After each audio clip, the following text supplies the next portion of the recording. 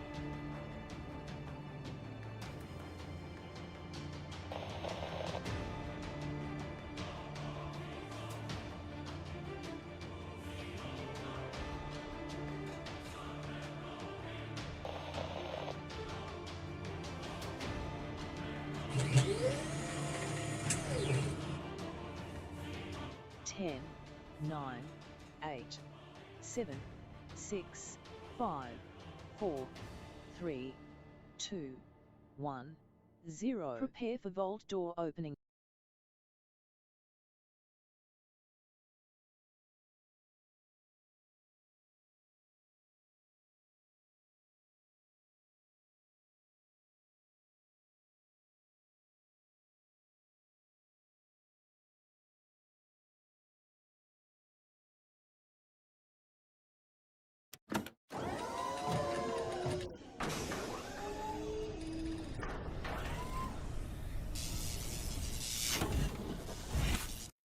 And away we go. Hello and welcome, everybody. Put one in the chat if you can see and hear me. You're going to show up right over there on my cool little sliding chat. I made it, everybody. I made it. We're here on time today. Oh, man, what a roller coaster life is, isn't it? It's a crazy roller coaster. Got my hair cut. As you can see, my hair is much reduced. I told him to cut it like it's summertime, and boy, is it freezing cold. I got my anxiety cloak on, everybody, and it is comfy from the awesome people over at Free the Sheep. Highly recommend one, everybody, in these trying times, especially since winter is here, both coming in game and then also in real life here. Man, it has been frosty. Man, I was shivering yesterday. I was like, it was so cold. I am not built for the cold, everybody. Count me out. When the cold happens, I go into hibernation mode like a bear. I'm like, nope, hibernating. Nope, not going out there. Not doing it. No, thank you. Count me out. Count me out on that one. Too cold for me. Hopefully you guys are doing well and ready for some epic 7 Days to Die action right over here. We're ready to spawn into the server with my crew. I hope everybody's ready. I was... worried I was going to be really late, but I'm not too late today. We got everything set up and ready to rock and roll. It's going to be an epic night, everybody. Tonight we're going to, of course, continue to play on our desert base while we go and prep our winter base for maybe next time moving over there. And, of course, we just got settled in. It feels like it anyway, into our current base.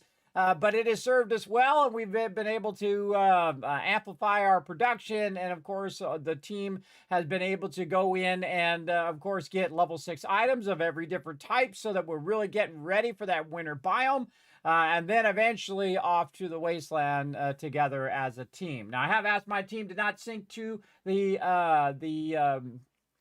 wasteland biome yet until we're all ready to go over there and do our quest together, kind of like we did when they had biome progression. You don't have to progress in the exact order anymore. You can go in any order that you want. They did mention that it is tied to storyline eventually, that you will go through each biome as part of the story, and so on. So I think that's more of a solo playthrough. When you're playing multiplayer, I would imagine you would want to go wherever you need to go in the moment, and that's why they let peeps do that, which I really like. Big time. So we're going to get into it here in just a bit. Let's say hello to everybody in the chat before we dive right in. And I saw a couple peeps while I was trying to get all, again, this is a miracle every time the stream starts, everybody. It really is. I'm streaming to 6 different platforms at the same time. Let me mention that. I'm streaming to Twitch, so make sure to hit the follow button if you're there. Over on YouTube, youtube.com/KismetBP with the BP at the end, which is my longtime gaming guild. Over 20 years together. And then hit the subscribe button over there. Leave a comment. Of course, hit the like button down below. It does help the stream tremendously. Also on Facebook, Kick, Twitter, aka X.com, and Trovo. I have to look it up each time, everybody. I forget. I'm always forgetting what I'm doing, everybody. 2 minutes later, or sometimes 10 seconds later. I'm like that guy from 50 First Dates, everybody. If you ever seen that movie, I love that movie. A fantastic movie. Or he's like, hi, I'm Tom. And then 10 seconds later, he's like, hi, I'm Tom again. I feel like that dude some days. Big time. Okay, Alan, that sounds good. I see you there, bro. So thanks to Dragon Wolf and Paul being there at the top of the stream. There's 1,000 kids caps to get you guys started. And we also got my awesome Mike Crazy. Make sure to say hello to Crazy. Show him some love, everybody. He's always been taking good care of the chat for you all. Greatly appreciate him as well. We got Wiz coming in saying hello. What's up, Wiz? We got the Mighty Thurbrick also rocking that Twitch Turbo. Thank you very much, both Crazy and Thurbrick and everybody who rocks that Twitch Turbo. Dragon Wolf as well, for on behalf of all streamers on Twitch for that awesome support as well. Dark camera, stop going up. it slowly just need on its own because the cord is pulling on it because it just reaches to my machine. It does it every time. It's funny. I find it funny anyway. We got Alpha saying hello over on YouTube. Hello, Alpha. Thanks for being here. We got Rotisserie J. We got, let's see, we got Boss Man in the chat. Should be a lot more than that. It's a lot more than what? I don't understand. Well, a lot more than what? I've already forgotten. See, like I said, 10 seconds later, I've already forgotten. Thank you for the ones, Dragon Wolf. I appreciate it. Let me know everything is working. We got Paul coming in, bringing that Kismet love train. I like to see it. I like to see them love trains. Then we got Paul also with the one. We got Boss Man. We got Crazy. We got PETA showing that love as well. Sorry. Man, I feel like my voice is going out again. We got Call Me Ollie coming in saying hello. Hello, Ollie. Thanks for being here. And Foggy, of course, saying hello.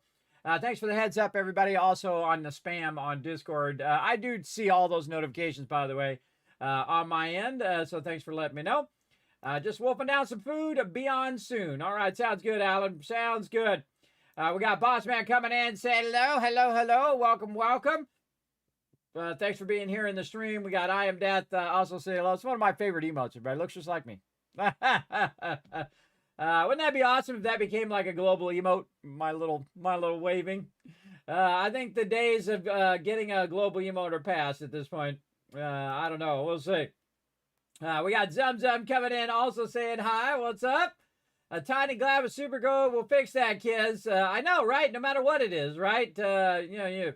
You've got a problem with something, some lamp or what is it? A little teapot or something like that. You can use your super glue. Or if your rocket engine stops working, a little super glue. The whole gamut there, right? Your tire starts coming off, a little super glue. Your steering wheel comes off, a little super glue. Probably not a good idea on the steering wheel and all that other stuff. But there you go. Yeah, there you go. Sue coming in. Hello, Sue. Thanks for being here in the stream. Glue and duct tape will fix anything. That's right. MacGyver that stuff, everybody. MacGyver, if you guys remember that show. I love that show, everybody. That show was so good. Oh, man. And that stuff was real, by the way. They actually made that stuff work.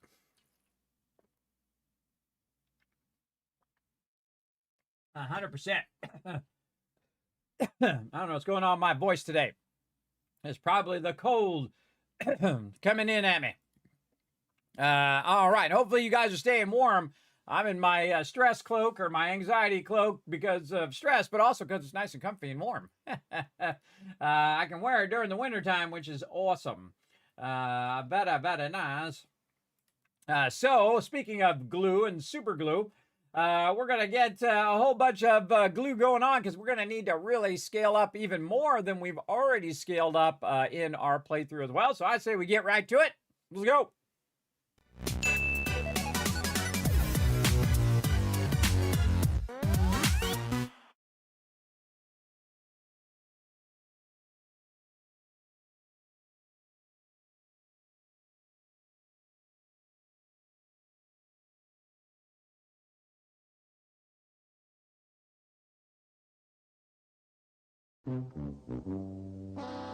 Did it mute again?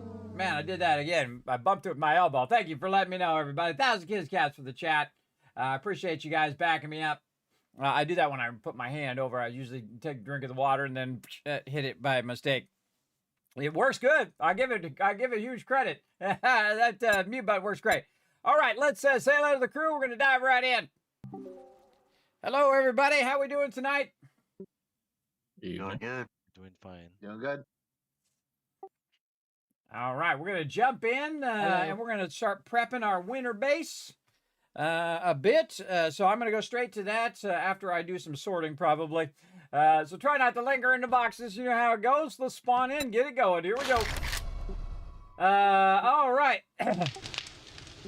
Critical errors shutting down. Turn that down just a little bit. All right, there we go.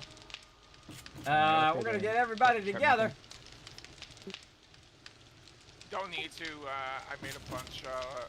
Queued up a bunch last time. Okay. I see Alan's in Discord. He says he's going to be a little bit late, so. I'm logging in. Oh, I see him. I see him there. Okay.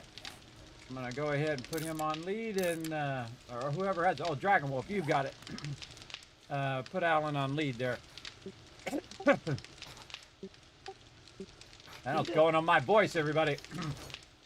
It's the cold, I'm telling you. Okay, here we go, everybody. Let's just go right to it. We're going to do some sorting now. Oh, we'll take the quick tour for those who haven't seen the base lately. Here we are. I knew this was going to be a great base, everybody, and she is a beauty. She absolutely is. And so what we're going to be doing this time is prepping our next base as well. Incredibly fantastic base. Look at this massive super corn and all this other food being done over here. An excellent job by the team overall. Probably one of the most phenomenal moments I've seen the team just rise to challenge everybody. We built that base like in just a couple real-life hours. Pretty amazing. And of course, taking over from the previous base. We got people's individual drop boxes over there. And then over here, we've got a bunch of stuff as well. I think I put a bunch of stuff in the swap box. Hey, everybody, don't forget to check the swap box for your requests from last time.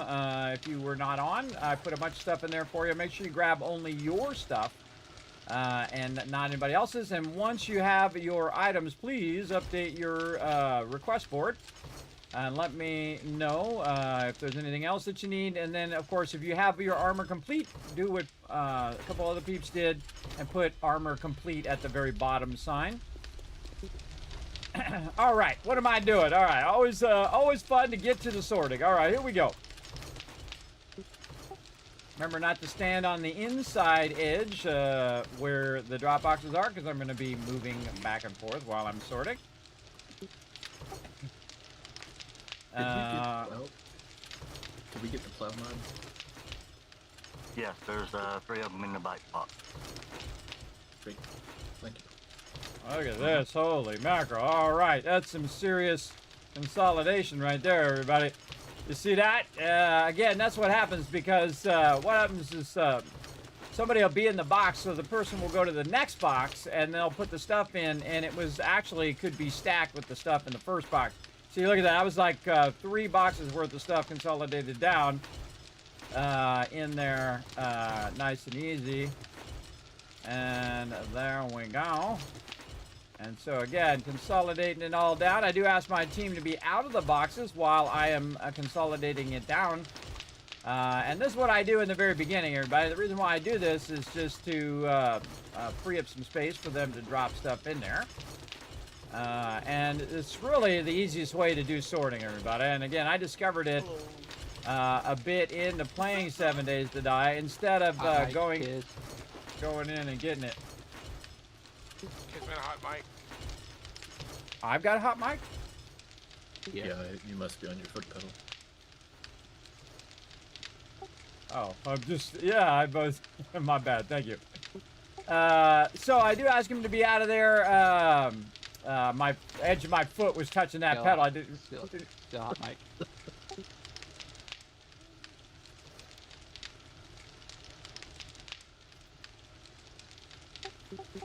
All right, I think my thing was stuck. All right, there we go. I think it's working out. Nice. All right, there we go. My foot pedal got stuck. All right. I was like, I'm pressing it. It's not going off. All right, there we go. Always technical problems with my stream, everybody. But such is the roller coaster of life, isn't it? You just do what you got to do. You just keep rolling. But yeah, as you can see, everybody, that was like a whole bunch of drop boxes, like 6 drop boxes down into 3 so far. And we're just going to keep consolidating this stuff down until we get it down to the bare minimum that we can manage over here. And then now down to 4. And we'll grab this. And then what I do is I do what I call a Dropbox run, where I go and see if people are like putting it in there out of order, which is really annoying for the sorter, but you do what you got to do. Now, here's the great thing, everybody. If you're with a good team, you don't have to tell them each individual step. Hey, go do this, go do that, do this other thing. They're already on top of it. So I don't have to go, hey, go click the thing or go collect these resources or whatever it is. Because what they'll do is they'll go and look in the boxes and say, oh, what resources do we need? Do we need ammo? Do we need iron? Do we need this, that, or the other thing? They'll figure it out on their own, and that is why my team is awesome. And you're in some next level team play right here, everybody. You won't see this anywhere else. That's right. We've got, right now, we've got up to about 10, occasionally up to 20 people on the server. We've also got our shotgun messiah down here in the perk books. I try to remember which ones are which. Machine gunner and art of mining up at the top. All the rest of these are these other books. All right. And we've got some other skill books. Put all those in there. And then we have all these skill bundles that we put in there as well. And then recipes. And again, getting everybody to learn everything, everybody, because we're doing a massive playthrough here. So we go through and we try to get everybody everything at some point, because that's the point at which we are in the game. In the beginning, we try to specialize. Like typically, in my case, I will just focus on the base, and facilitating the greatness of my team. That's my job. That's any leader's job, really, everybody, is facilitating their greatness. So just keep working at it. Oh, we got speaking of plow mod right there. And we got scrapping for fun, cooking, shotgun, and some there. And then any of these up here. No. Okay, perk books down here. This is some perk books there, and then more skill bundles here. And then rescue. I love sorting, everybody. It's just something I really enjoy doing. And I'm getting pretty good at it, as you can see. Notice I took care of the books first. Again, the reason why I take care of the books first, it's the first thing that everybody's going to be looking for, is the various books. Put some more down here. Is the various books. So best thing to do is to sort that into the book box, and then they can spend some time doing whatever they need to do. And I try to get into the zone too, everybody, because again, sometimes I'll sit and I'll do this for like an hour or 2. Depends on how much loot that we have. So I try to go right to it, and then also try not to get distracted on what I'm doing, because very easy to get distracted in doing this. And I think our ammo is starting to really shape up over here. Look at this. Holy mackerel. Nice. And not only do we have that, we also have this overflow, and then we also have a separate box, which actually is for Horde Night itself. So we're looking pretty great there. All right, now we're going to go ahead and do some easy stuff here. Again, doing some ammo, as you can see. Just start with the big stuff, the really easy stuff. Instead of working on the detail stuff, that's like the last thing you really want to do. You want to work on the easy peasy sorting, because it makes the sorting go faster.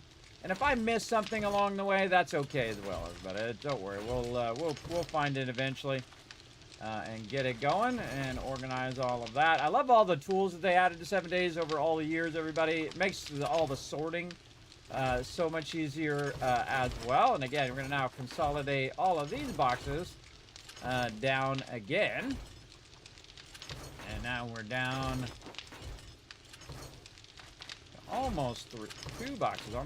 Yeah, down to 2 boxes now. Nice. Okay. And then we can just do some easy stuff like mods is a great example.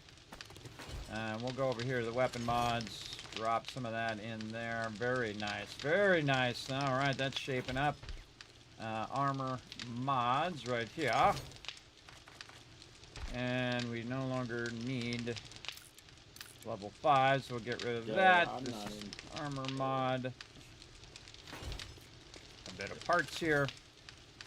And the building box. Okay, wow, some beakers in there and some legendary parts. We burned up all those legendary parts, everybody. No reason to save them for a rainy day. Use them up on the team, everybody. That's what I did. Restarted and installed updates, and apparently didn't actually completely restart, so I'm running a bit behind. All right. No worries. All right. And we're going to go ahead and work on parts and mods. Is that my motorcycle? That might be my motorcycle in there. Rocket launcher. I put this stuff away because I don't use it unless it's Horde Night, so good to put that away. All right, parts. Lots and lots of parts. Again, much easier if you... Wow, look at all those shotgun parts. Nice. Much easier if you consolidate all this stuff down first and then come back and do it. Ooh, we got some overflow going on. Let's see. You don't need any more than 2 of each thing. Typically in your primary box, because no one's going to typically grab more than 2. So I'm going to go ahead and cut these down to having 2 of each thing.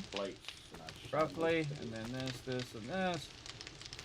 And then we have a weapons mod overflow box, as you can see over here, where we're going to put all this stuff. I think that's weapons. This is weapons. This is armor. Weapons, that's weapons. Cardio on.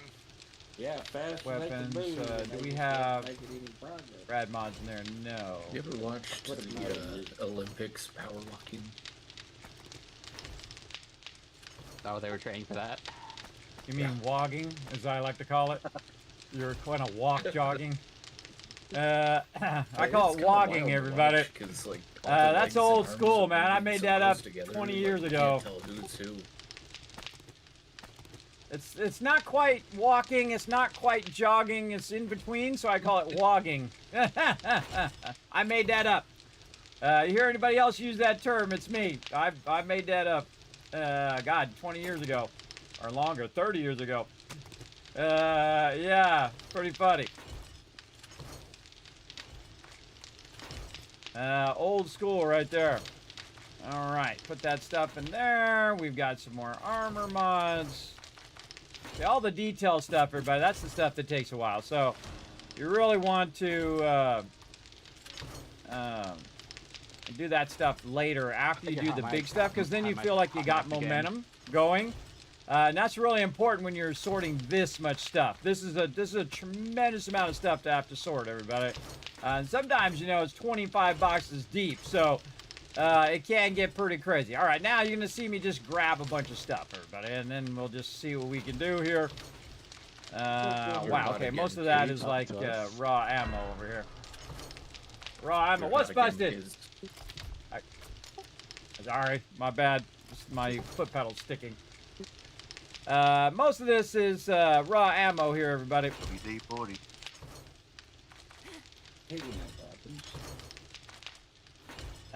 Got my foot pedal sticking, everybody. I don't know. It does that from time to time. We'll get it figured out. Deal with it later, though, because right now we're gonna sort all this loot.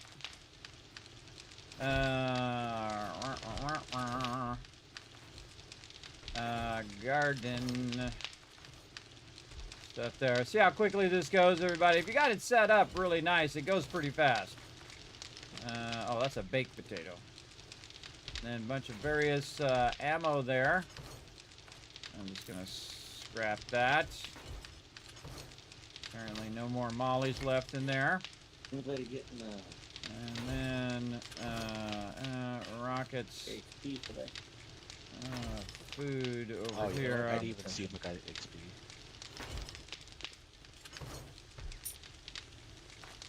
Just got 400. Yeah, I just shot I got 78. Okay. That's good. Now we're going to be somewhat specific in our sorting here as we get our miscellaneous crafting stuff sorted out. And then you just double press this button and it'll get you anything that's like the thing that you already have. Like that. So we get a bit of that miscellaneous crafting. And again, double press, and you can see that whatever I have on me, it puts more of that thing on my Thing that we character. found is that if Look at that, nice. you're having XP problems, please just reinstall the mod again. And then there we go. And then this is a lot of food in that one. All right, and then let's grab this. Now, the funny thing is, usually by the time I'm done doing this, the boxes are full again. But actually, I'm on fire today, man. I'm jamming. All right, let's start with our food stuffs and garden stuffs here. And again, just holding down Shift and left clicking. You can sort it out to get it somewhat consolidated. And then tons of various resources. We'll call this drinks, stuff for meds. the wasteland. I don't Yeah, ration my friends. What was that about the wasteland? Did we get the ingredients for the wasteland? Clothes. Anybody did it? No, we're not. Yeah, we're not doing the wasteland. We're gonna do that together okay. later on. Yeah, we're gonna.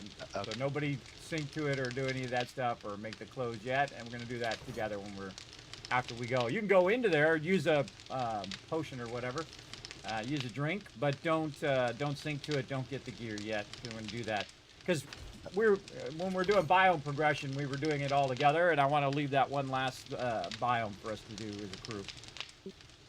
Okay, I just got a quest that's in the wasteland. That's why. I'll just hold off on that. Yeah, or just make a bunch of potions for it. That works too. Or whatever If they're you're called. inside, the storms and everything don't affect you now, so it might not be quite as bad to do it anyway. This is raw food I overflow. think Kismet turned off the storms.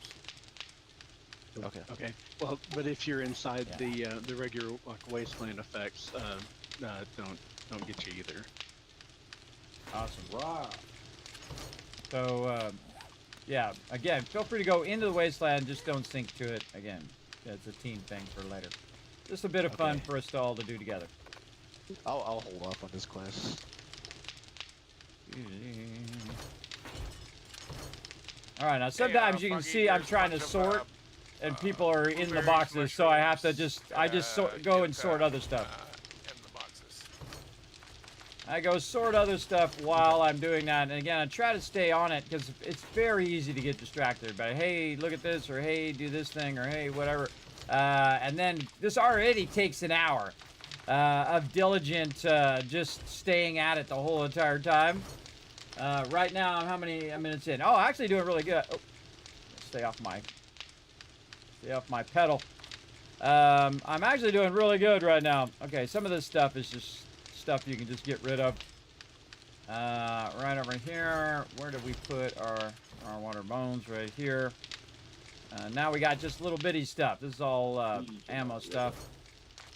Up here. Ammo there, brass lead there, coal nitrate. Yeah, getting down to it. All right, look at that, bam. Man, I'm on fire today, everybody. On fire. I'm in the sorting zone. Let's go. And then tools. I mean, we don't really need to keep the level 5 augers because we can make level 6 everythings, but we'll get to it. Meds over here. Right here. And then, unforgiven, blocking my boxes again, bro. Alright. The problem when you're standing there, you also become like a wall. Because you're standing still. That's why I ask people not to stand still when they are Just complete the shotgun battling. Messiah. Next person can go ahead and start raiding them. When you're out and about, everybody, because if you do stop in a doorway, you actually become like a wall, and people cannot get past you. We do ask people to keep moving. I don't think we need our diamond tips. You know what? I'm gonna keep those diamond tips for now, and just keep them in here. Again, everybody, this is all the little stuff now. Now you're just like down to the little bitty this, that, and the other thing. Wow, look at that. 19 beakers, everybody. Oh, 25 acid. Wow. And then this is building box stuff here. Right here. Do I really need to keep those? No. Look at how many of those things we got. Get rid of those tools. I have to keep one of each. Usually this is me, everybody. Wow, look at all that concrete up there. We're going to be using that. We're going to be having lots of fun with that, that is for sure. Alright, where's our recipes and quests? Right up here. What else we got? We got some raw meds over here to finish this up. A little bit more meds and drinks over here. Meds, we almost need a separate box for that now. But again, if it's this much, everybody, you don't need more than this, right? That's about as much as you need.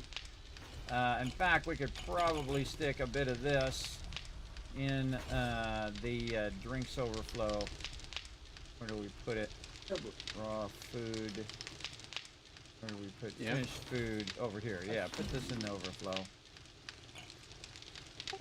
Just a heads up, if you weren't on last time, I made a couple boxes. We got raw water and finished food box for the overflow. Make sure to look in there before you make more food, because there is steak and potatoes in there and yucca smoothies and stuff in that overflow. You should be able to access it from in the kitchen. Alright. Dies over here, and am I putting the lockpicks? That's a good question. Oh, it's on in its own. Why do I have its own box just for lockpicks? I don't know why. Kind of a weird. Normally, I put that with the weapons and the ammo. I don't know what I was thinking, but you know what? I'm gonna leave it. Leave it for now. All right, then a little bit of sand and a little bit of iron, and we are done. Look at that. That's record time sorting right there, bro. Now, guess what? Just when I got it done. Oh, they didn't fill it up yet. They'll be back in about 2 seconds to fill that right back up again. Okay, now we got that done. On to the forges. So let's go ahead and see how our forges are doing. They are rocking, as always. There we go. Let's get ourselves some stone. Now again, my team will just look in the boxes, everybody. If they see we're getting low on stone, they'll go get more stone, they'll go get more iron, whatever it is. Now that's how you work together as a team. It's great. You want to be a great communicator. Hey, I'm doing this, I'm doing that. But also, you also want to be a self-starter where you say, oh, okay, I see we're almost out of iron. I don't need to ask Kismet if we need iron every time. I can just go look in the box and see if we're low on iron, which we're not. my team is on it. See, proof is in the box right there, everybody, that they're on top of it. And I appreciate them being on top of it, just like I'm on top of this sorting and on top of my forges here. Trying to keep all this stuff running simultaneously. There we go. Again, we should probably check our fuel of all of these. Oh man, they got a long time to go. That's good. You want that to be queued for a very long time.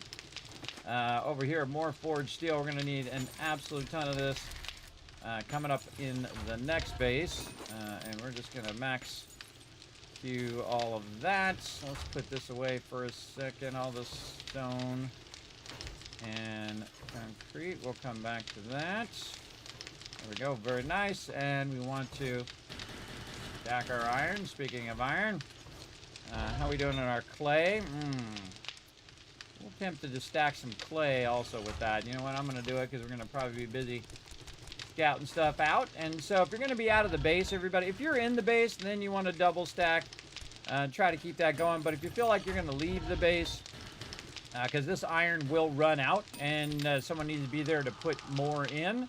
And I say when you get around 9,000 clay, we say you bring it up to 30,000, you bring it down to 9,000. That's when you want to start putting the clay back in there again. If it's 20,000 clay in there, you want to double stack that iron 100%. Because iron takes way longer than the clay. Or I mean, iron doesn't last as long as the clay. There we go. The reverse of it, what I just said. My brain likes to flip things backwards, everybody. Dyslexia a little bit because of my terrible sleep problems that I have and other issues. Other problems there. All right, man, we are cranking. Try to do this one. No, do it again just in case. All right, there we go. Now we're really heavy stacking some steel, and this is because our next base, we're going to be utilizing a lot of this steel. Oh man, we're going to need a steel box soon too. Look at that, everybody. And we also need to work on probably some forged iron after the steel. Raw food overflow. There's blueberry. That's where the blueberries are. Okay. And we need to go and check. We got all those forges going. We got G in. G's not in right now, so I'm going to back him up by checking his forges as well. And look at this. Ooh, mama. Brass, lead. Love to see it. Lead clay here. All right, let's go ahead and max this out for him. He's got a lot of stuff running out there. Let's get some more of this clay. Now, what I like to do, everybody, is do what I call set it and forget it. Where you basically go in and you max everything out so you don't have to sit there and think about it. And then let it run for the maximum amount of time. Because ABC, everybody, always be crafting. Always. Always keep it going. Let me catch up a little bit on the chat, everybody, because I've been sorting. I've been rocking that sorting big time. Let me catch up. In the apocalypse, I'm muted. Yes, thank you for letting me know. This is a Saint. I love it. Right, Sad Eggs? Yeah. You're up for some next level gameplay right here, everybody. You won't see this anywhere else, man. We take it to a whole nother level. We're also playing 20-minute days, so everybody has to absolutely cook as a team. Otherwise, we all die. But, of course, also that's fun to watch, too. So we'll see how it works out. Hey, Jockers, what's up, man? Thanks for coming in and hanging out. Tab, let me know that the retweets are good. Nice job. 1,000, 2,000, 3,000, 4,000, 5,000 bonus on top of Crazy giving you 5,000 as well for just being awesome, everybody. I appreciate you coming in. Crazy also giving you guys lots of love for making it rain and crushing those retweets as well. So Crazy's got you back in the chat. My awesome mod. Thank you, Crazy. I appreciate it. I just felt like giving a some bonus caps today. Hello there, Brunheen. Welcome. Thanks for coming in and hanging out. Appreciate you. We got Bossman in the chat as well saying hi to everybody. I love sorting too. I feel like spending way too much time in my case. Yes, I've played this game 3,700 hours, and most of it has been sorting.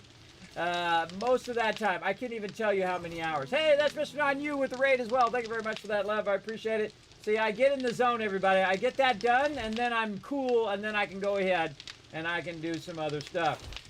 What was he playing? Nessie. Nessie? Oh, yeah, we looked that up last time. That's right. That was a fun little game. Yeah, very cool. Yeah, so I figured it out. My foot pedal's getting stuck. Ice Cold Killer coming in. What's up, Ice Cold Killer? Thanks for hanging out in the stream. 20-minute day is scary. It is very tough. You can turn the settings all the way up to difficulty, all the way up, and I've done it before, everybody. I've done it and didn't even tell the team. I maxed out everything. I made, hundreds and thousands of zombies spawn or whatever. They said, oh, you turned it up? It was like, they didn't even notice, everybody. They didn't even notice I turned it up. Like, oh, okay. Uh-huh. So I tell you, I tried to make it even more difficult. I said, oh, yeah, all right. That's too easy? All right. Let's make it 20-minute days, because normally it's an hour longer. But again, it's usually this much time. We have this much time. It's crazy, everybody. It's absolutely crazy. Thanks for bringing that love train in. That's Mr. Anya. I hope you had a fantastic stream. I appreciate you coming in, bringing your awesome community into mine. Make sure to hit the follow button or the subscribe button if you're over on YouTube, everybody. I appreciate everybody coming in, hanging out. And let's go ahead and check our brass forges over here. Oh yeah, brass needs some love here. Keep that running. Right over here. Again, my job is to back everybody up. I don't like to take anybody's stick, as I like to call it, everybody, or take away their job. I do let everybody kind of choose what they do. Now, of course, I usually do the base and the sorting because that's what I like to do. But I do let my team choose what they want to do, and they'll often change each and every playthrough, everybody. They'll say, oh, well, this time I'm going to do this, and this time I'm going to do that. And that's fun, everybody. It's fun to try out the different jobs and different roles to play in the group. I think it's very, very fun to do for sure. And then up here, our brass lead, and then one more to go right down here. Put that stuff right back there, sort it out, clean it up nicely. There you go, everybody. All right, all that rocking and rolling. Now we just got to check in on our concrete over here that we are working on. As you can see, everybody, we are producing a massive amount of blocks, everybody. Check it out. We are producing an insane amount of blocks. We won't need them blocks. So we're going to need them blocks. We're going to be building some big mega builds up in here, everybody. This is the full playthrough that we're doing of version 2.4 currently, or really 2.0 version. And, of course, we have sub-versions that we had to restart multiple times to get to this part. But we are good because they, of course, did some major changes, and we wanted to see how it played through from scratch. With those major changes, but we probably won't restart, famous last words, probably won't restart if they do come out with any other updates unless they are like some major updates where it kind of breaks our save. But I do want to get an actual full playthrough in. And the fact that they listened to the feedback, everybody, that's a good thing. That's a good thing that they said, okay, you guys want us to make some changes? All right, we're on it. And then they went in and they made the changes there. But not a lot of developers do it. A lot of developers get in their head that we know better, right? We know better than our community. We know what our community wants. Tanked. And that game just tanks, everybody. And I try to warn devs not to do that. To not assume that you know better than your own community who is playing for thousands and thousands of hours, way beyond how much time the devs are spending in there. If you notice, everybody, right there, I didn't bother to equalize it across all of the mixers, and the reason why that is because I'm not in a hurry for it. If I'm in a hurry for it, then I will balance it between all 5 mixers. But if I have a whole lot, like in this case, I have like 6,000 in this particular one, and that's because you can only hold 6,000 in the output. I just go ahead and max it in each one to 6,000, and then whatever works out to be, it's good, and then I let it run. Because it's really not, I really don't need it right this second. As you saw how many blocks I have over there, and then I always keep a little bit extra in the box for repair during Horde Night itself. Now, Horde Night comes up fast in this stream, everybody. It absolutely does, and the reason why it comes up fast is because we got a lot going on. And it's 20-minute days. Speaking of Horde Night, let's go see what Horde Night is. Horde Night is day 133. All right, reminder, everybody, Horde Day is day 133. All right, how we doing over here? We've got some ammo already queued and ready to go. Nice, look at this. See, this is Rotisserie G doing an excellent job of keeping our weapons and ammo going. That's really, other than food and water in the very beginning, everybody, look at our automatic door, everybody. that cool? It automatically opens and closes based on people need to go in and out of it. Very awesome. We've also got some boxes out here, as you can see, some food, water, all that kind of stuff. And then, of course, all of our rockets and stacks and stacks and stacks of AP ammo. This is what you want to see, everybody. This is when you are crushing it. Absolutely. Look at this base, everybody. This, of course, is my famous Kismet kill box, everybody. It is the ultimate protection in the wasteland. She is a beauty. Now, whether you build a big one like this or a smaller one that's only a 6x6, which you'll see me do in my solo playthrough, much smaller, but also a really tough base to get through. Very, very cool as well. I do play multiple playthroughs of 7 Days Die at the same time. I am the type of person, by the way, everybody, that I can basically play multiple games simultaneously. I can play 4 or 5 games at the same time because I've been gaming for 50 years. You'd think by now I could at least play 2 games at the same time. So I can play something like a Satisfactory where you can queue stuff up and let it run and then go to like a 7 Days to Die where you're actively playing and then go back. And I call it either an active play where you're doing this right now, you're sorting and you're doing all this stuff, or passive play where you're waiting for stuff that you got it queued up and it's running and then you get that going. Now, of course, if you can balance both playthroughs or both actions at the same time, that's when you're really crushing it, right? Like when I got these forges going, everybody, they're going to be going for hours, right? So I don't need to worry about coming over here and micromanaging them every 5 minutes. It's vitally important. Vitally important to keep that stuff going. Now, let's go ahead and check the Kiz bench here. We've got some concrete running. It's going to be running for quite a while.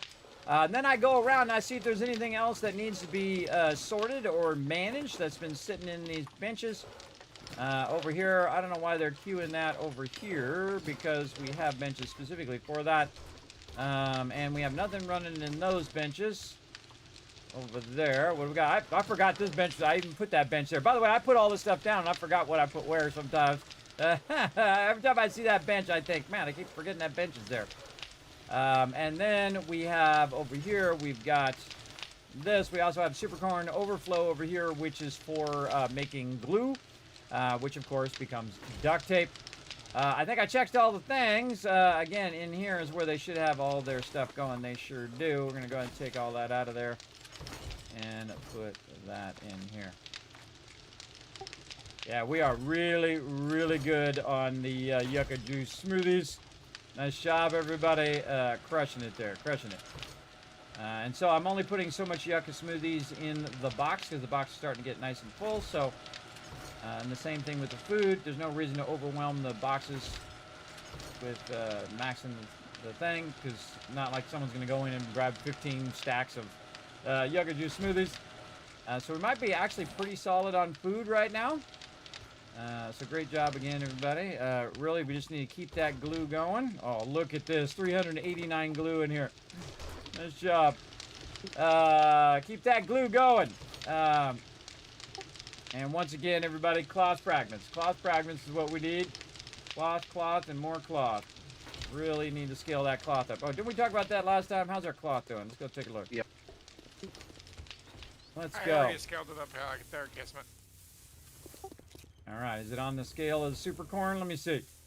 Oh, yeah, there you go. You're coming along. That's a good start. I'd say 3 times as much as that. I mean, a lot. We need to get farming plots going, everybody. So, raw flesh. Rotten flesh. Yeah, not raw flesh. yeah, we need a rotting flesh badly in order for me to scale that up. Yeah, all right. We got him. I got him on it. You know what would be really great in this game is if you could take the actual meat and then convert that into rotting flesh, like leave it out in the sun or something. That'd be cool. That would be cool. Oh, look at our pool out, everybody. That's actually a thing in one of the overhaul mods. Ah, cool. Yeah, see, I think that's a smart idea. Oh, we have some blocks over here that are weird. What's going on with our blocks over here? Putting blocks back here. So I'm just gonna cover them. I think these were spawners, right? Wait, we should. Now, where are you? In the back of the base. I think these are spawners in here. I think we were gonna take these out. Where at, Kismet? In the back by the tennis court. Just like openings here for the mobs. Oh, yeah. Yeah, I think we were working on this and we got off onto something else. Let's take this out. Because if you want, I can put more garden over on. That's why I was asking if you wanted me to put more garden there. No, I think what we want to do is figure out why we can't put blocks in these openings. Because you can't auger those, so it's like the block is blocked. You know what I mean? Or is there a? Oh, there's already a block underneath it. Oh, whoa! It goes down to the basement. Oh, jumping. Oh wow. Yeah, there's a whole basement down here. There's a hole. Whoa. Yeah. There's 2 holes. Yeah. Oh, okay. Escape hatches. That's what that's for. Ah, I love learning new stuff. Oh man, look at this place down here. This is the underground bases are so OP. Great job, everybody. Cover. Oh, someone's got a broken leg, and his name is Foggy. Do I? You sound like it. You got that. Oh, I do. noise. I do. Maybe you're overburdened. I do. I hurt myself somehow. Door's locked. No door's locked if you got an auger, everybody. Let's see. Satisfactory 1.2 is planned for release November 4th on console and console launch. Awesome, Alpha. Satisfactory, one of the most amazing games, everybody. Incredibly, incredibly great. All right, how we get out of here?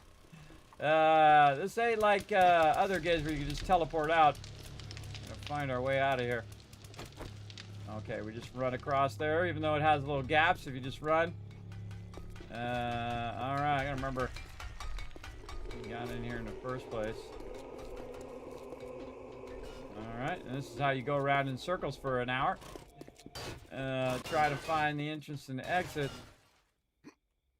Oh man, part of the fun is trying to figure it out. Nope. Don't tell me. Don't tell me. Part of the fun, again, is running around and saying, how do we get out of here? Oh, looks like something was locked up in there. Kismet, there was ventilation ducts. That's why you couldn't put a block there. Oh, almost fell. Yeah, I thought it was something like that. Yeah, there's a cool bunker down here. This make a fantastic base. Ah, ladder. Yeah, that somewhere it's blocked. we can. Oh, I see. Yeah, we've got it blocked. Keep the mobs from getting in the room. I see. All right.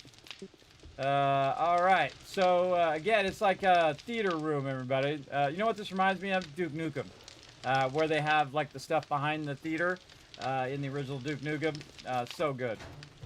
All right. So there we go, and it goes right to our backyard. See, look again. That fell down in there, and we have to fill this stuff in with a block. See, it's got this stuff that's blocking it there. We're having mobs spawn under there. So we have to take that out so we can put a block there like this. See, it looks like there's nothing there, but it is. It's just on the outside edge of that thing. And then, I remember us working on that last time. There we go. All right. All right. Problem solved. Nice.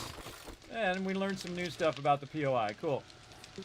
All right, back to work, everybody. Let's get over here and put our blocks up. And now we're also going to get into electricity and all that other stuff later on. Day 130, we got to go do some scouting, everybody. 33, all right.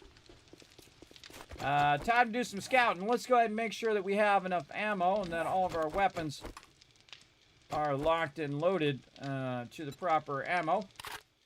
Like on my shotgun, it has like 0 bullets in it, and so not even on the right type of ammo. Gotta love it. Okay, and I'm gonna go ahead and bring a bunch of extra ammo in case things go horribly, horribly wrong. Let's go ahead and get our food going. Look at me, I'm gonna leave the base, everybody. I know, it's a miracle. You're about to see a miracle happen, everybody. Now, I spent a lot of time in the base because the more I'm working in the base, everybody, the more easier it is for everybody else who are basically working on their stuff as well. All right, everything looks good. We got everything repaired. And we're dipping out of here. Hey, there we we go. We'll give you the bird's eye view of the base, everybody. She's a big girl. That is an epic level base, everybody. I knew the second I saw that years ago that one day we would come back and we would check it out. Need, someone to come over there and help you with setting up the base. Oh, I'm sorry. I sound a little loud. I can barely hear you. Turn you up a little bit. What was that? Something about the other base? Need some help? Yeah, that's what I was Oh, asking. yeah. If you guys, so I'm just going to scout it out. If you guys want to come and check it out, feel free. Sure. I forget what I called it. I think I called it Tycoon 2 because I thought we were going to move there, but I didn't even mark it. Hold up. Let's see if I can Are we going remember where I to put it. snow next or wasteland? Yeah, snow. Okay. Yeah, because you've been talking about wasteland, but I thought you already had one in the snow. Okay. If we need radiation mushrooms to even think of like going into the into the wasteland, so.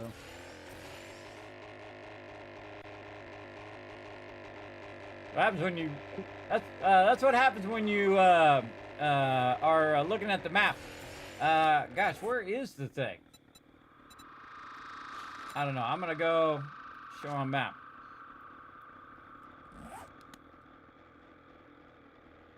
You can recover though if you just put your nose up. Then you can recover from the thing. I should just go and land. Hold up. I should go and land and figure it out. All right. Otherwise, I'm just going in circles. Coming in for a landing. Oh, ooh, right in between those two. Nice. All right. Let's just stop for a second while we try to figure out where the heck I called that thing. All right. Snow. I mean, we got Tycoon HQ, which is. I don't even think I marked our current base. Yeah, okay. What's this? Save waypoint. Tycoon. I think I took it out. Tycoon HQ 2. Okay, so this is 2. And then way too much stuff in there. Why do I not have... Weird. Didn't I told it to show that on the map and it didn't. Wolf about to attack me. I'm out of here. Got that sign. I always forget to hold down the right mouse button to mouse look instead of turning.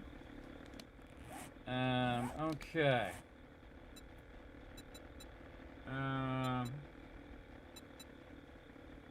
HQ. This is 3. No town. Oh, I'm hitting track waypoint there. Show waypoint. There we go. Snow town. Reader here. Well, we got it in the snow. Oh, yes. Tycoon HQ 2 right there. Thought I called it that. I just couldn't find it. Alright, there we go. Okay, so we're going to take this one out. And then we're going to save this here. HQ 3.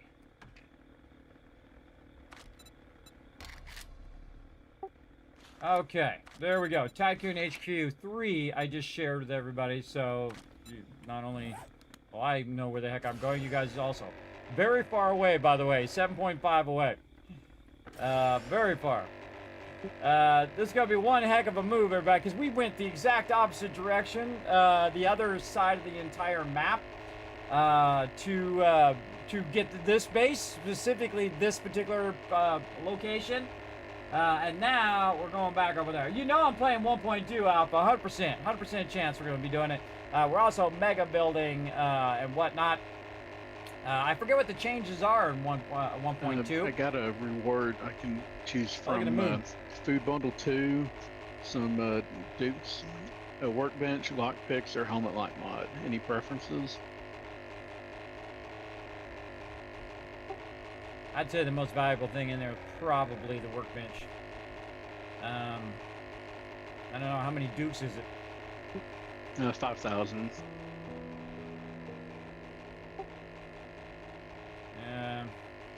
We've got I quite don't know, a few it's dukes. a toss-up. Either one. You probably just get the dukes, because I can always make the workbench. Well, I guess we've got plenty of helmet light mods at this point. We got pretty much every mod. I can't remember. There's a couple that we don't have, but those ones are not really high priority. They're like, shotgun, ballistic stuff. Dr. Steve, under shared waypoints, there's a Tycoon HQ2 234 meters, and a Tycoon HQ2 7.7 kilometers. Which one is Tycoon HQ2? HQ3. At one point, he'd shared an HQ2 with us, which is where HQ3 is now.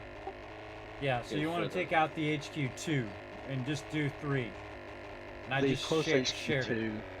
yeah, the close HQ2 is going to be the right one. Yeah, HQ2 is our current base. So I just was fixing the numbers because we were going to skip over the desert and the burnt biome, but then we found that POI, so we made a change. And there we go. Biggest thing is fluids. Are they finally fixing it? God, I hope so. Should be the right one.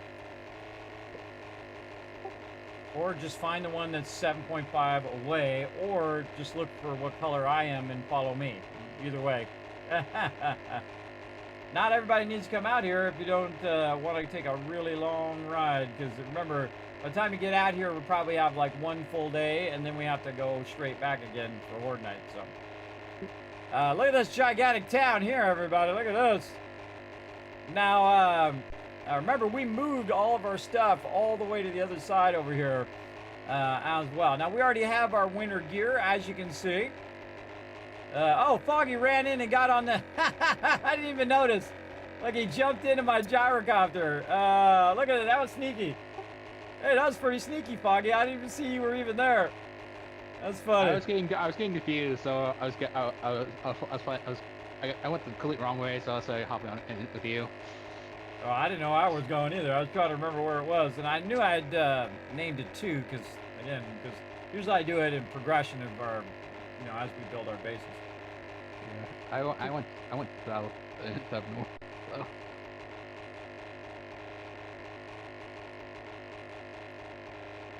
The sucker is really far away. Where's the look, we're going through some areas we haven't even been yet. We've been that way. Over there, which is our other base. So we started in the winter biome, and then the desert biome way the heck on the other side, everybody, really far away. And then we had to move all that stuff. Now, the real problem, everybody, this is 7.5 away, or let's just call it 8. So this is 8 kilometers away, and so we have to move all that gear 8 kilometers away before Horde Night, by the way. So we got to go over... I remember what the base is, a big gigantic square building that I wanted to take over and then convert the edges into the kill box.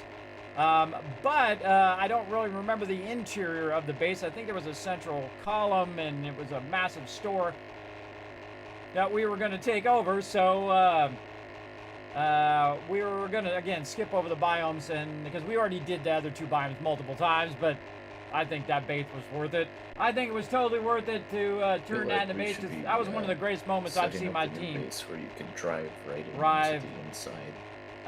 Rise to the occasion. Yeah, landing strip would be good too.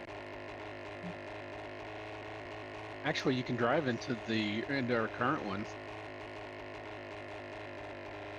Although the 4x4 is a little bit dicey at times. We're talking about the 4x4, it works fine when there's no object in front of it. We've done many types of entrances. Everybody. They're talking about the entrance to the base, where you have underground, so you just basically drive your truck, and then the drawbridge will open up, and then you just drive right down underneath, and then of course it auto closes. and then you drive into the base from underneath the base. We've done ramp where you come up off the ramp and then you jump and do the thing, or the drawbridge goes down, you go through that way. And then I typically don't like entrances because it just calls all the zombies to attack that one point. And you don't want to have one central weak point, because if they take out that door, everybody, especially the big one that accommodates the 4x4, it just opens a huge wall, 4 by 7 blocks on some of those entrances. And then they just all flood in there, everybody. And it's kind of hard to slow that down, especially as the builder. I have to fill it in as quickly as possible. And then, of course, the team's trying to kill them. But then, of course, their bodies are there, and I can't put the blocks down where their bodies are. Though a little trick to that, by the way, if you are trying to fill in a big hole, is you start at the top. You start filling in the top part down. This way, by the time you filled in the top part, their bodies hopefully disappeared, or you killed them or removed the bodies fast enough. The shotgun's really great for that. And then you can fill in that bottom block. So best to work on the blocks that you can work on while the bodies are either despawning or your team is eliminating the bodies. All right, here we go. This is a big one. I feel like I want to land right on the top, everybody. Here we go. Come on. Come on, nice and easy. We're just going to glide right in there. I think I want to land over here. Right over here. And then we're going to press the space bar to nose up. And then she's going to set right down. Right there. Nice. Nice. All right, and pick her up. And off we go. All right. So we have our Savage Country. That's the name. I'll try to remember the name of the thing. All right, so this is our Savage Country base that we're going to try to take over. And she is a very big one. Yeah, oh my God, this one's awesome. All right, pull out the big guns. Watch out, you don't actually shoot the loot. Dude falling from the thing. Yeah, we got a spawner up at the top. Whoa, whoa. A lot of radiated mobs in here. Yeah, they're spawning from the ducks up above. That's cool. Watch your, head there. They actually have tubes they fall down from. Yeah, that's cool. I really like that idea that they add those spawners in one block space. All right. Taking a look around. Whoa, people dropping from the top. I think there's a lot of spawners in here. Big girl in here trying to pretend like she's... Oh, I hear somebody. Whoa, oh God. Foggy, you made me jump. Yep. A couple of in here. them. Oh, in the bathroom. Me too. Okay, the loot room's to the on the east wall, so. Oh, do what you gotta do. I'm just in here looking around. Ah, changing rooms. Oh, cool. Alright. Yeah, I like the changing rooms. That's cool. I don't remember this POI, everybody. I don't think I've been in here very much. I have an M60, everybody. This is a level 6 M60, so this is gonna wipe out pretty much any mob if you get them before they get you. You can see that. Whoa, hello. You can see that they broke through right there and crawled underneath that block. Take out that window. Okay. Could have just went through the door. See a zombie.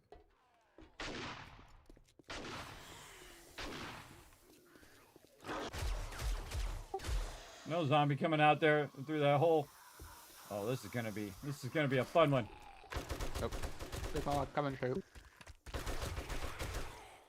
So I don't let them get back up, everybody. Some people let them get back up. I just keep shooting them until I make sure they're not twitching anymore. And then shoot them a couple extra times just in case. Oh yeah, this is definitely going to be a cool base. This is going to be an interesting base. Yeah. I'm going to actually make the walls themselves the kill box. We're going to need to wrench these cars. There's some debris. The guy on the outside here. And I got those little water aqueduct. Oh, screamer. Double screamer. Oh, get it. Wiping him out with the old M60. This is awesome. Mowing them down. Get the M60, everybody. You can mow pretty much anything down as long as you don't get overwhelmed. It's very easy to get overwhelmed in this game. The backside here. We're going to go in and we're going to convert all this into the kill box. S-marketing. Smarketing. Smarketing. Okay. I don't even remember that POI. Oh, and we got a loading dock in the back. These actually work? Oh, they're locked. Go and see what we can find inside. Somebody's inside. Try to open these loading docks in the back. It's in the back southwest corner. There's a button inside. in the back. Yeah, look in the back Also, corner. does somebody have vitamins in a splint? It's locked. No buttons, no keys. No keys. Don't see anything. Okay. That's Check the main loot room. Oh, those are just rolling doors. We could probably just break them and replace them. Yeah, that's what I'm thinking. Yeah. Oh, somebody crashed the. You see, somebody crashed the forklift. That's funny. I haven't been in this POI. Forklift certified. Obviously not, because it's in the next room. Oh, there's a ladder over here by the forklift. That's why I was trying to. We go onto the inside. Whoa. Good boys. Behind, Foggy, behind. Oh, yeah. Oh, there's a walkway up here. Cool. Ricochet has his own little perch right here.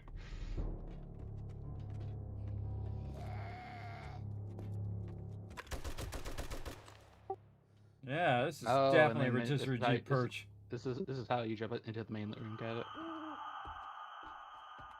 Yeah, cool, everybody. Again, I haven't done this POI. This is neat.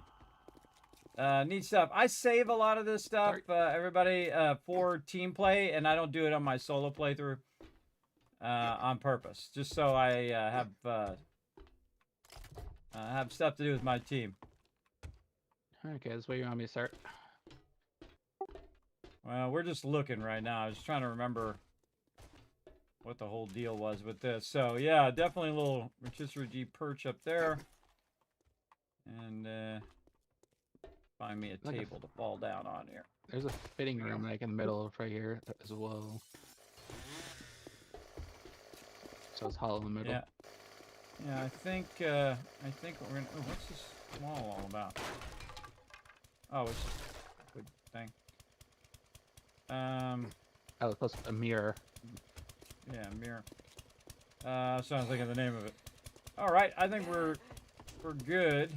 I think everything in here we can manage. Okay, so this is going to be our next base, everybody. Now, what I'm going to do, instead of building the kill box on the outside, we're going to modify the current building to become a kill box. And that's going to be crazy, so we're going to have to basically go in and... oh, there's a bear out here. Wherever my food peeps are. Oh, we're right next to the Mo Better Electronics, too. How appropriate, because, again, you guys are getting them drops. Don't forget to get your drops in Twitch, everybody. Twitch.tv/Kismet. Oh, yeah, that takes me time. So I don't late for work now. See, it just makes me want to go take that over, but keep it themed. Maybe in the winter biome, or in the, you mean the wasteland biome? Wasteland, yeah, maybe in the wasteland biome, we'll look for a Mo Better, tier 5 or tier 6 location. Okay, I think that's about it. That's all we need to do for now. And then what we're going to need to do is just convert the walls. I would just grab any loot if you want to grab some loot on the way out, because we don't want to miss Horde Day, so... I'm gonna dip on out of here, everybody. Again, it's very far away from our base. Look at this with the curved road here. Look at that. See, when I see a wall like that, everybody, that's an instant great base. And the reason why it's a great base is because it's already got some defenses in it. Look at that. Yep, they're up here. This is Joey's Cars. Say it again. So what you up to? Super corn. Uh, All right, let's put Joey's cars on a future base too. That's a cool POI. A car dealership. Neato. You know, there's like 900 POIs in here, and there's some of them I still haven't even seen, especially the larger ones that they've scaled up. All right, Foggy, you coming with me? We're rolling out of here because, again, we only got so much time to get back. On my way. Straight out from the front entrance. All right, everybody, if you did follow me over here, we're heading back. Again, just to be back in time to prep for Horde Night.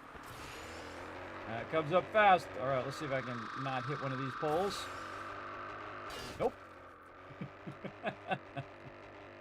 Because you know the pole right there? I cannot hit them. All right, heading back this way. Heading to my bedroll, everybody. Hopefully this is the right base.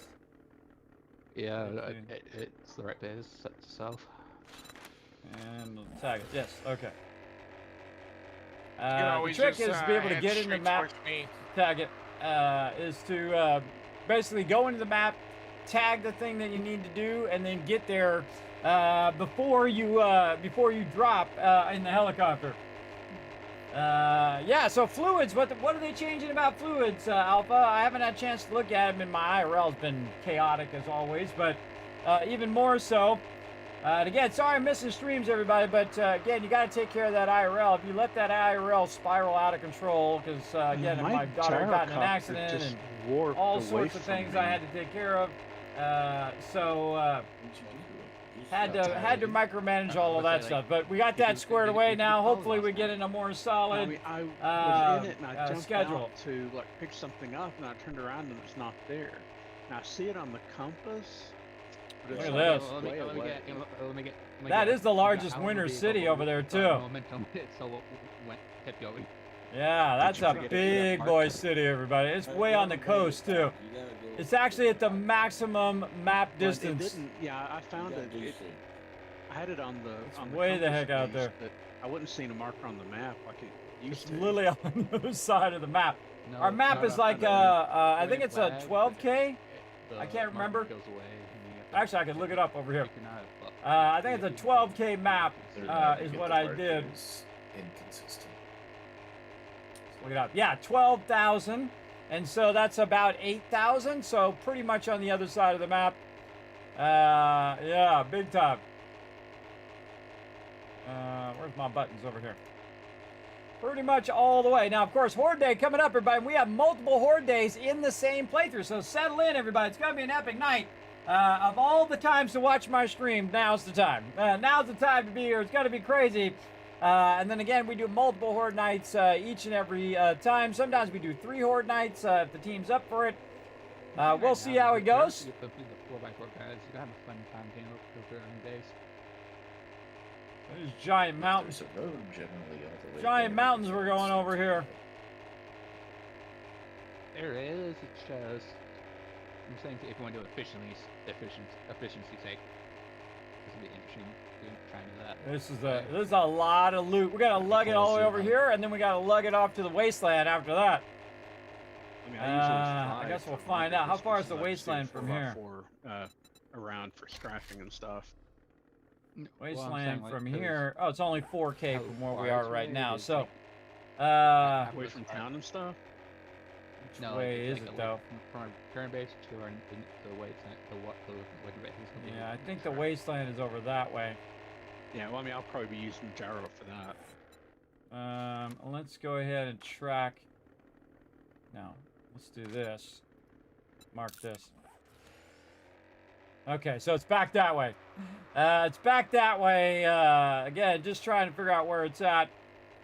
We're coming up on our base here, and I can just search for time. I always forget I can just search for it. Just type it in, Tycoon, and then it just shows me the 3. There we go.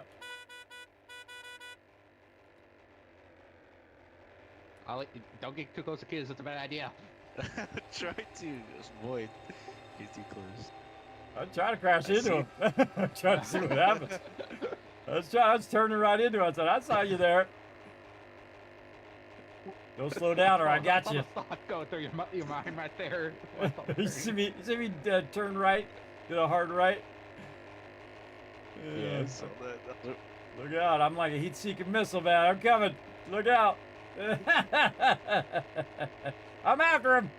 I want to see what happens if you crash into each other. Now, you actually do bump into each other, by the way. The vehicles themselves do have a physical ability to hit stuff. The rotors don't, though. The rotors on the top part that are spinning, those don't touch anything. But if you actually bump the body of the vehicle into something, it can explode, as well as it can bump into trees and other things like that. But as you can see, everybody, I don't want to be too close on Horde Night. Now, I could have waited till day 32 and then made it back and probably been fine. But best to just count it out, get a little memory of what was that we were doing on that base. And then what I'll do is I'll bring a bunch of blocks out. And then I'll get the crew to come help me as we prep the rest of the base. And then I'll just say, okay, everybody wants to come join me. Let's go ahead, and I'll put up some temporary boxes. On that particular base, I'm actually going to have the base up above, where the base is on the second level. And then the actual bottom part is where people are going to be bringing their vehicles in and out and all of that kind of stuff. And then we'll most likely have the drop boxes underneath on the floor level, where they can just drive in. They'll be up above them. They can drop all the stuff in the drop boxes, as well as the what I call the finished boxes, where you put all your ammo and all that stuff. So it's up elevated off of the ground. And then, of course, the bottom part will just be entrances and exits, and, of course, the kill box itself. It's going to be fun. Going to be fun. I've already built it right here, but the thing's completely built right there. Again, that's why you see me in there looking, and I'm building it as I'm looking at all the stuff. If you build as many bases as I have, everybody, hundreds and hundreds, maybe even thousands at this point. I do like to focus on, okay, what is it I'm building? What are the materials that I need to build that thing, and how long is it going to take me to build it, right? How many days is it going to take me to go over there and to get a good start on it, so that we'll be ready for moving? We've already made the mistake, especially when we were doing Streamer Weekend, everybody, where we were just switching biomes every day. It's very hard to do it because you got so much loot, and then you have to build the base, and you have to get it done. And in fact, I didn't have time to finish the base. I had got it 3 levels high, and they started climbing over the walls, everybody. Not good, not good. That's why you want to at least be 4 levels up. You want to have those bars blocking their ability to get just up over the wall, because they will climb on top of each other and make like a human pyramid or zombie pyramid. I'm gonna get him. I'm gonna get him. I'm gonna ram into him. I'm gonna ram him. And whatnot. But Thurbrick found this one way over here, which is pretty awesome. Yeah, and I've been by this POI 50 times, everybody, in various playthroughs. I'm like, one of these days, I'm going to do that POI. And I'll do a flyby so you guys can check it out one more time before we get started. And again, you can see we took out the whole wall, and we rebuilt the whole wall. We took out all the ground level. We, of course, covered up the pool and stuff to prevent spawning and whatnot. I knew he was going to jump off there. See, I went pretty low just so you can see it. And then we'll come in and look out! Helicopter's landing. Look at that. Boom. Easy mode. All right. Boom. We're there. And again, this base turned out amazing. And again, sometimes we take over a base. We're there for a while, but we are trying to do a full playthrough before they come out with another bunch of major changes that we're going to have to restart. So hopefully we don't have that problem right now. All right. Now, the first thing I do when I get back at the base, everybody, is I do check my forges and make sure that they are running. And let's go ahead and just run all that out for another 30 minutes. Very nice. We've got tons more concrete there. Now we're going to go to forged iron now that we have a lot of steel.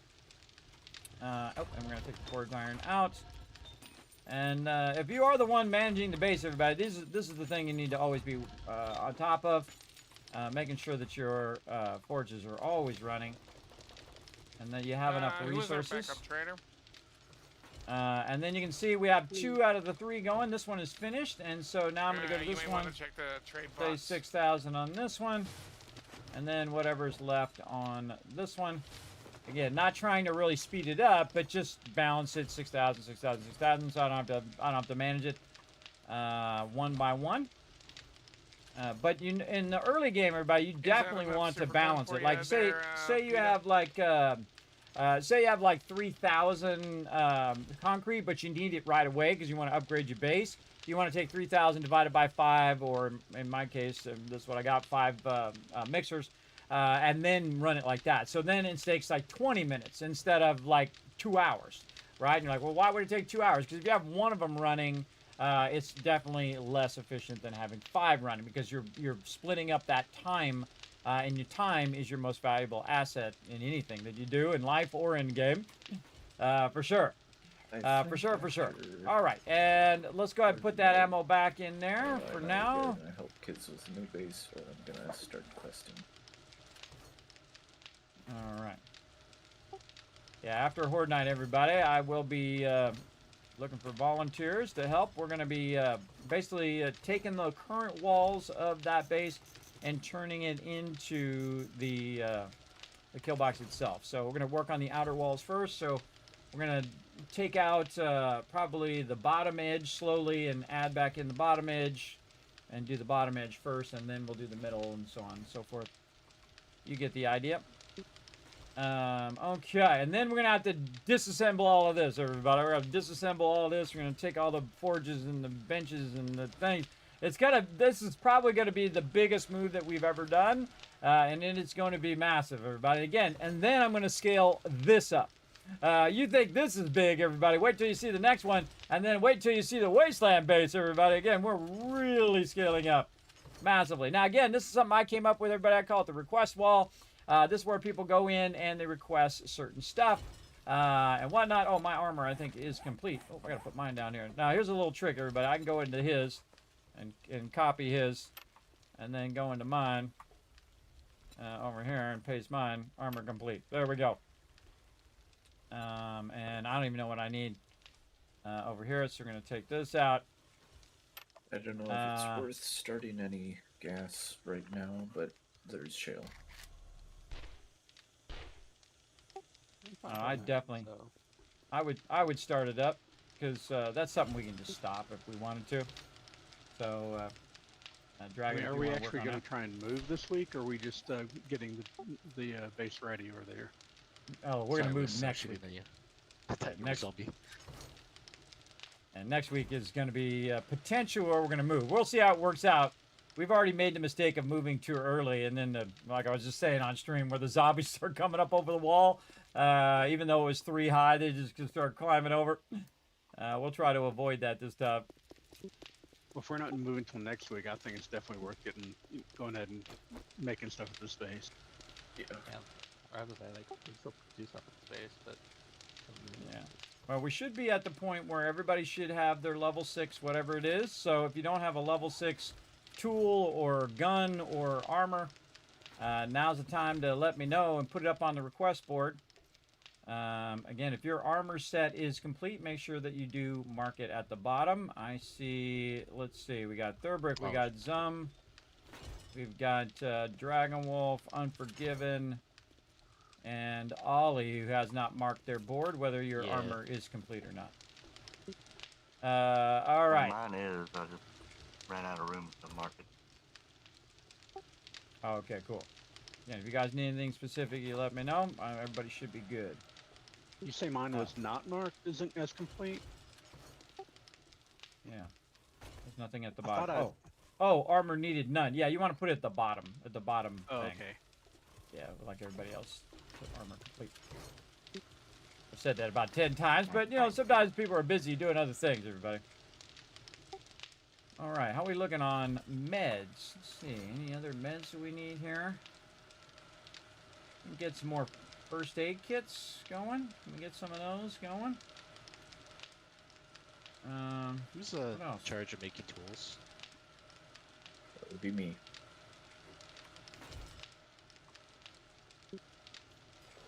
Something?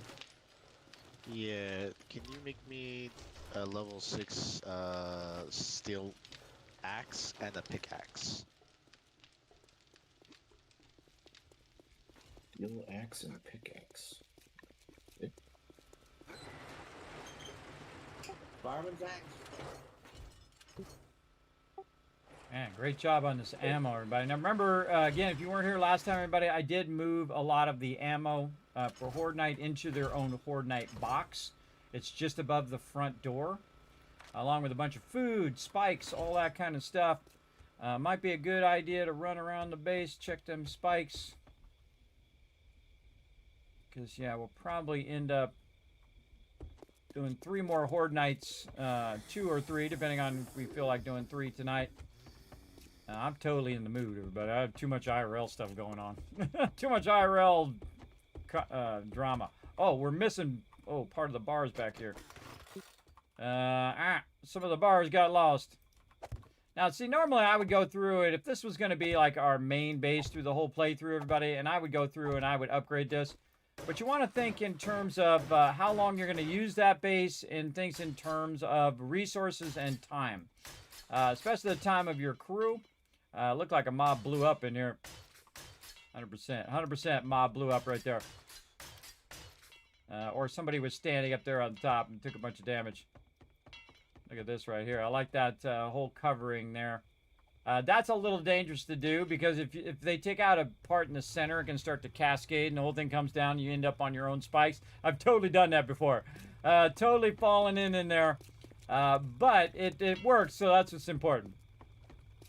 Just going around the base, just giving it a once-over.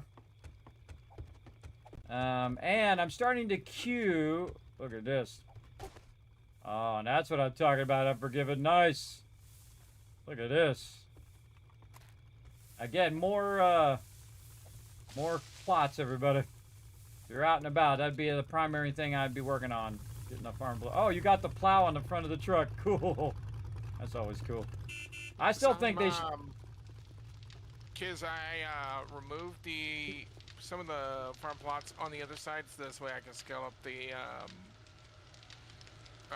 garden on this side. There you go. Yeah, really, the only thing we need right now, because it's doing so good on super corn, is cotton for duct tape, and that's really for stuff like rockets and things like that. So again, I think we're starting to finally cheer to the point where we're good. Yeah, mainly for rockets, and we need a lot of gas for rockets as well. So.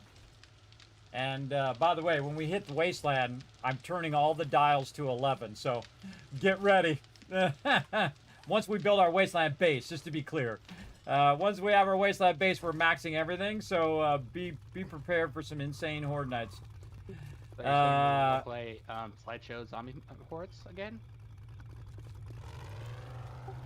Why you chose what, Foggy? Sorry, We're dropped play down a little bit. slideshow zombie hordes again? Oh, not that much. But I will be turning up the difficulty, but I'm not going to make 1,000 zombie spawns for people who don't have, you know, beefy machines or have slow internet or slower internet. All right, speaking of stuff to do, let's go up here and check. Are you able to make, what is it, quad pocket mods? Absolutely. The legendary part. I think we're short on those. Yeah, I've just burned all this up on armor, but I think I have a couple in there. How many you need? I need 3. All right, I will get on it and put it in the swap box here in a bit. Actually, I'll put them on the board as well. Oh, okay. Yeah, thanks for giving me a heads up. Because unless it's armor, I'm not really looking at the board. That's usually rotisserie G. And not sure when the G's going to be in, so anybody else who wants to be back up on training, feel free to go ahead and bring me some more water filters. That would be awesome. Peter's our backup. Oh, yeah, that's right. I remember that last time. I remember it now. All right, collecting all the water, everybody. This is like a diligence thing. You got to do this, and this comes up a lot. That's the thing about the dew collectors. They took out the water jars, which they are bringing back, by the way.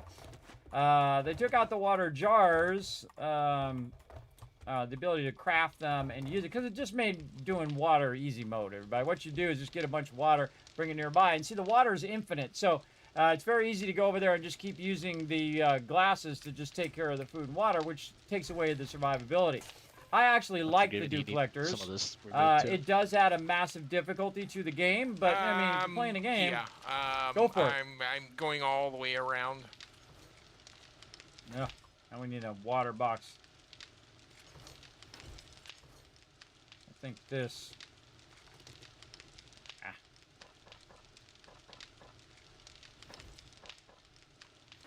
Needs to go in here. There we go. Wrong box. That's this one goes with the bones. The reason why this actually didn't go in there and this don't go in there. This is like bones and water so that you can convert it into glue. Using a level 1 bone knife. Should probably And then upgrade our raw water here. Okay. I guess that does go Sure. there. Unless you're working at the garden. And then got some super corn there. Look at that, everybody. Look at that. 180. That's 200 plus glue right there. Now, again, we have lots of glue, everybody, but glue in itself can help you do crafting, but it doesn't help you when you need to make duct tape. See right here, we got 5 duct tape, but we have a 1,300 glue. And that tells you have a massive cloth shortage, everybody.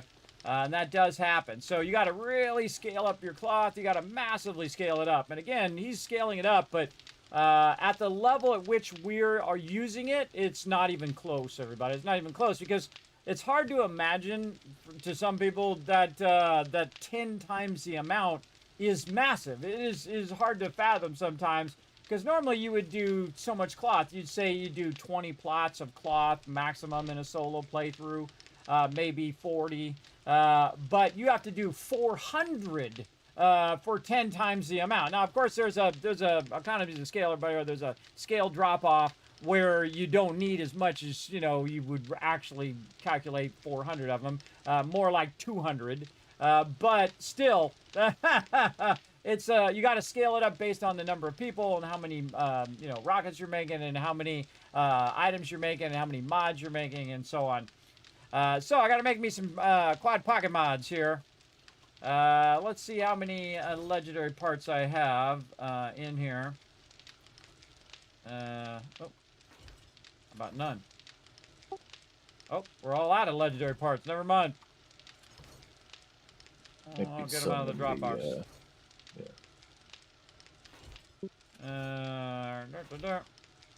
Alright. Alright, looks like I can make 2 of them for you. We'll go with that. Okay. Alright. And we're gonna need a whole Looks bunch like of stuff. Whisk got a good old fun detected. No, he's got a bathroom break. And glue. And then see, I gotta make duct tape. There we go, 48 duct tape. It doesn't matter how much duct tape you make, everybody. It's never enough. It's never really enough.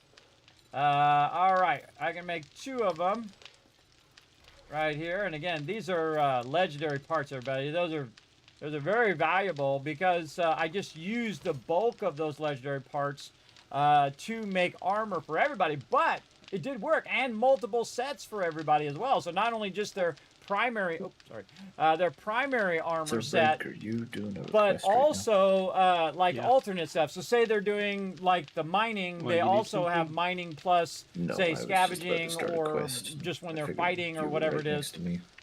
And those are level 6 items too. So those are like the best items you can get in the game. So massively scaling those up is awesome.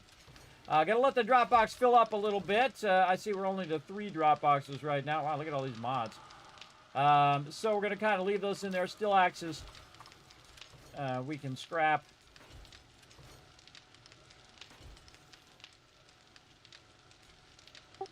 Remember, everybody, most things we are now scaled past. So if you get any tools or armor or whatever it is, you can just instant scrap that stuff. Unless it's a level 6, I wouldn't even bother to put it in the box. in the drop What box. about batteries? You want scrap everything below 6 on batteries too? Yeah, everything below a 6. This way you don't have to bring them back and just use them as a raw lead. I mean, I got a couple in here that are 2s and 4s and 5s just for in case, you know, someone needs a vehicle or whatever.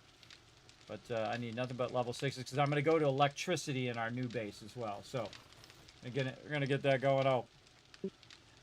Was thinking of doing electricity here, but I think I'll wait till the next base. Yeah, we'll get some street lights going. We'll get, we'll make the whole town. I forget who it was. I forget his name. Streamer friend of mine, whose name escapes me for a second. He did a whole town where they rebuilt the whole town, and you know, they had streets and street lights and all of that, and redid the roads and everything. I love that kind of stuff where you really get into the detail. Where he's detailing out the whole town and everything. Really, really cool. And they built their own town from scratch, everybody. It was very cool. I forget his name. I feel really bad. There's a game mode in the Rebirth Overhaul mod where you can actually, there's no zombies on the streets, and the POIs are actually infested, and you clear X amount percentage, and then you go into the next biome. Cool. Cool, cool. Forgot what I was saying. They call it the Purge. What was I saying? So yeah, they really got into detail. So again, I forget what his name is, everybody. I forget what his name. I've met him many times at TwitchCon. I totally forget names like nobody's business. But again, the fact that I'm still upright is nothing short of a miracle, everybody. The fact that I'm still around 11 years of suffering. Still here, still alive and kicking. I know a lot of you out there are struggling as well, everybody. Just keep doing your thing, man. Keep doing your thing. Keep working away at it, because really that's all you can do. And that's all you can do is just keep her going. I don't know if he wants me to queue up some more bullets, buckshots here, or whatnot, so I'm not going to bother to queue anything up. I'm just going to try to max these forges for Rotisserie G, just in case he shows up here in a bit. And lots of lead in there. I'd like to see it. Just keep those going. This is maxed. And then that's close enough to being maxed. And we're going to max that lead. The same thing here. Not sure what he wants, so we're just going to double brass. There. And then over here. Now, at some point, everybody, you want to be so rich in this game that you start putting your dukes in there. That's when you know you got some cash, right? I don't see that many dukes in here, but we'll see. Speaking of water filters, I got to go put these water filters in. And water filters. Let's go.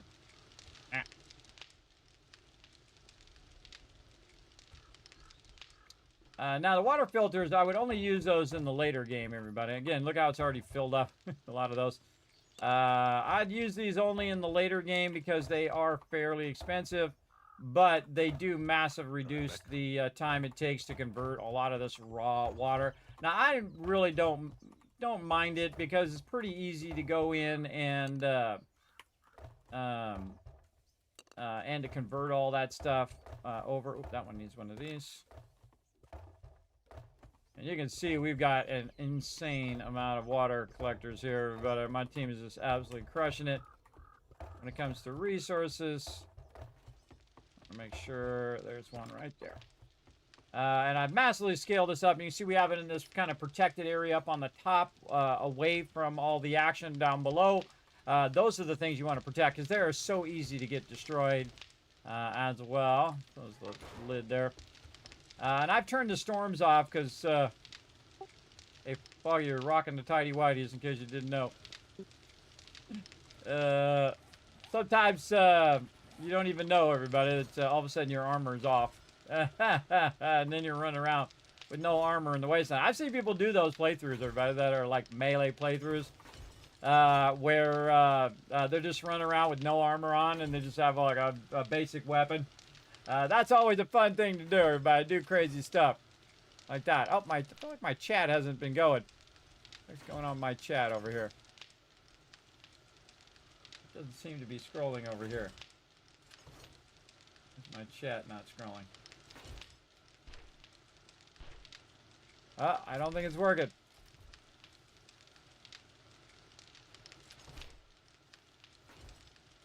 There we go. So I put a 1 in the chat, everybody. I think my chat's doing something weird. I think I reset it. Put a 1 in the chat at the chat. Let me double check the chat's working. Oh, thank you, Alan. I appreciate it. 1,000 caps for everybody in the chat. Appreciate it.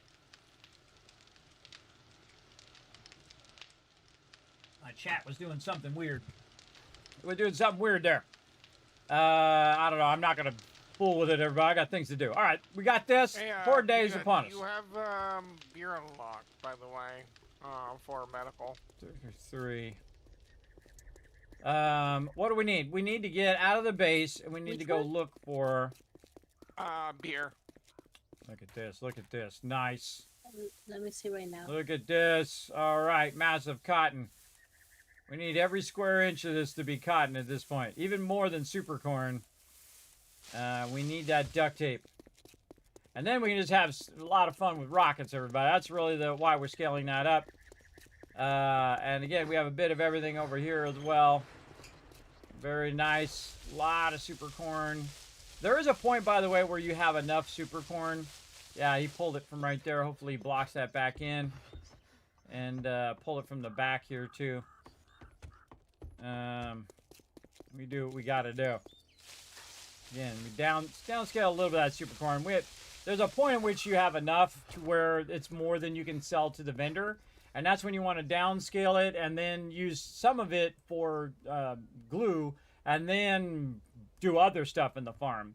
I absolutely, if you're in the forest biome, do not put cotton in your farm, everybody. Remember, those plots are valuable. They're probably one of the most valuable things in the game when it comes to survival, is having those plots for super corn, for food, and all of that stuff. And then eventually for cotton. Cotton becomes one of the biggest things because you are burning it up on that higher scale. Okay, well, let's go ahead and take a look around, see where we're at. We got the winter biome here.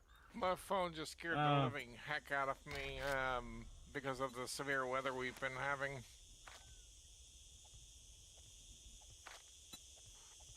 Okay. Look, I still got the clears there. Oh, that goes past our other base. In the exact opposite direction of where we're at. Look, we're way down here, everybody. And our next original base is here. This is where this is, and then the wasteland's way over here. So where are we going? We're going to here. Okay, that's not too bad. Yeah, see, we're going to here, and then we're going to go across and end up over here in the wasteland somewhere. And we'll have to pick a really cool spot in the wasteland when we get there. So yeah. So that'll be good, though. This way it won't be as big a move. The last move won't be as big a move as this next move will be. The next move will be crazy. That'd be absolutely nuts. All right. Actually, we're just going to go for a ride. All right, everybody. I'm actually going to leave the base. Look at me go. I go look for some rotten flesh along the roads.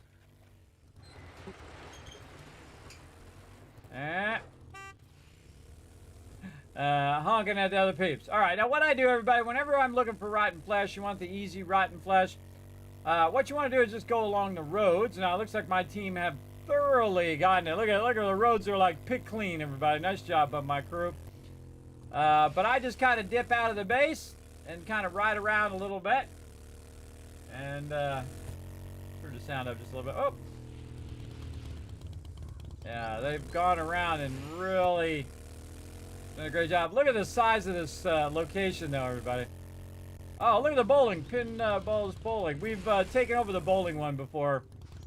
That also was a great base as well. And then we blew it up with dynamite. That was really fun. I remember us doing that. See, I remember those things, everybody. I remember the good times. That's what's important. And there's a lot of these places that I have not gone to on purpose so that we can do them together. Look at this Omen Diamond thing here. Diamond's Men's Club. All right. Dude bros. Oh, wait, it's dude and bros, right? Two separate office buildings. We got the dudes on one side and the bros on the other. Joe Brothers Builders also across the way. Oh, and there she is, the most dangerous POI in the wasteland. Now, wouldn't it be insane, everybody, if we went and took that whole entire thing down? We already did it. We took the whole entire building down and we built our base right there. This is one of the toughest POIs in the game. It is massive and awesome all at the same time. That's kind of interesting to have it in a desert town, not just in a wasteland town. So the mighty Dishon Tower, but that used to cause your game to crash if you try to knock that thing down in the old days. I know, I've had it crash many times. A nice Crack-a-Book over here. I'm sure my team has thoroughly already looted that. They're on top of it. Yeah, sometimes I just like to buzz around town. Oh, look at this auto place. Auto, tires, oil. What do we got? Oh, air. Air, tires, and oil. That'd make a good base, too. Already built-in wall around the outside. Now, sometimes the built-in wall is more of a hindrance than helps. But, again, if you're solo playing, it's actually helpful to have that. And then a little mini mall over here. Again, this is all randomly generated, everybody. It's really cool. Rise Realty. A realty office. Oh, look at the two big buildings in the background, everybody. Let's go see what that other building is. I forget what the name of that one is. Let's see. Tell me what the name of that building is before I get there, everybody. What's the name of this building? I'm going to say right here. What's the name of this tall building? Anybody know? You guys are so smart. You probably already know. It is called Zillion Tower. Oh, that looks like a future base if I've ever seen it. Yeah, look at all the fancy tiers of stuff down here. Let's go say hello. And by saying hello, I mean shoot some zombies. Hello. Look at this. Cool. I remember this. Yeah, with all the bulletproof glass. Look at the terraces out here. Oh, that's cool. That would be a tough base to manage, though, because zombies would be spawning up on top. Hello. Well, probably help if I reloaded my weapon. And it's nighttime. Actually, not a big POI there. If you look at the skull rating up there, it's a 1 skull rating. Some POIs, by the way, do not have zombies in them. This one weirdly... I think it's more spooky to not see the zombies than to see the zombies. Kind of like Jaws, everybody. Because the shark was broken so often, they didn't show the shark in the movie, and it turned out to be scarier than if you saw the shark. They had trouble with that automated shark. Whoa. Something fell down. Part of the building fell down. Locked. Again, all of these are like puzzles, everybody. You go through and you jump down. The lower level. I like the open thing here on the entrance. That's cool.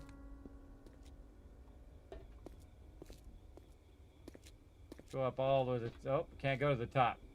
You can always go to the top if you brought some blocks. I don't feel like actually doing it as stairs. Whoa.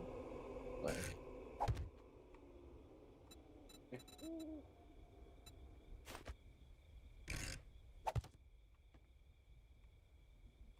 I could put the actual one that turns in the right direction, but I'm not going to. That's what I have available on my thing. All right, there we go. Oh yeah, there's some peeps in there. I get invited, bro. And now Dragon Wolf. Oh, there's some peeps. I thought Alan's still fiercely. And Alan's part. But it's sending me party invites from everybody else. What the hell? That's weird. Just being lazy and not putting the actual ones there, but... When we first on server or rejoin. I'm about to say, like, I haven't sent you an invite at all. I'm in shell.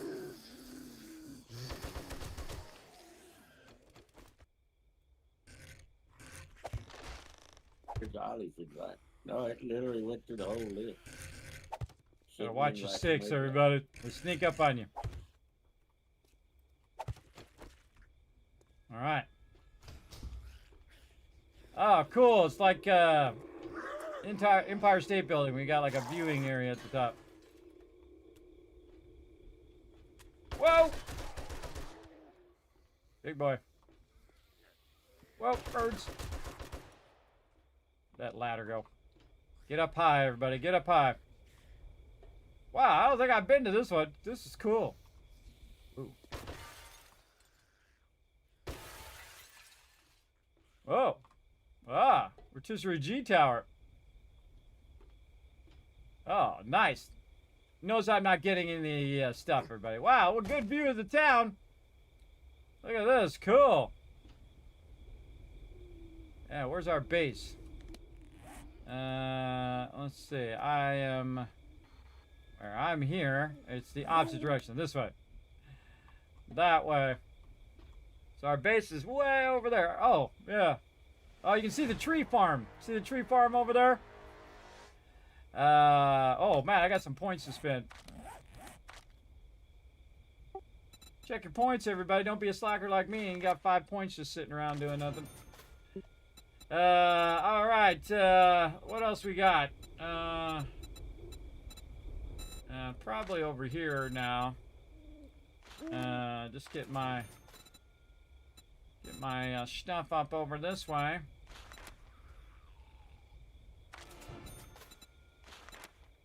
What do I need to be? 7.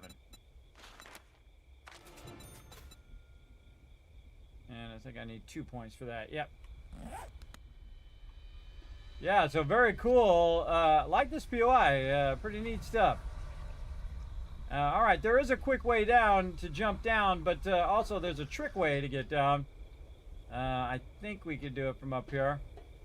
Maybe from over there. See if we can jump across. Oh, look at this. There's like a thing there. Huh. Elevator. Oh, yeah, you can come up the elevator as well. There's a way up that way. A control room up here, controlling all the AC. All right, quick way out of here, everybody. Time to dip. Oh. And away we go!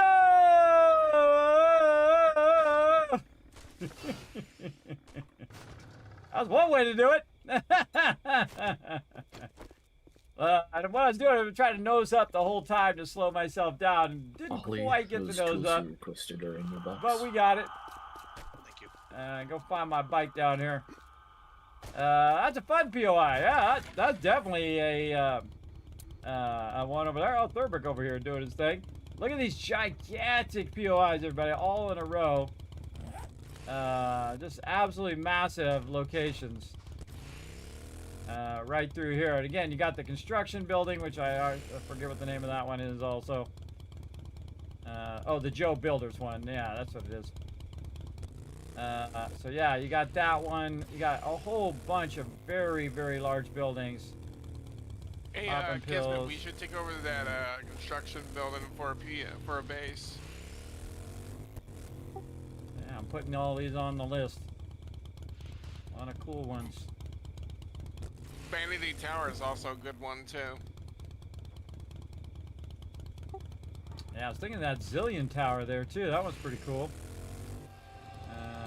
The Dumpsy Clinic. They come up with the funniest names. Again, some of these I haven't even seen. Oh, the Dumpsy Clinic has underground parking. See, in the apocalypse, everybody. I'm watching a YouTuber do the Alpha 16 is back mod, and he's taken over the construction site that you passed earlier. Yeah. In the zombie apocalypse, everybody, you do not want to be in an underground parking garage. It is not a good idea. That's really an underground parking garage, everybody. Really, 100%. 100%. I'm not gonna hang out in the parking garage, everybody. I would Again, not spend any time down there that you didn't have to. Again, look at this. Seymour Bank. Seymour Bank. I like that spot. It's right in the center of the road. That's why that would actually make a decent base. By the way, kids, if you want to, go ahead and fill in that back part of the base where I've taken up the garden with some concrete if you want to. I just put some blocks in there for now, and I'm not going to spend any concrete on anymore on the base, so we can use it on the next base. Yeah, I like where this more power electronics is as well. See how you got lots of space, everybody? I really like that. I'm gonna look for one of those in the wasteland. A real big one, the largest version of it. That might be the largest version. Anybody know what the largest version of this Mo Power Electronics is? Is there a tier 5 of that somewhere? That's actually the biggest Mo Power in the game. Oh, it's tier 3? Okay. Oh, we'll look for one when we get to the wasteland. Kind of tempted to use that one for the wasteland. We'll see. Poor day.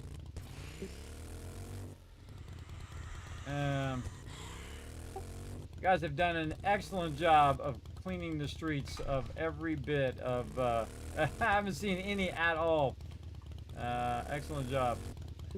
Of all the rotten flesh. Oh, you're talking about the meat, okay. Yeah, the rotten flesh. I have seen none of it. I've been driving around. That's pretty impressive if you think about the scale. I literally have a whole bunch crafting farm plots right now. Oh, I finally found one. There we go. And a murder kitty. Or murder wolf. Don't we have, like, some branches and temperatures put in place to get decent... Okay, here we go, everybody. Now, normally you want to have a knife, which I don't have. And you pick that up, and it gives you the rotten flesh. Yeah, we're better off. So typically what I do is I go up and down the roads, and I just take the ones from the road. Now, the ultimate place, by the way, to find rotten flesh is actually the wasteland, because you're looking for zombie bears. And you got to do it at nighttime, because that's when the zombie bears spawn. It's a very, very dangerous thing to do, everybody. So make sure when you go into that wasteland that you are geared up. One POI that we found on Streamer Weekend, they're talking. I found it. I went down there. There weren't any. Remove that. All right, here's another one. Okay, couple here. When I went down there, they were all regular missions already. Trying to get out and do my part, everybody. Got all the stuff running. They moved the radium mushrooms. It's in a different part of the POI.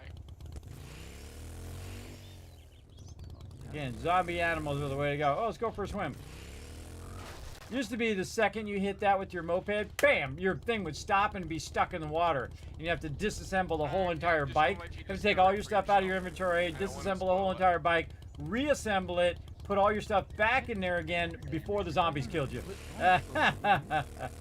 Added a whole nother scary factor to that as well.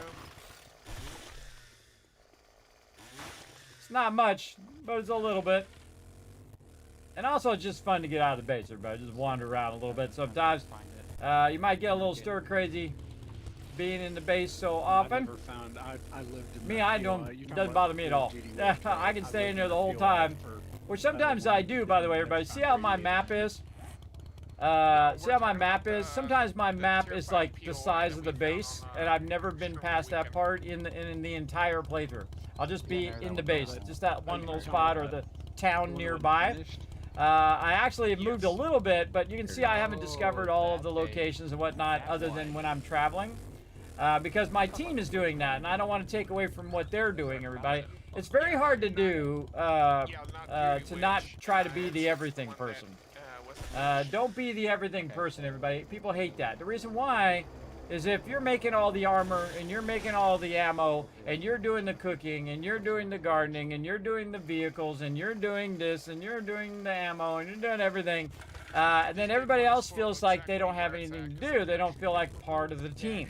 And that's one of the things that's different about our team, everybody, is that we want everybody to feel part of the team. So you choose what it is, and then we coordinate with each other. Oh, I'm going to do this as a primary thing, and I'll back you up because you're going to be doing, say, I'm doing the cooking, and you're going to be doing the crafting of the vehicles. And if you're not around, I'll do the crafting of the vehicles, or if I'm not around, you can do the cooking. That kind of thing, where my team backs it up. And I rarely ever see this type of gameplay in 7 Days to Die where people are working so well together, as you see. Oh, look at the airdrop way off in the distance, everybody. And a helicopter going overhead, too. Cool timing. Very, very cool. Now, again, I don't pick up the airdrops as well. That's somebody's job. I don't want to take away from their job That would be that they've chosen.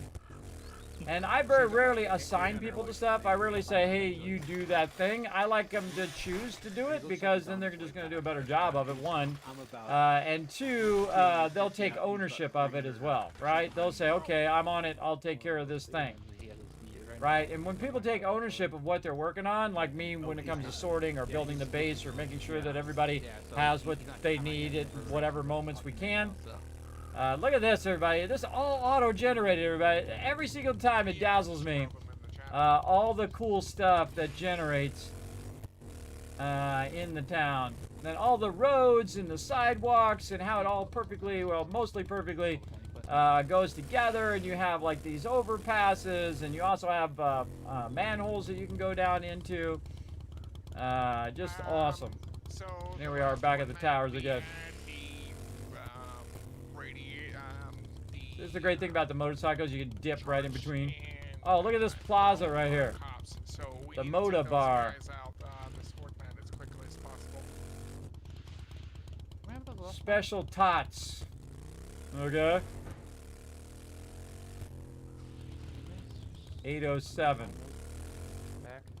807 what? Oh, I gotta get back to the base. I'm gonna start planning putting spots in. He just realized. All right, everybody, it's about time. I'm coming back to the base. Let's do our thing. All right, let's see if I can take off and try not to run into too many of these buildings. Oh! Oh! We'll get there eventually. Whoa! Flippities! Flippities! All right, look out! You can actually destroy your vehicle. Let's try that again, except for with more runway this time. Again, I picked it up, turned it around. All right, less buildings in the way this time. Go! All right, we made it. Now, I was watching the time up there at the top, everybody, and I also watched the distance of how far away I am from the base, so that I know how long it's going to take me to get back. And sometimes I really push my luck. I've actually came back right as Horde Night started, but our rule is you have to be back in the base on Horde Night or you have to log out. Otherwise, what happens is zombies go spawn really far away. Hey-oh! There we go. And we're back. All right. All right, getting ready to close up the base. Everybody should be in the base. Spike out the front of the base. And get prepped and ready. Eat your food, reload your weapons, do all the stuff. Do all the things. All right, double whammy in my food. Over here, double whammy my food and water. Get my rocket launcher out. Spikes for this one. I see me a G. What's up?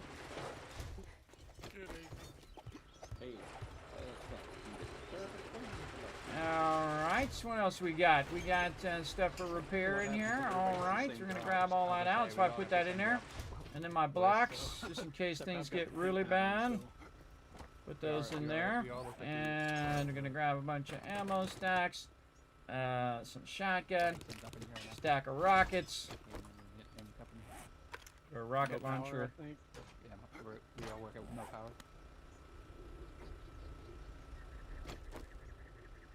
All right, make sure you got those repair kits, everybody. If you don't got any, remember you can just make your own. If you're really hurting for it, if I'm out and about or whatever. Hey, Kismet, do you want me to go ahead and take out the pole? Do you want me to go ahead and take out the pole after work tonight? Because I can actually, I've got enough farm plots to possibly fill in that pool. You can put them in the pool. I mean, you don't need to take it out. You know what I mean? Are you going to put it in the pool, or are you going to take out the pool and just fill the pool in? What are you talking about? I was actually going to take the outer rim, the top block on the outside, and just put farm plots around it.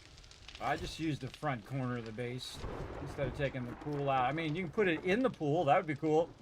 Fill in the blocks at the bottom and then make it at the same level of where the pool was, and just leave the outer part of it so you can see that it was a pool. Kind of like a cranberry bog kind of thing, like Fallout. But there is the northwest corner of the base, and also the front of the base, which just has a bunch of blocks that could be easily turned into more farming up there. There's a whole bunch of spots. I was more thinking zombies, where the zombies were spawning last war. Yeah, I just use the front, use the northwest corner, and if you want to fill in the pool, go for it. You know, I'll leave it to you. I think somebody's got the book nerdy armor on. At least it's not in the box, and you might want to make sure you're not wearing it for Horde Night unless you intend to. Nerdy armor. Well, I'm wearing my. Yeah, whoever was reading those perk books with the nerdy armor on, put it back in the box. Also, 1 minute warning. All right, everybody, I'm closing down the garage. Grab that ammo. Remember, it's up by the entrance. For those who wasn't here last time, I put all the ammo by the entrance, along with rockets, repair kits. This is why I was coming back. I'm gonna put some of those in there. Where did I put repair kits? Usually put them in the weapons box. Repair kits. We'll just leave a couple in here. Put these out here. All right, closing the base up. Oh, there you turned it around. I was checking to see if there's anybody left in there. All right, everybody should be grouped together. West side, stay together. Don't spread out or cause the zombies to spread out. Put a bunch of repair kits in the repair kits word box. There we go. All right, so what we do is we get together so that we try to keep the spawn, otherwise spawn's spawning all over the place, everybody. I like how Zum and Alan look like they're actually it'd be good to actually get some ammo on my character. There we go, unlock a few of those. Now I have about 1,000 ammo, everybody, on me, and I can tell you that ain't enough. Here we go. I feel like I should. Figure I should look like a tank. I've got almost 300 hit points now.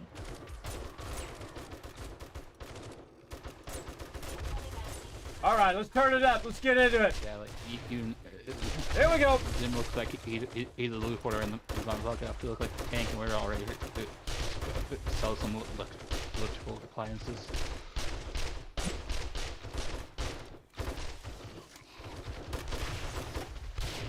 Take that, zombies! Kismet's got a rocket launcher. You know everybody's in danger now. Everybody's in danger now. Ah, bite it, zombies! This one it gets fun, everybody. This one it gets fun. I try to at least have a couple of them together before I start shooting off a rocket, everybody. They are migrating to the back. They are very heavy, migrating toward the back of the base.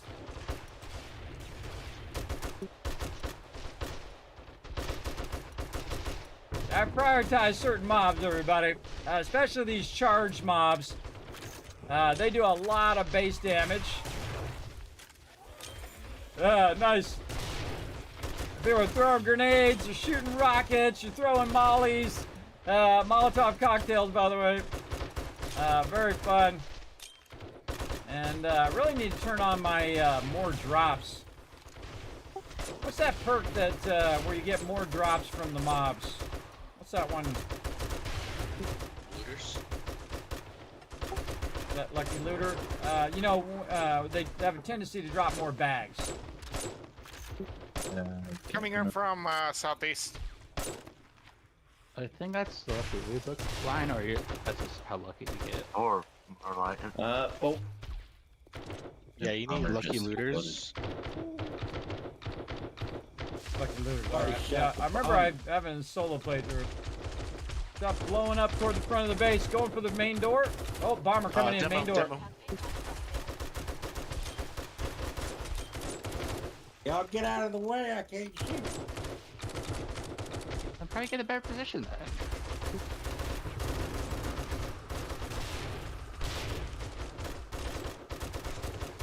Oh man, tons of spitters too. All right, so you see how they switched to the front, everybody. So we had to make do. Holy moly! Look at this action. Look at this action. Let's turn it up a little bit more. Get into it.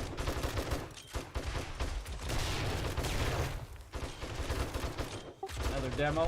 2 demos front door.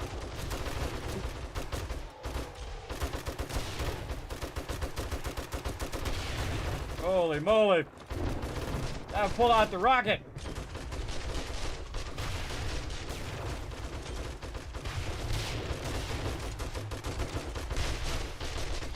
Oh, look at that shot, everybody. Look at that shot. That was a good shot. That was a good shot while moving.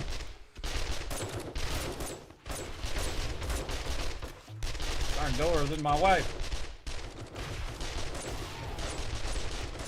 Not worth it, not worth it. Oh, this is a good one, everybody. You're hearing a good horde die. Holy mackerel.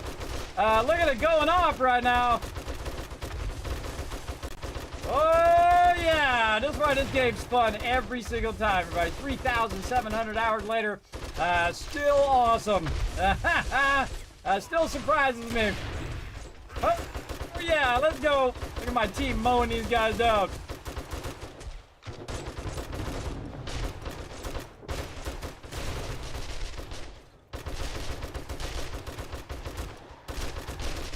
Migrating on northeast.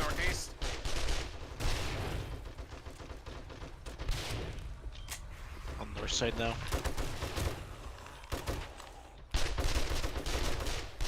All the way down to northeast as well.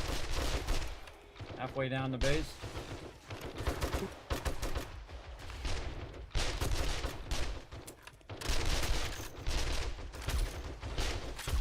Oh yeah, look at them. Look at them, they're everywhere. Watch out, Foggy. Watch out, Foggy.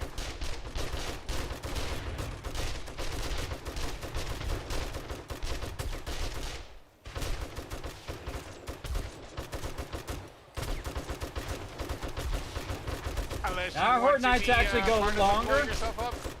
Our Horde Nights go longer, and the reason why that is because our days are shorter, so I made the night times longer, which also makes the game harder, by the way, especially at the very beginning of the game, when your nights are longer than than typically your days are, or at least longer than they are by default. That's a lot. That's a lot.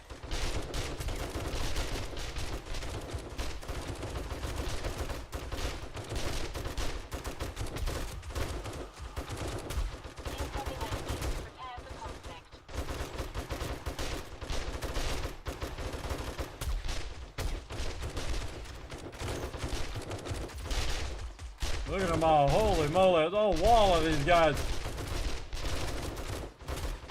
Not even getting close to the base yet. So there's a bag in that hole.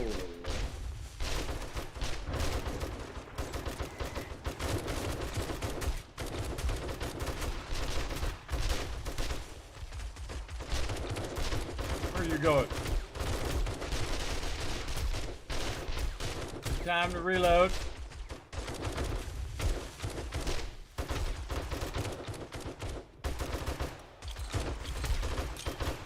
I do what I call sweeping them, everybody, like this. I just kind of walk my way into them like that.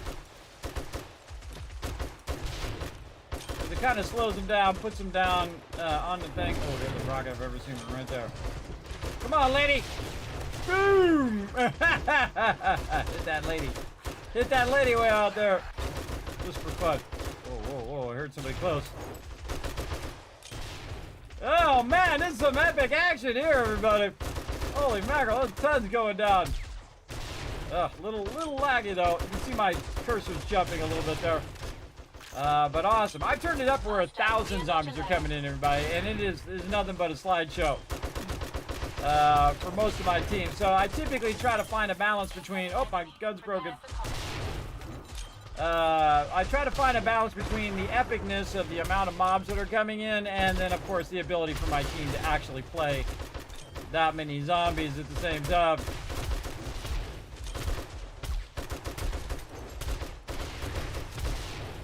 That's why we work so hard, everybody. Guys, watch out for the infernal yetis. They can do damage to the wood blocks that we're standing on. You're standing on. I ain't done enough standing on the wood block. 7 o'clock is.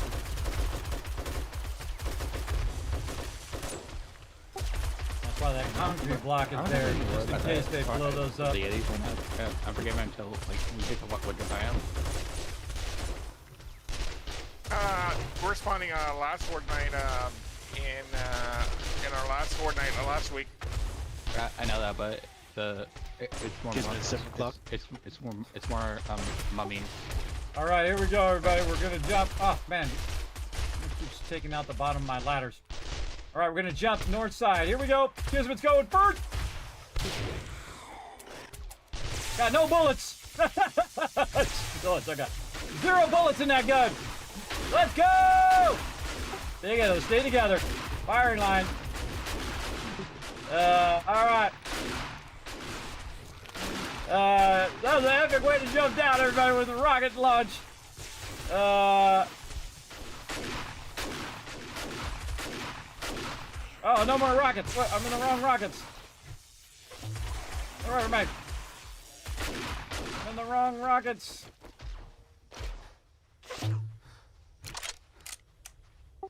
All right, that was the one up there, man. That was a good horde night. Holy Scraper mackerel, coming that was into super the fun. east. Be careful, be careful.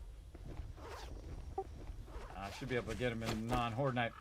All right, nice job, everybody. Oh, that was fun. That was a good one, everybody. What do you think in the chat? Let's see GG's in the chat for my crew, everybody. Ooh, that was a ton of mobs. Coming in on that one. Lots of charged mobs as well. Let's go ahead and cut open our entrance here. And not use our concrete blocks.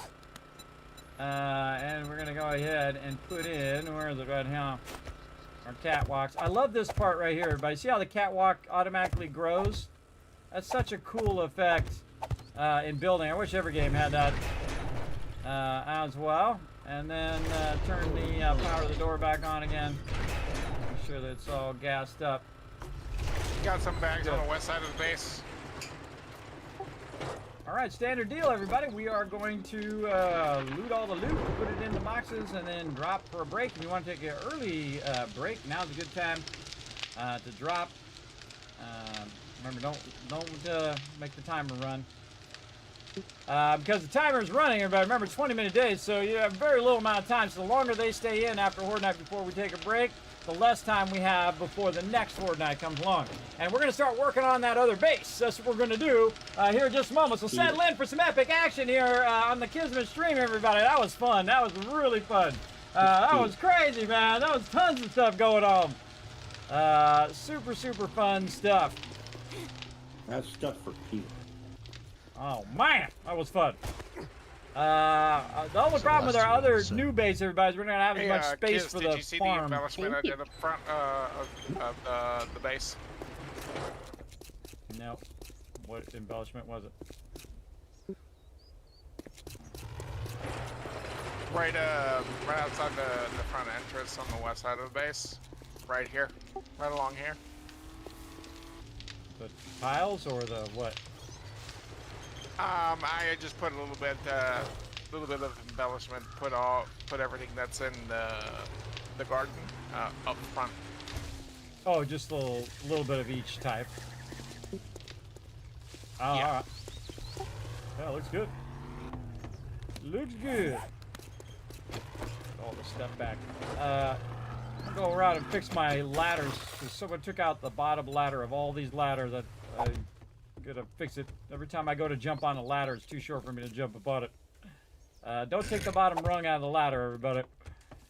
Try to work around these ladders, otherwise you can't crawl up during Horde Night. Alright. See, I'm missing the bottom rung of some of these. I don't know, maybe that was my mistake or whatever. But also when he's working on the farm, sometimes he'll take out the ladder, but then I can't jump up there. Because I turned around to jump on that ladder. It's too low. So, again, the reason why I put the ladders there is so he'll know not where to put the stuff. So it's easier for us to get up on the ladder. And sometimes we put them down real low like that, too. Typically, I don't like them to be too low. One, because you cannot walk underneath them, which is the reason why I put it where it is. But also, so my team can get up, because this is a very big base, bro. You had to run to the front every time you get up on the wall. That's tough. No bullets.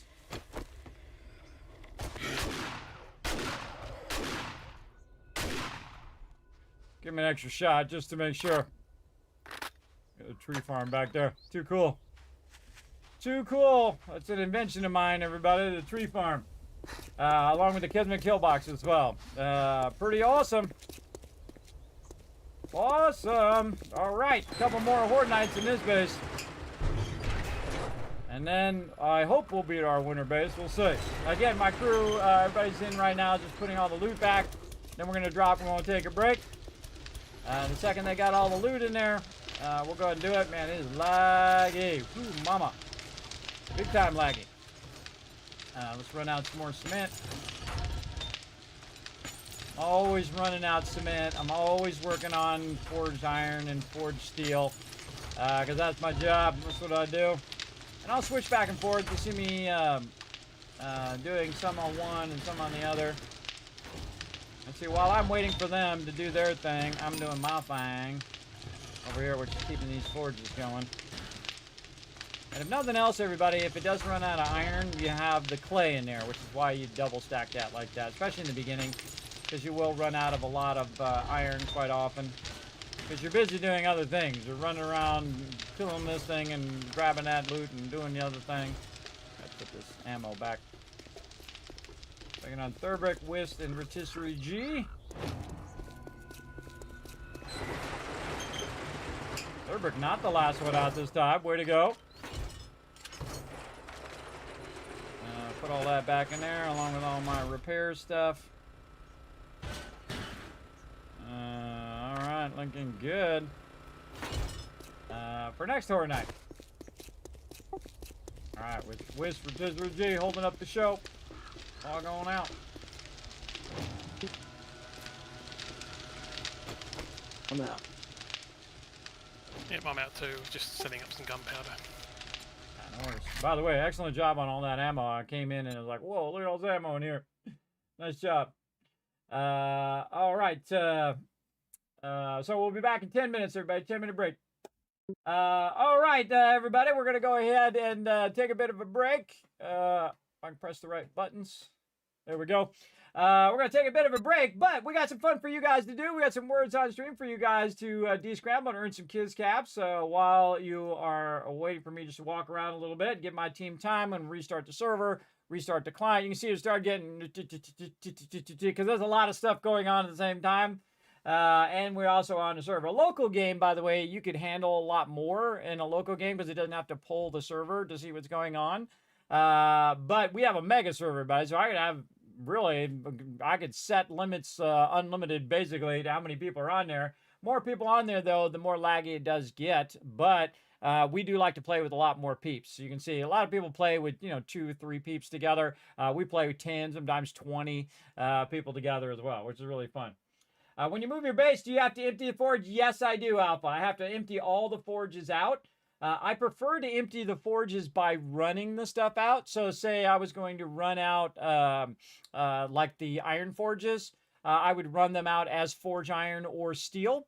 And usually what happens is you end up with clay left over. So when your clay does get low and you are about to move, you want to just not put any more clay in there and just kind of burn up that clay, because clay itself takes a while to output, right? So it takes, if you're just running just clay out of the forge, which you can do, and then iron out of the forge, it takes actually longer than if you run out the forged iron, and you also have the finished product that you need anyway, the whole reason you put it in the forge.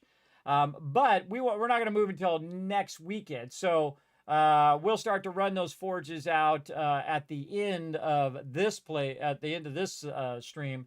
I'll start to run everything out. But right now we need the stuff, right? We need the forged iron. We need the thing. It's good to just keep the stuff producing the whole entire night tonight, and then we'll move all of that stuff to the new base. And then also, by the way, it's actually less iron and less clay you have to transport, because again, it uses multiple elements and then makes the one element, right? As opposed to having the original elements would be much more. So there you go.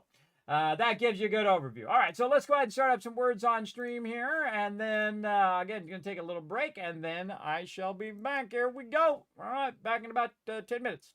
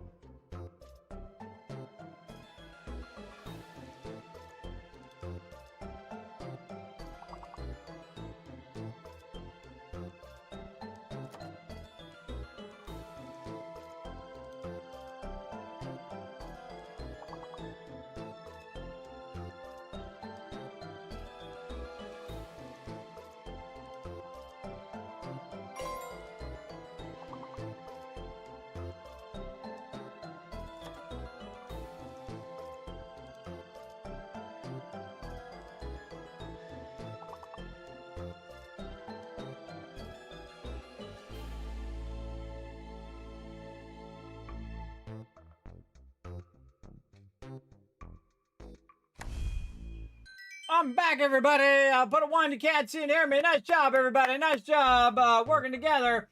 Gonna give you guys a bunch of kids cats for crushing it. And we are going to get back into it over here. In a second, I get my cursor to come over here. There we go. Let's see right here. Get that from going again. Nice job, everybody. Nice job. Hope you had some fun there. Ready to get back to it there. Loading the game back up here. Let's see if we got it going. All right, there we go. Getting back to some 7 Days to Die. I took my cloak off and started getting warm in here. Good thing about having computers, everybody, when it's cold, they act as heaters. I have so many machines running at the same time and monitors and giving off all sorts of heat in here. It's really hot in the summertime, so I got to keep it cool because you don't want your machines to get too hot and things start happening. But everything good. Oh, thanks for the ones in the chat. Appreciate it. Another 1,000 kids cats for letting me know everything's working. See if my team's ready. Hurricane Melissa's category. It might become a Cat 5, by the way. Scary. All right, hold on. Everybody ready to jump back in? Yep. Ready. Yep. I'm logging in right now. All right, let's go. We're going to go work on that other base. Anybody wants to join me over there? We're going to start clearing it a bit and setting up the kill box and then our drop boxes and stuff. Okay, first thing we want to do, everybody, when I finish done loading, is get ourselves in, get things going, and figure out which what I was saying before you jumped in there, Kismet, that anybody in Lake Charles, Louisiana needs to get to the tornado shelters. Yeah, scary. I don't think they have. I don't think they have tornado shelters in Louisiana and Lake Charles. I'm not forgiven. No, there's a tornado warning right now. I just checked the radar. I know, but I don't think Lake Charles has tornado is built for tornadoes. I don't know. That's why I was saying anybody in the chat that's near Lake Charles needs to get to their tornado shelters. All right. What am I doing? Ammo, and then I got a bunch of loot here. Now, again, I'll sort this loot later, everybody, because I'm going to end up resorting everything here in a moment. So when we move, I'll probably let this stuff sit here a little bit. Tornadoes are very, very scary. So live there. I forget. Hurricane and storm what I'm going to do is just leave that in there, let it build up a little bit, and then I'll consolidate it down after it builds up. Got to stay focused, though, and not get sidetracked. Let's see. Is Alan back right now? No. And Tropical Storm back to back. Okay. What year was that? I do not remember. All right. Sending everybody the invite until Alan gets back. For those that need it, I've made some burnt biome smoke gear. It's in the swap box. I get in. Nice. Wait, You're already in the party. Oh, I'm done. Duh. Okay, put it in the swap box, you said? The swap box is a load of the burnt biome gear in there. All right, yeah, and I got all of my stuff for the wasteland. Do I need to grab anything for the wasteland? Yeah, I avoided the wasteland because you said you wanted to do it as a team. Biome, Kiss? Do you need to grab anything for it? Yeah, for like help you. I'm gonna go help you appraise that. Be good to grab an auger, gasoline, that kind of stuff. I'm gonna grab me a nice stack of it. I'm pretty much just gonna work on the outside part. I already got a bunch of blocks that I'm gonna take, so I'm good there. Trying to think of what else we're gonna need. Probably want to bring our spikes. Yeah, bring some basics, food, water, meds, that kind of thing. I'm going to go out here and grab some of these spikes as well, just to start her up. We can always make more spikes over here, everybody. The garden, by the way. What's that? We're about to have a bunch of cotton that I'm going to be turning into cloth coming from the garden. Awesome. Yeah, see how much cloth we can backlog before we go. Now remember, everybody, we're not moving this time. We're moving next time. So the second we log in next time, we're going to start the move and see if we can get it done by the time the Horde Night comes along, which is going to be scary because this is a really far ways to move. So we'll see what happens.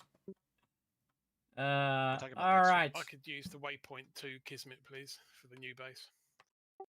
All right. Hey, might want to go in and... Sorry, go ahead. Can I get a party invite, please? Sure. I shared it. Rotisserie. Thank you. Yeah, Rotisserie, we want to go through and fix your things here. Actually, I'm going to reshare all 3 of them. I would just delete all... I'd search for Tycoon and delete all of them, and then I'm just going to reshare all 3 of them. Tell me when you got them deleted.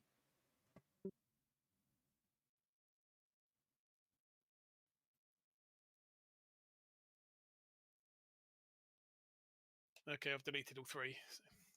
So. All right, there we go. Because I had to renumber them because you know how we changed our mind here.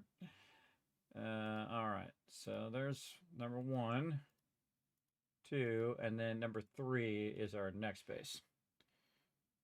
There we go. All right, anybody else wants to fix their bookmarks? There you go. Okay, so we got spikes, we got concrete, we got gas, food, water. Maybe some ammo, water, and meds. I don't see. I'll just create a temp box when we get there, and then we're good. What's that? Wist? I don't see them shared. They didn't come through on mine. Okay. You probably already have them. You have to delete the previous ones. Yeah. And then that's we what can share I them was again. doing when you did that, but it didn't come through on mine. The new ones did come through. I'll send it again.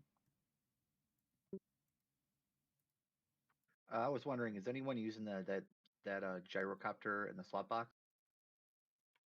Thanks, sir. Take it. Usually that's rotisserie G's, but we can always make you one if you don't have one. Okay. You're gonna need one. I don't have one.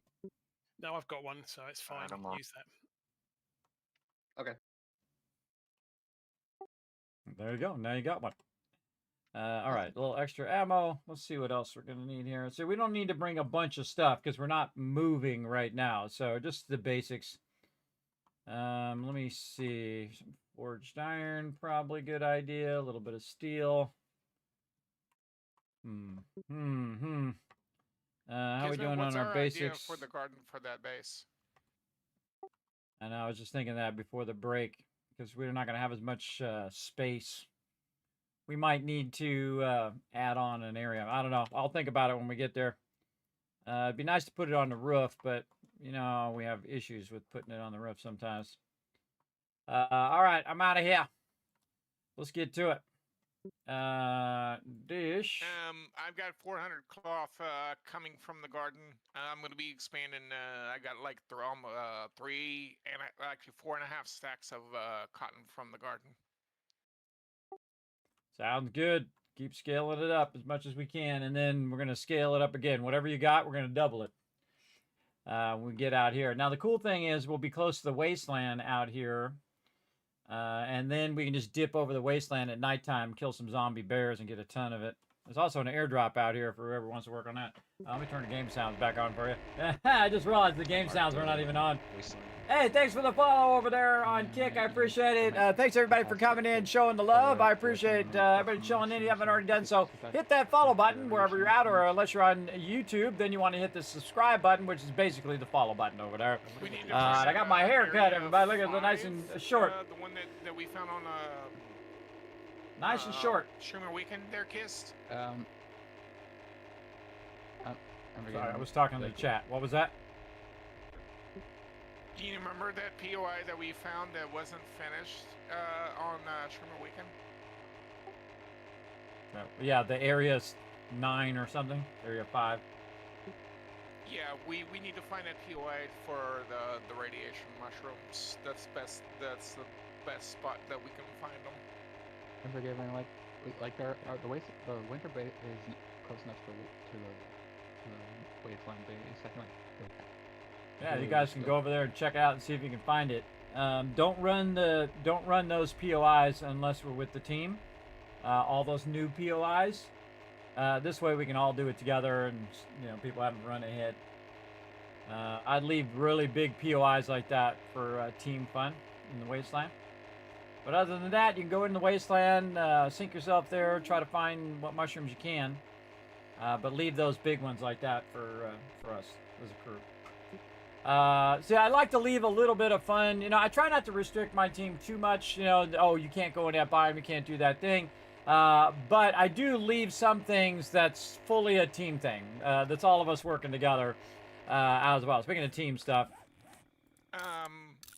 I can see that you're Third flying, Kismet. Yeah, my party invite just came through. Yeah, I got you. I was about to say, Unforgiven, Third Brick, and Ollie. There you go. All right. Yeah, you'll see me inviting you in about 10 seconds on stream. Remember, the stream's like 10 to 20 seconds delayed depending on your internet connection and how Twitch feels that day.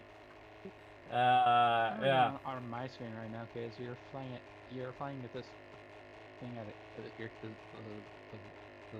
at an angle for some reason. Yeah, it does like to fly a little bit at an angle. Still flies forward though. That's the only important thing. As long as it's going this way. We don't have a crash landing moment. Like this.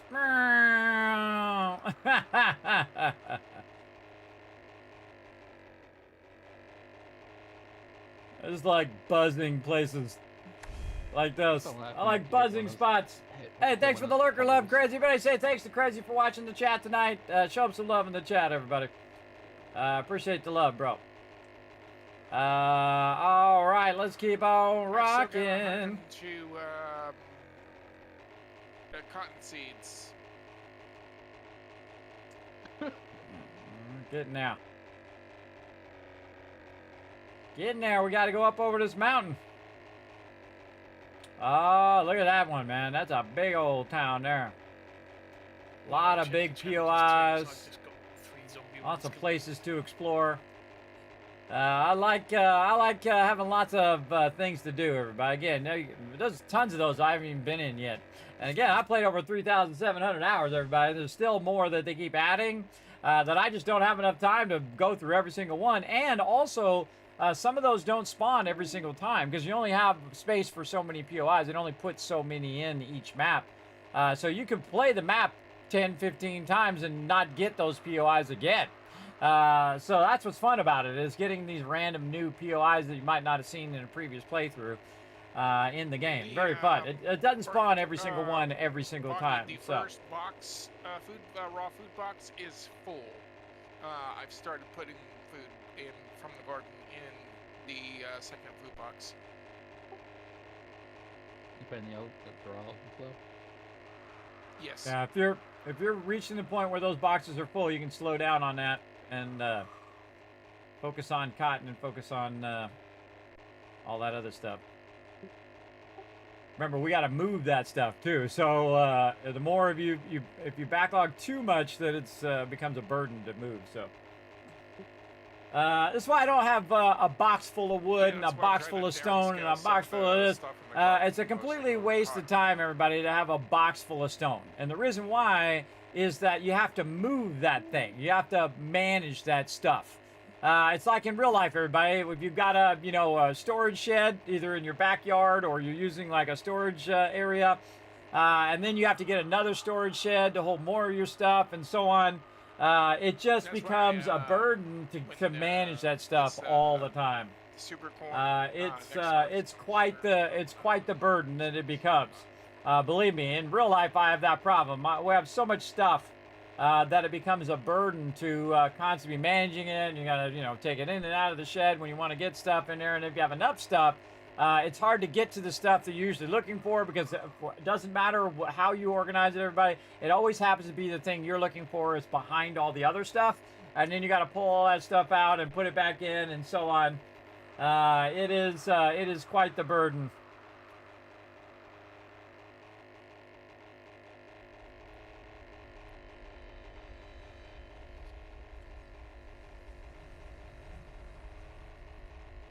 It is quite the burden. to have too much stuff. And if people wanted to clean that stuff out, they would, everybody. They would prioritize it and take care of it. But some people just don't think it's that high a priority. It's a higher priority to go do this thing or that thing or the other thing or nothing at all than to go and clean that stuff up. Case in point, my garage, everybody, floor to ceiling, top to bottom, been full for 20 years. Never parked a car in there one time. It's been absolutely full. It gets cleared out, filled right back up again. Cleared out, filled right back up again. Not my stuff, my wife's stuff, my kids' stuff. Nothing to do with me. My stuff's not in there. I'm at the age now where I want to downscale everything, everybody. I get rid of everything that I don't need right this moment. Wow, that's some fantastic parking right there. Whee! I can end up on the roof. This is some great driving. Great driving. My poor helicopter. All right, we might want to repair it here because it's getting damaged. All right, there we go. Now, also a good idea, everybody, is always have the ability to, you know, bail out of there if you got to. All right, I'm claiming a parking spot. This one right here. This is my spot. I have a parking spot for everybody all the way down the thing. What do you think you're doing? You think you're going to hit me? No, you're not. No, you're not. You leave him alone. You leave him alone, lady. All right, welcome back. Let me get you an invite. And then, oh, you're already in the party. How easy is that? Get out of here, lady. Lady in my face. Yeah, I hear a bunch of peeps coming in. Man, I'm decapitating everybody with this, this thing. Okay. Yeah, I'm playing Yeti, baseball right now. Yeah, I got him. Hey, Foggy, you want a tier 6 club? This thing is totally... I have tier 6, I'm down. Okay, let's go ahead and remodel this base. Let's go to it. Try to use the right tools for the job. All right, let's start with the easy spot. Right over here, and then we'll take out a little of this counter. And like so. So, first thing I'm going to do is do a little... Oh, not that, wrong thing. Is do some preliminary, like, see if I like it kind of thing. So, we're going to find wherever it went. Where is it?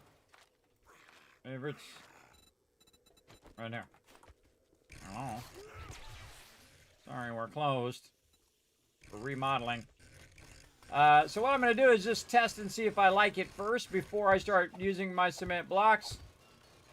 So what we'll do is take the whole entire thing and convert it into the kill box itself, instead of building a separate kill box, which is what we normally do, around it. And so, taking out the edges. Yeah, Cole might wait till we move, because can't get it in the desert. Oh, I hurt myself! And I missed the zombies, everybody. You see that? I hurt myself and missed the zombies. And I shot my own bike, too. That's not good. Repair. Oh, man. They need a lot of repair. There we go. Okay. Get this going. Oh, I got to turn them back up again there for chatting. Okay. So we'll say something like that.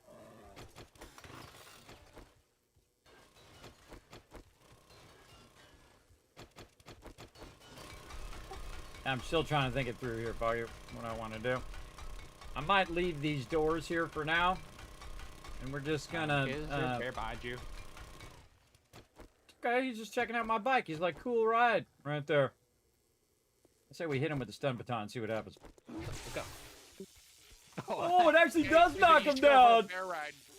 Get him in the belly. Rub his belly. Rub his belly. He's very unhappy. He's very... He is not happy. This is funny. Kismet, Oh, you get that should bear. go for a bear ride. It looks unbearable. Alan, And really? he's barely surviving. He's still alive. He's still alive. Oh, he's That was He's fun. dead, he's All right. dead. I don't think I've ever tried to stomp it down on a bear. Nice. That was fun. That was hilarious. All right. Now, these are actually concrete blocks, everybody, but we used these pillars that basically make it easier for my team to attack. And so what we're going to do is just take out 3 rows for now. Halfway. All right, Foggy, if you want to help, just continue this line down. And we're going to go along the shape of the building. So see how I've done this? You want to just keep going that way. And just follow the current shape of the building. Just make sure that, you don't do too much. The whole base comes down. That's probably bad. But just along that edge like that. It's good. Probably start with the easy stuff. All right, I'm going to start filling it in. Okay, we also need storage. Are there any ranged weapon parts we're particularly hurting for at the moment? So I've got some legendary bundles I can get.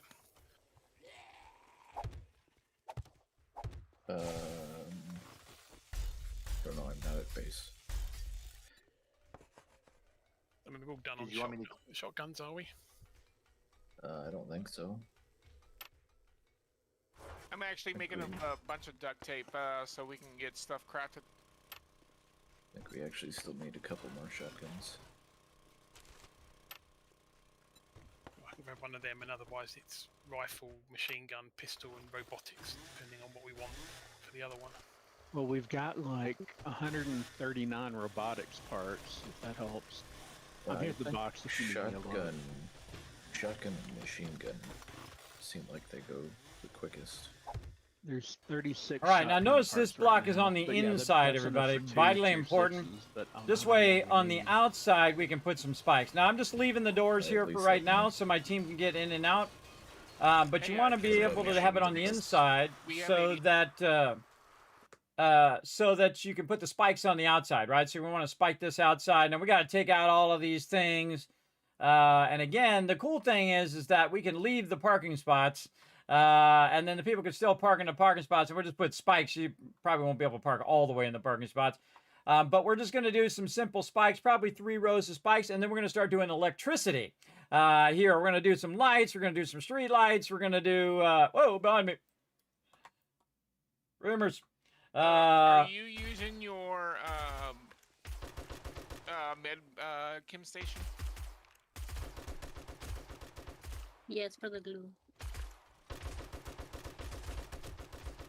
Looks like there's gas already going in it.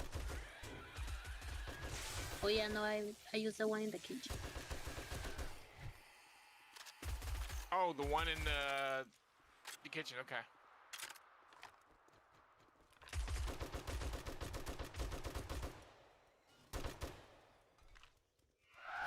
Don't forget there's a load of workbenches over by the what's with these screamers? gas station if we need them. I know. To use them. Thanks for watching my back there, guys. I was talking to the chat. All of a sudden, I saw I was taking damage. I heard the screams on my.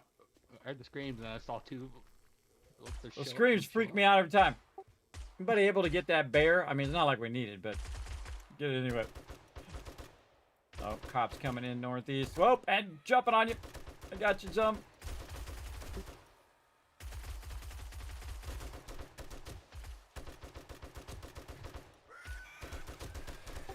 Oh man, I can tell you, this is gonna be a crazy base already. Crazy. All right, it's gonna be crazy, everybody. You can see I already got some action there. A little bit ago, and I think we must have gotten stuck in so that's what we're gonna get going on. So again, make sure to put those blocks on the inside so that your spikes go on the outside. Remember, the blocks are very much like Minecraft. They take up the whole area in a single block. So keep that in mind. This game is designed after both Minecraft and Fallout. If you just want to go around and start working the bottom part, it's probably a good idea there, Foggy. That's what I'm doing. Yeah, that must be them in Dropbox 4. I knew I had a bunch somewhere. Okay, so what we're doing is we're setting up some defenses. I figure I'd now, the actual base itself is going to be up high in the second level of the base. And so I'll probably leave it where it is now, and then this kind of top part here will be kind of the center of location, but the floor will be down a little bit. And then we're just going to fill this whole area with a bunch of spikes and on the outside, and then also go in and fill the rest of it with blocks I and probably stuff. need to see about decommissioning that vending machine before too much longer, since we're moving. This one's going to be a corner. Yeah, I set one up just for the basic 30 days and dumped a load of super corn in it. Like that. Do we have a spare chem station? Pete, I was gonna queue up some. I was gonna queue up some beer so you can make some first aid kits. I probably put in one of the. Yeah, I put in one of the gas ones. Because we don't need all 3 for gas right now, so feel free to put in the gas. One of the gas benches. Alright, we're gonna take this out. With gas already, their kiss. I know, Yeah, go ahead. The one next to the wall. Yeah, just cancel one of them. Cancel one of them and then put it in there, and then the other 2 can run gas.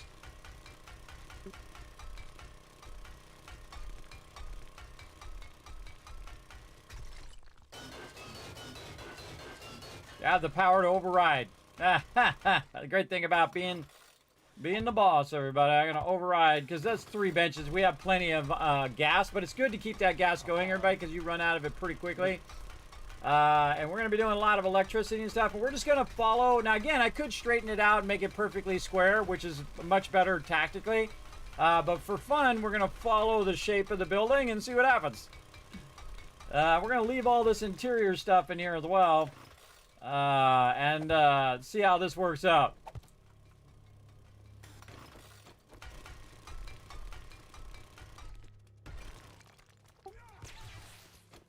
Yeah, if you guys want to take some blocks here, Foggy and Alan, you want to take some blocks? And you get the general idea of what I'm doing here. We're following the actual shape of the building. Instead of squaring it off, we're going to follow the shape. And just normal kill box.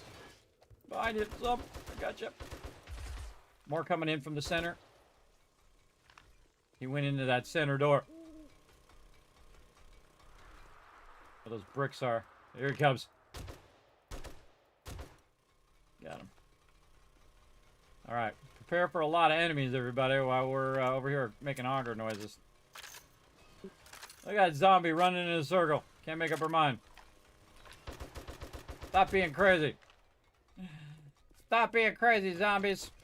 Now, speaking of, when I'm working, I should be working from the inside of the kill box. They don't sneak up behind me, though. They could sneak up behind me in the base. Alright, again, this is a special corner one. And what I would do here, everybody, is I do a straight pole right here. And then put it on simple mode, so straight up and down. And I just add that extra little layer of protection there. In case they do breach that one side, you at least have that little bit of pole there to help you out. Now, the whole thing is to upgrade the base without messing up the stability of the base. And one of the things that I do, everybody, is every now and again, even though it shouldn't, the base will fall down. And I don't get upset with people if they make a mistake, everybody. I feel like they already feel bad enough, and they don't need you piling on, telling them how, you know, they made a mistake and all that kind of stuff. So this is a mistake-free zone, everybody. You can make mistakes, and it'll all be fine. It'll all work out. Don't worry. We started with nothing. We can work with it. Same thing in life, everybody. Remember, if you have bad times, things aren't going your way. Remember, you started with nothing, with 0. So you're always ahead of the game in life, if you think about it. Always ahead in that way. Again, I'm going to be taking these blocks out. Oh, something hit me. Oh, something's hitting me there. Okie dokie. Are they not? Hopefully they're not putting in square blocks. Rather than concrete. No, those are nether blocks.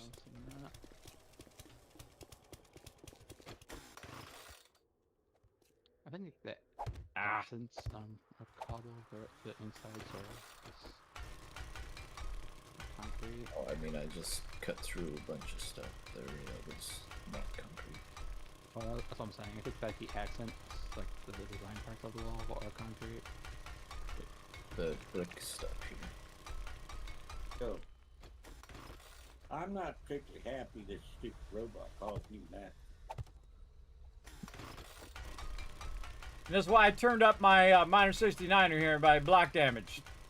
Now what I'm going to do is go around the outside of the base and just cut this area out 3 high, and then go all the way around, take care of that first. So we're basically putting in the defenses first, and this is the mistake we made in the past, where we got there and we just didn't have enough time because we played 20-minute days. We didn't have enough time to get the base built before Horde Night hit, and caused a few deaths, including my own. So we're going to go easy on that. Now again, if I see a concrete block, I'm going to take it out. I've taken it all out, all the way around until this whole outside edge is basically converted into the kill box like this. So they're going to go around and do that, and I'm just going to go 1 block at a time and do it like that, because by the time you get to the end, you've got most of it done. And that's the tricky part. Did that turn it off? Yeah, it mutes and unmutes it.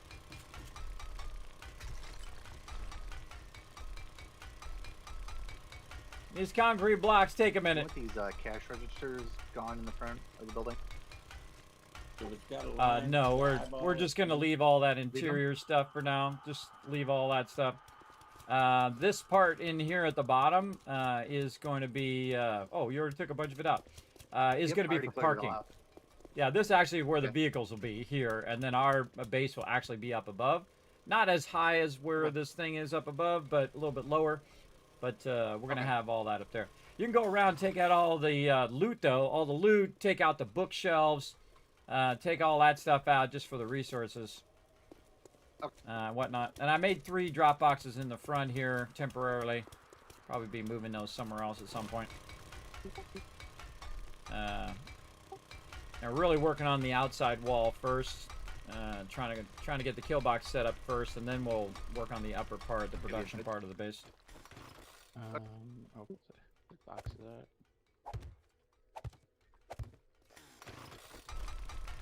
This is some work right here, everybody. This is some work, and again, you only have so much time to make it happen. So that's why we're starting on it now, because it does take a good amount of time, and we have 20-minute days. So when you have 20-minute days, you got to do all this preliminary work first before you move. It's crazy. It's a crazy ton of work. Especially since this is concrete and you got to take out all these concrete blocks, but it's going to be cool when we get it done. It's all about the cool factor. And again, the more it takes to rework your base, the more time cost there is, right? Because time is a cost in going through and taking all this out. But do what you got to do, 1 block at a time. And sometimes it's better just knock the whole building down, build it from scratch. Sometimes it's faster, but we'll see. And again, you see I'm just working from the inside, and I'm just going to go around the edge all the way around and fill it in. We got the crew here. I gave them some blocks so they can go around and they work on their side. I'm going to work on his front side here. What about this loading dock? Yes. What about this loading dock? Just leave it. We're going to probably take the doors out and put the doors back in. I'll come over and take a look. Yeah, we're going 3 high, by the way, while you guys are working there. 3 high on the... I'll find my way to the loading dock. Yeah, just leave the whole loading dock area, the doors themselves. And we'll probably fill in... In fact, I'm going to take this door out. I'm going to take a door out while we're at it. Okay, there's like a dip in here. Yeah, we might fill in that whole thing with blocks. And then make this an alternate entrance over here. Gotta refill my gas. Because we'll put the entrance on the road, on the main road side. You still need Sledge Saga 5? Yes, I do. Okay, I found it. Thank you.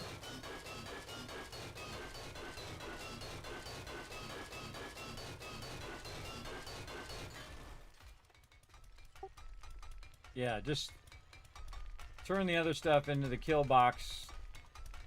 Turn all the blocks into the kill box, but leave the doorways. And again, we'll put those back in later. This is quite the project here. This is a big boy project. Big boy project! Let's get her going.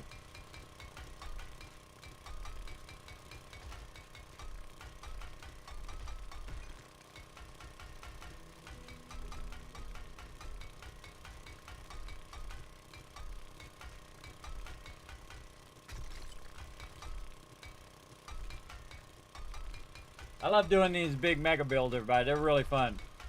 This is actually what attracted me to the game in the first place, more than the zombie stuff. I'm not really built for scary zombie games. Not like this one's like that scary, everybody. There's a lot scarier ones that still make me jump scare all the time. All the time. Yeah, team's going around taking out the bottom part, and then I'm going to just work on a little bit at a time as I go around. And then we'll do the second level, third level. Again, pretty easy. But this concrete stuff, it takes a while. Again, oh wait, I think I have some more points. Speaking of, I think I got some points on Horde. I got 1 point. Well, 1 point's better than none.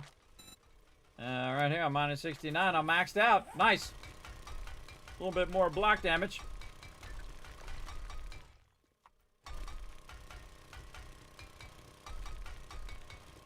Now, this is the kind of project, everybody, that you can't really do solo within the amount of time that we have. So that's why, I list the team and let them help build it a bit and whatnot. As I get further and further through the builds, I, try to incorporate the team helping out if they want to. Help with a little bit of the building and whatnot. But that's why most people tune into my channel, everybody, is to watch us do these massive epic scale bases that we're doing. Again, this is some work here.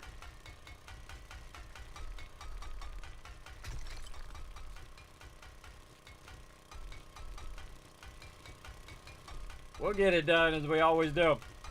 Where's Horde Day? Horde Day is day 140. All right. Now remember, we're 8K away. They've got a long ways to go. And we have to go back, do Horde Night, come back, work on it some more. Hopefully we get a lot done on here. The real thing you want to watch out for, everybody, is you don't take out too many blocks in a sequence. If you take out too many blocks in a sequence, what's going to happen is the base is going to fall down. And the whole point of using the pre-existing base is that you don't have to build all that part of it. But we are going to have, again, the bottom part here be the parking. And then the top part, just above that part, will be where all of our drop boxes are and everything. It'll be in the floor. The problem with the boxes now is that they don't have a label on the bottom and in the top anymore, which sucks. So that when I'm trying to put them underneath, they have to be individually labeled. So then what happens is, oh, clock fell off of there. What happens is without the ability to do that, you have to put the what's that called? Sign. You put a sign there, and then the sign's in the way of trying to get into the box itself. So I wish they would add that back. That'd be nice. Add that back so I can label on all the sides if I want to, have an option to do it. They used to have it where you could label them visually. Like you could put a texture on it and then it looks like a, medical or weapons or whatever it is. I really like that. That was very, very awesome back in the day. Remember, you can always re-enable all that stuff, everybody, by playing previous versions, or you can do it via mods or whatever it is. You always turn all that stuff back on again. There's a mod for everything. Come on, foot pedal. What are you doing, foot pedal? It's out of control down there. Kiz, what do you think about doing a vertical stack like what we had discussed with our last playthrough? Vertical stack of the farms? Yeah, because I've got a lot of plots to take out after this harvest. That's a good idea. Yeah, or we can make the whole bottom part of the base, leave some of it for parking. This whole front part for parking, and then all these little side areas we could make into farming. Actually, that's kind of a cool idea. To go under, if that's not enough room. Yeah, that's not enough room, like what Alan just said, for the amount of plots that I have. Oh, there's plenty of room in here. You could totally have all those plots in here on all this side area. You take all this side area out, all these offices and everything. It's the size of what we got now, or at least pretty close to it. We'd have to cut some stuff in there. Skylights are always nice. Yeah. Yeah, I'm kind of feeling these side areas Unforgiven. When you come over here and look, you look at it and let me know. Because Maybe, we can make the main loot. What are you doing with the main loot room behind you? Oh, well, I'm not there anymore. That was 10, 20 seconds ago. Remember, it's thing. All of those rooms are open. It's just the middle part there is going to be where people park. So that whole side area, I mean, it's like a giant U-shaped area that you could put the farms on. You know, and just kind of put some supports in, keep the second level up, but you could easily get that going on. And then it would be down inside the middle of the base, kind of like enclosed in the kill box itself, because the production part of the base is actually going to be above. We'll get to the production part later. And really, farm is not high important right now. It's really just getting the kill box up, and then establishing production area, and then we'll do farm after that. Not a high priority. I was thinking about. I know you like doing the diagrams, so I just wanted to get your opinion. And that's why people are watching the stream, because they want to see me come up with some crazy ideas for bases. That's why people are watching, everybody. I know exactly why you're watching. You want to see if I, one, knock the base down accidentally, and some craziness and goes off the rails. I know a portion of you like that. And then what kind of crazy idea I come up with and then actually do that thing. See, there's one thing to come up with the idea, everybody, and then there's the other thing to actually do it.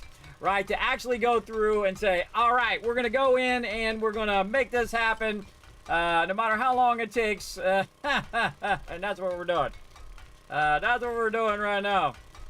And this takes some time right here. Again, you got to take out tons of blocks, rework it. Again, it sometimes almost feels like you just take the whole thing down and then rebuild it from scratch, which we did with the wall on the previous one. We took that wall completely down. My team did a great job on that. And then I put it all back up again. So I'm just going to go block to block, 3 blocks up. And then we're going to have to work on the sides so they can't jump up on top of the base. And we'll have to, you know, deal with spikes and all that other stuff. But right now, the main thing is to get the kill box up and running. You got to get the kill box up and running so that when the team moves over here, they're going to have some ability to defend themselves on Horde Night. And this is a very, very large base, everybody. So what's going to happen, inevitably, is spawns are going to happen in the base. So we got to figure out where they're going to spawn. We got to take out any spawners that are in there, any gore blocks, any blocks that we think are sketch. Then put our bedrolls down, spread out our bedrolls to protect against how the mobs are going to spawn and stuff. But again, this area is much harder than the other areas. That's why your game stage goes way up. Look at Alan's game stage, 362. Nice. So that's why that game stage is going to scale way, way up. Because the mobs are harder and they are going to be swarming you a lot in that stage.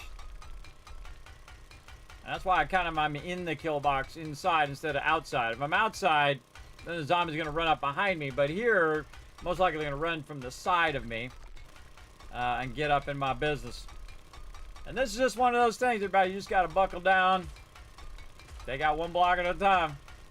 I'm very great with repetition, everybody. A lot of years as a graphic designer.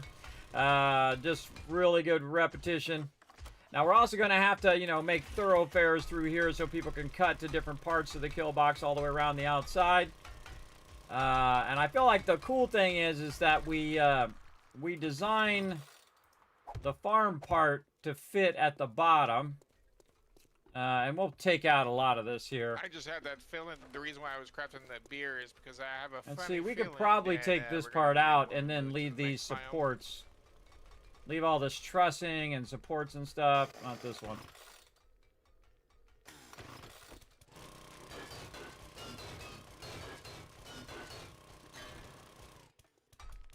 Maybe even put those trusses back in again. Put all the trussing in and leave all the central supports, all of this support structure. Take out these things here. Put in a bunch of skylights all the way around the whole entire base, and then the whole bottom side is the farms, and then add lighting and all sorts of stuff. We're gonna be in this base a bit longer, everybody, than our desert base. We'll go, you know, a month or so until probably about Christmas time, and then or longer if we decide.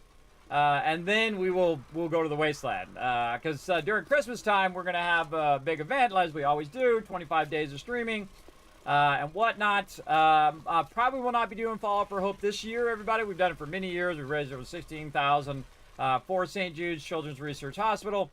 We're gonna be doing our Vault Van Life project and keep going on that. And try to get that unlocked if we can into the next year. And then, because we still got to build the van once we get the van, everybody. We still got a whole bunch of work to do on that. And I appreciate everybody who has donated. Speaking of awesome people, what's up, K-Man Mox? How you doing, man? So we're going to keep going on that. We got to get this bar all the way up there to the side. We'll keep working at it. It's the largest project I've ever done here in the stream. And again, we're going to go buy a van, cheaper van, 10,000 or so bucks. And then, which is cheap in vans today, but some vans are like $100,000. Nuts. Some trucks are like $100,000.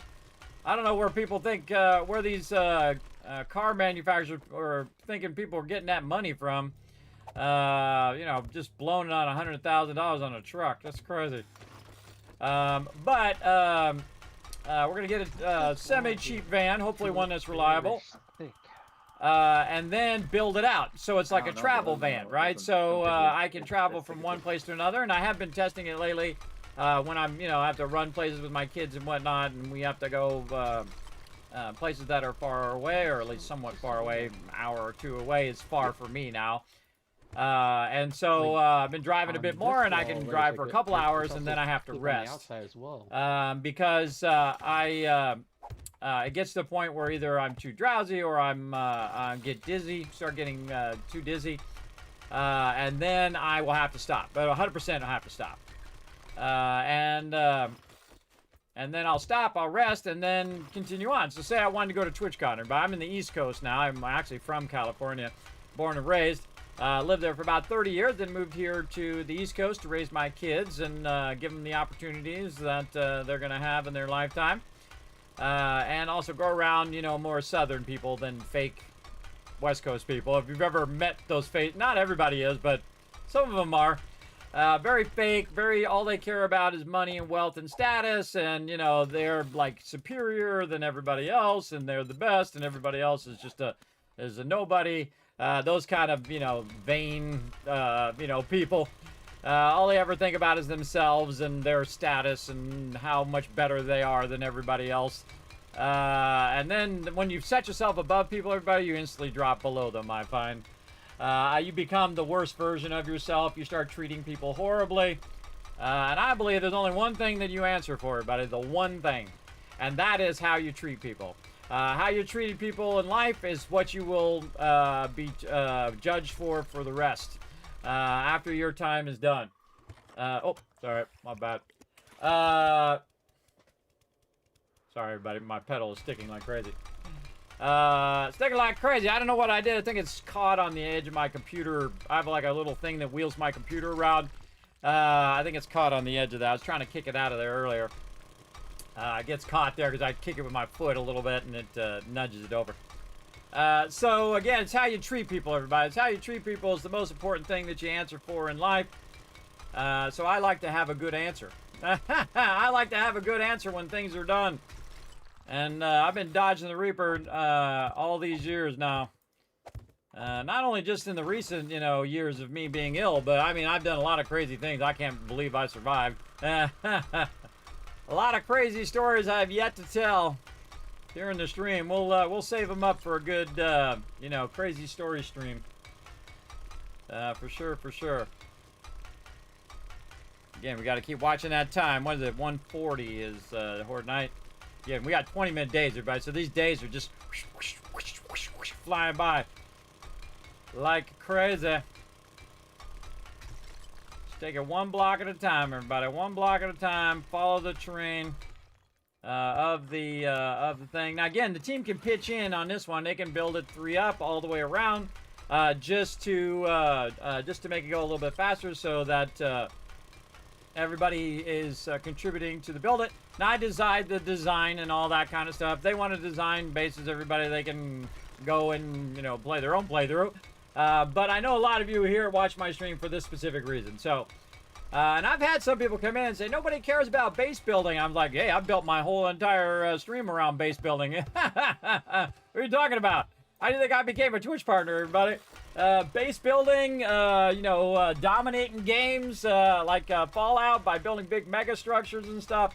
I love to do it too, and I think it comes across in the stream. But I think it really does when I'm having a good time and I'm in the zone and I'm just, grinding away. I'm just, taking out blocks like these concrete blocks here.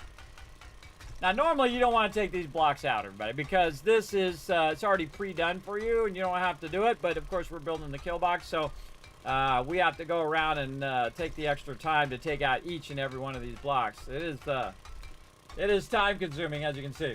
All right, bring my team back in again. I mute them sometimes when I'm in the zone and I start talking, because sometimes people, they're talking to me and they can't hear me when I'm talking to the stream. And they won't hear me even if they're listening to the stream on Twitch because I'll be 10-20 second delayed. So the stuff that I'm saying now is what you guys are hearing 10 to 20 seconds from now. So hello 10-20 seconds in the future. And that's because Twitch is taking the video and compressing it and then pushing it out to all of you. So I try to get in the zone, though. If you want to be very efficient in something, you get in the zone, you focus on that one thing, you try not to get distracted, and then then you can get that thing done and then move on to the next thing. And I usually put the hardest thing first in my day. Whenever I'm working on a lot of stuff, everybody put the hardest thing first, get that done, and then everything after that is the easier thing. So you got the hard thing done, and then now you've got all these easier things, which just makes the momentum of your day just keep rocking. That's how I get most things done. And I would outperform everybody. I'd get 5 times as much stuff done than anybody else because of that reason. And I wouldn't tell them, I mean, hey, the competition, everybody. Unless I'm the manager. You want to have your ability of like, hey, how come you're getting 5 times done what everybody else is getting done, right? That's because I organize my stuff. I organize it ahead of time, say, okay, I'm going to do this, this, and this. Like this. I know I'm going to be doing this for a certain amount of time. Get that done. Go back, check on my forges and stuff. And it's okay if they run out or they run out at this point. We're not in any hurry for it. If we were in a hurry, that would be different, right? If we had an issue with the amount of concrete or something that we had, then it would be a high priority. But right now, not really. And this whole place is out of concrete, of course. At least most of this outer part is concrete. But we got 3 people working on it, so... or 4 people. I think Zum's over here, too, helping out. And it doesn't even matter if you have your minor 69 or up, everybody. Just grab an auger and go to town. Everybody at this point should have a high-level auger, level 5, level 6. And then, of course, have all the mods they're going to need for their stuff as well. Have an extra repair kit? Could you... What, are you over by us? Yeah, by you guys, yeah. I just need... Thank you. Yeah. Remember, we're doing 3 up, everybody. 3 up. Feel free to go ahead and fill it all in. You don't need to wait for me to fill in the kill box, because otherwise this will take a long time. So just keep taking it out, 3 up with the bars, and shape it around the shape of the building. Then we're gonna work on this interior part. We need to, I think we're gonna fill back in the trussing the way it originally is, and there's some parts missing because it's broken down. Fill out the trussing, figure out how we're gonna do the gardens, and then we're gonna do some skylights, and then we'll accommodate those skylights so that we can build production around those skylights, and have the garden on the first level, and then the second level will be production. And well, the first level will be parking, and the second level will be parking and garden.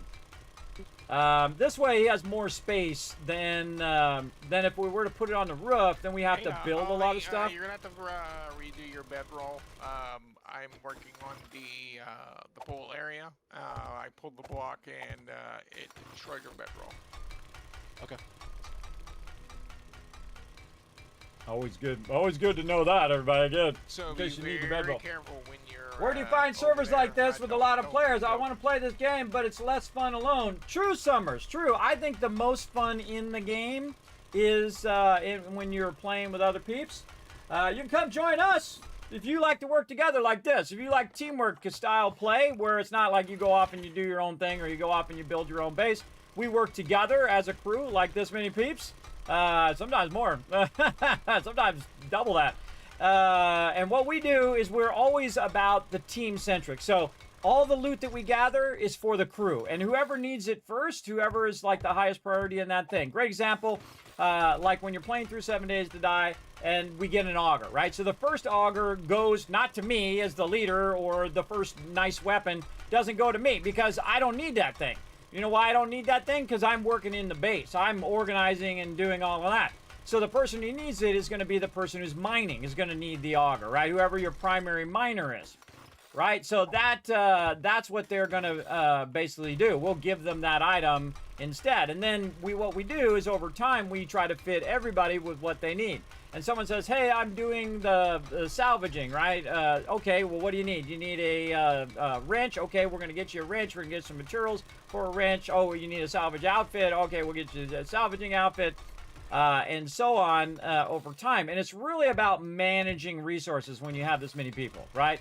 What can very easily be done is people go in there and they start making a bunch of mods, and they start making a bunch of stuff, a bunch of armor and whatnot. And then what they've done is they've used up all the duct tape. And then now we have no duct tape for making, stuff that we really need to survive. Now they've burnt up all the resources.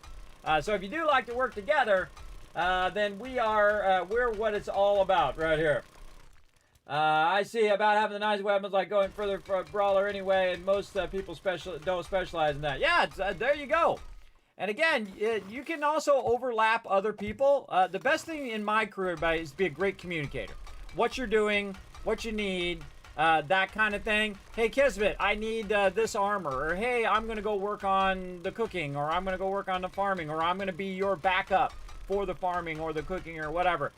When you're integrating with a new group, my biggest suggestion is don't go do your own thing. I know that seems counterintuitive, but don't go do your own thing. Here's what you want to do. You want to talk to everybody else and say, okay, what's everybody else doing, or get a gist of what everybody else is doing.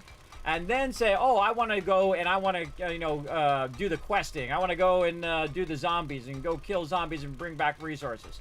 And then now everybody knows where you stand, and they don't have to guess. Don't leave people guessing on what your status is, what you're doing, and whatnot. You don't need to tell me every single move once I get the gist of it, though. You don't have to say, hey, Kismet, I did this thing, and Kismet, I did this thing, and Kismet, I did that thing. You don't need to do that. I mean, hey, I appreciate the updates, that kind of thing, but you don't need to do that on every single step. If you're going to go and collect stuff from POIs, you don't say, hey, Kismet, I'm going to go to this POI, and then I'm going to go to this one. You don't have to tell me every single POI that you're doing. You don't have to tell me every single thing that you collected. Hey, Kismet, I collected these books. I collected this acid. Again, I appreciate the good communication, but communication's more about stepping on other people's toes. Don't step on other people's toes. So if somebody is doing something, I call it taking their stick, right? Like if somebody is the in charge of something, and they're like, say, doing like the food, right? And they're in charge of it. They said, hey, I'm going to take charge of this. They're the primary person doing food. You don't go in there and say, here, let me show you how this is done. Let me show you how to do this. Oh, I'm going to do it too. I'm going to go in there and do it. You don't just start doing that without communicating to someone else, because they're going to feel bad. They're going to feel bad that you went in there, just like when I'm building the base here, right? If I said, hey, I'm going to go off and I'm going to build this thing, and then I say, okay, well, I'm going to work on this other stuff first, and then I work on the other stuff, and I go over there and you've already built the thing, which I have had to happen to me before, but I've actually had people do that. It just doesn't dawn on some people, everybody. It just doesn't dawn on them that the whole point of me saying that is so I get you guys ready and get you guys hyped for what I'm going to do, and then show you how to do it on the stream. And if they went and did it, then they took away a bit of my fun, right? So don't take away other people's fun, as well as you don't want people taking away your fun as well. So that's how we play, just so you get it going. Where do you sign up? Need any, do I need mods? Yes, you need one mod, which is a special mod that's made for us, which is called the Sphere 2 Unlimited Party mod. And you can find it on our Discord. I'll go ahead and throw all those links in the chat for you right over there. So pop over the Discord. Now, here's what I'm going to do. I'm going to show you how to do it nice and easy. Here we go. So you pop over the Discord. I just happen to have it right here.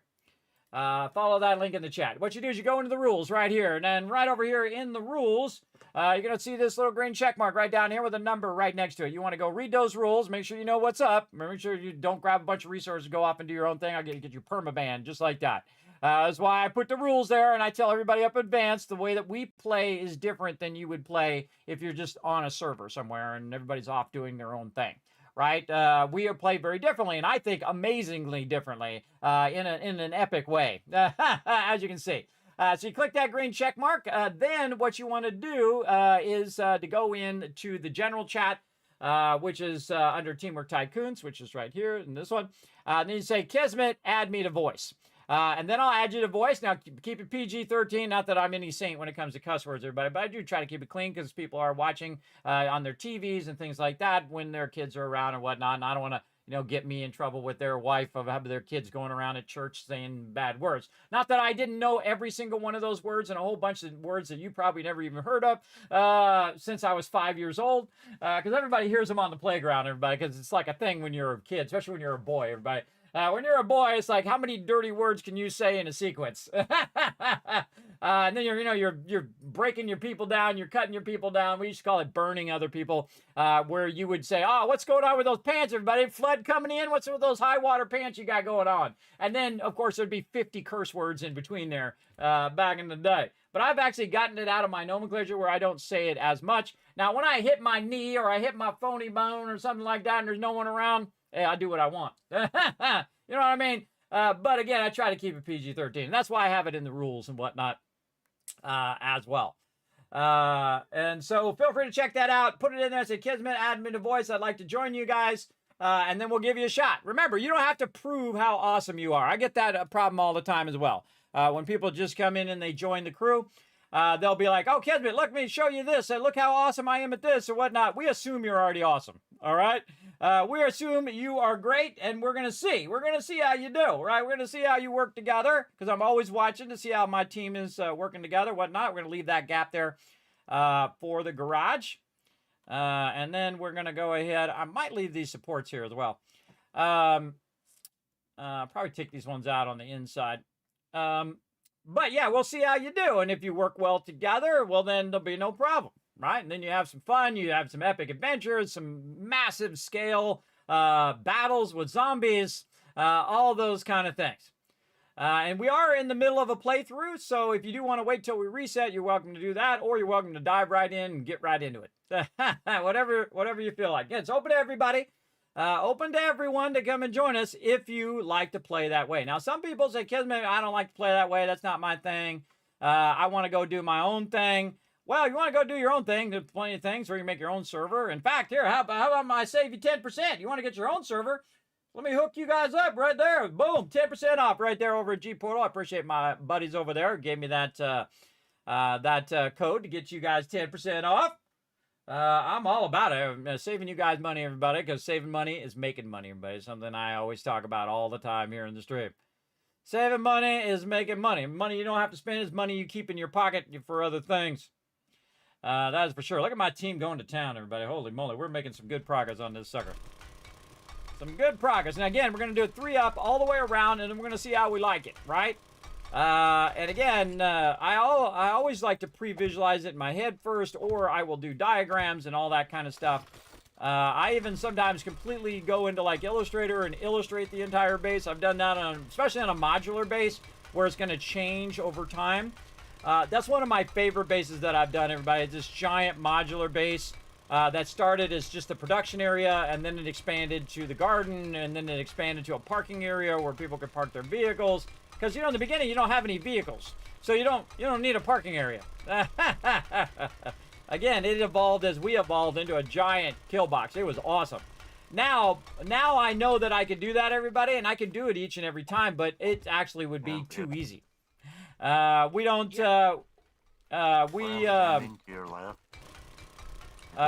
don't want to make it too easy, and that's why we don't do underground bases, because we've already done it. We've done hundreds of bases, everybody. Underground, above ground, towers, whatnot, and so I try to vary it every single time. I try to do new locations that we haven't done before. And this one's a chore, everybody, because there's a lot of concrete here. This one's a lot of concrete to take out, only to put concrete back in again, but then in the shape in which that we want to put in, right? And this is a lot, everybody. This is a lot. But my team's working on it. We'll get it done. I'm gonna send you something on Discord. Little by little here. Little by little is how it gets done. And again, we're going around the perimeter of the base.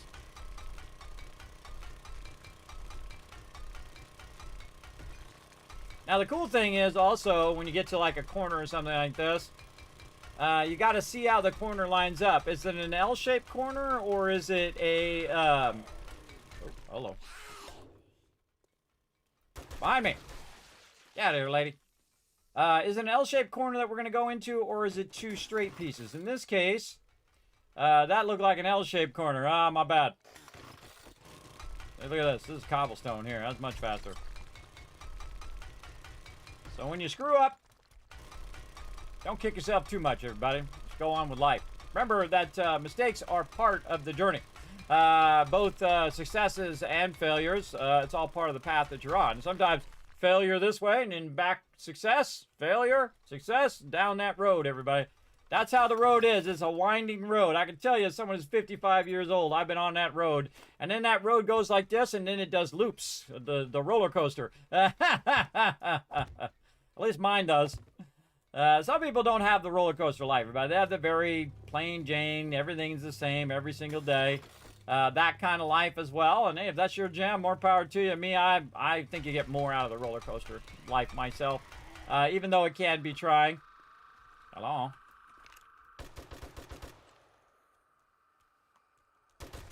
Get out of here. Lady. Thanks for the heads up, though. You're coming at me. Oh, we got this marketing building next door, too. This is another thing I'm evaluating while I'm going around, is how close are we to other buildings, and what happens when we, you know, we do Horde Night there. The real trick to this, everybody, and the reason why we're opening this up is so we can see what side the zombies are on when they spawn. Oh. Bleeding.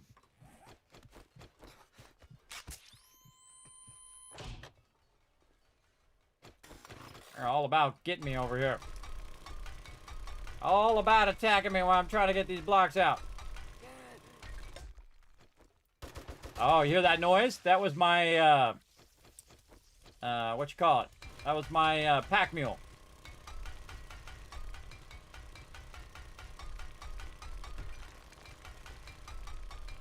I'm in the Discord. Where do I get this mod?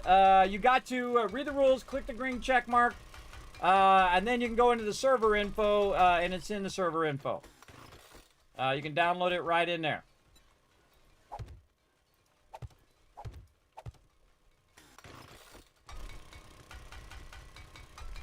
Now, obviously, don't give out our server info. Oh, wait, I gotta add you first. All right, no, I gotta add you first. That's right. I gotta add your voice so you can't see it. I forgot I changed that some time ago. Sometimes I forget, and I'm old. I'm old. You won't see it yet. There you go.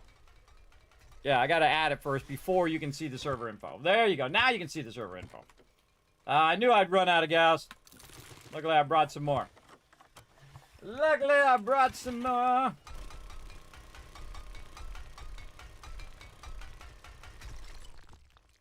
What day is Horde Day? Get 140. All right, heads up, everybody. Horde Day coming up again, day 140. About 40 minutes. All right. Comes up fast, everybody, because remember, you're focused on doing stuff, and time is just zoom, zoom, zoom, zoom. Games are like that, everybody. It's like a time travel. It's like an accelerator. It actually accelerates time. I feel sometimes like you're playing a game, and again, it's 5 o'clock in the morning. Put a 1 in the chat if you've ever done this. I know all you gamers have. You true gamers. The true gamers have done this. Where it's 5 o'clock at night, you think, okay, I'm gonna fire up this game. I'll play it a little bit. All of a sudden, you know, outside your window, the sun's coming up. And then you got to go to work in like an hour. I've done that so many times, everybody. Oh, crap. Oh, man. I didn't even realize. If you've ever done that, everybody, we didn't even realize time just flew by. And that's my measure of any game, everybody. If time is flying by while you're playing, that's a great game. And it doesn't matter if anybody else likes it. It only matters if you like it, right? That's all that matters, is if you enjoy it. The same thing when it comes to, like, people like, Kismet, you know, Mac versus PC, Xbox versus PlayStation, or Nintendo, or whatever. All those things are irrelevant, everybody. That's just a marketing ploy to get you on their path and buy all their stuff. The right one is the one that you like playing on. That's the right one. You choose the one. Hey, I'm working here, lady. Get out of here. I saw the new Halo 1 remake is coming to PlayStation. Oh, there you go. You know, I never played Halo. I boycotted Halo back in the day. It was coming out for Mac, and then they sold out to Xbox. They sold out to Microsoft, and then they didn't make a Mac version for like 2 years. That's way back when you know, I was doing graphic design and all. I didn't have a PC that was strong enough to play games. Back in the day, I never played Halo 1, everybody. Never did. PC release was also delayed. Yeah, because I don't know what it was they were doing back in the day, but again, they went through that acquisition of Microsoft and all that. The other game that I loved of theirs was Marathon. And then they have all that controversy with that new Marathon where the dude, that's like the worst thing you can do as a graphic designer is just straight steal someone else's work. Oh my God! Oh, so embarrassing. It was a Mac first game, wasn't it? Yeah, the whole studio, Bungie was Mac first originally, or actually they were exclusively Mac in the very beginning. But man, I built designed custom levels in Marathon. We had LAN parties to do Marathon, and people would make their own levels, and we'd bring it in, and we'd have a big group. I mean, LAN parties not like with 3 people, everybody, or 10 people. I'm talking hundreds of people.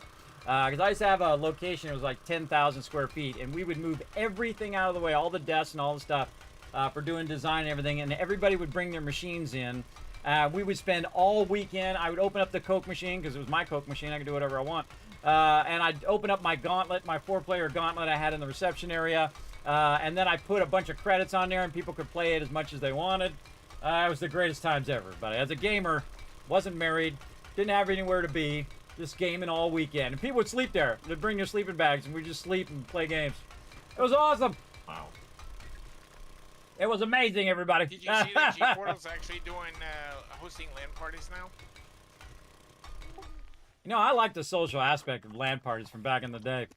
Because you would go in there and you'd see everybody's new rigs, you know, that they would have, you know, all their little flashy rigs and stuff. I never make flashy rigs, right? And the first thing I do when I get a machine is I turn the lighting off. I'm of that age now where I'm just like, yeah. I turn all the lighting, like my current one, my Origin PC, it is black as night right now. You can't see anything in there, even though it has all sorts of fancy RGB lighting and whatnot in the processor and all that. Just turn that stuff straight off. Because it annoys me. Except I'd have to download do I just drop these files in the mods folder for 7 days? Yes. Yeah, you just drop it in the folder for 7 days. By the way, Summers, you can get into the chat with me now. You can voice chat to me if you want. Now remember, you got to be in the voice chat when you're playing, but you don't have to say anything if you don't have a microphone or if you're shy and whatnot. You don't have to say stuff in the chat, but you do need to hear me live because remember, there's a 10 to 20 second delay. So you do need to be in the Discord voice. And then also you can hear everybody else in real time and not delayed in the stream because that could cause yours or their deaths. So you should be able to get in there and just say hi and say, hey, Kismet, this is me, Summers, and I'm ready to play. The RGB that I suggested for the Vol Van. You posted it. Yeah, I posted it in the Vol Van live. Oh yeah, I saw that. That's cool. I'm totally thinking of putting that in there. I definitely want to have RGB lighting in there and give it a real, I mean, heavy Fallout theme, you know? I really like that AI one I did with the yellow and the blue. And it has like the piping running along there. You know that old kind of metal piping that you see in Fallout all the time, those conduits and things? You know, just for decoration, really. Or actually just run the actual wires through there, too. You know, instead of running it through the insulation and stuff. Very cool. Actual lighting that you can actually hook up to your lighter and put it for interior. Yeah, that's cool. Well, I'm going to probably put in a power system in there. If you guys got a good suggestion, I know I've seen the Victron stuff. And then they have a lot of really nice portable power stations they came out with lately, if you guys haven't seen those.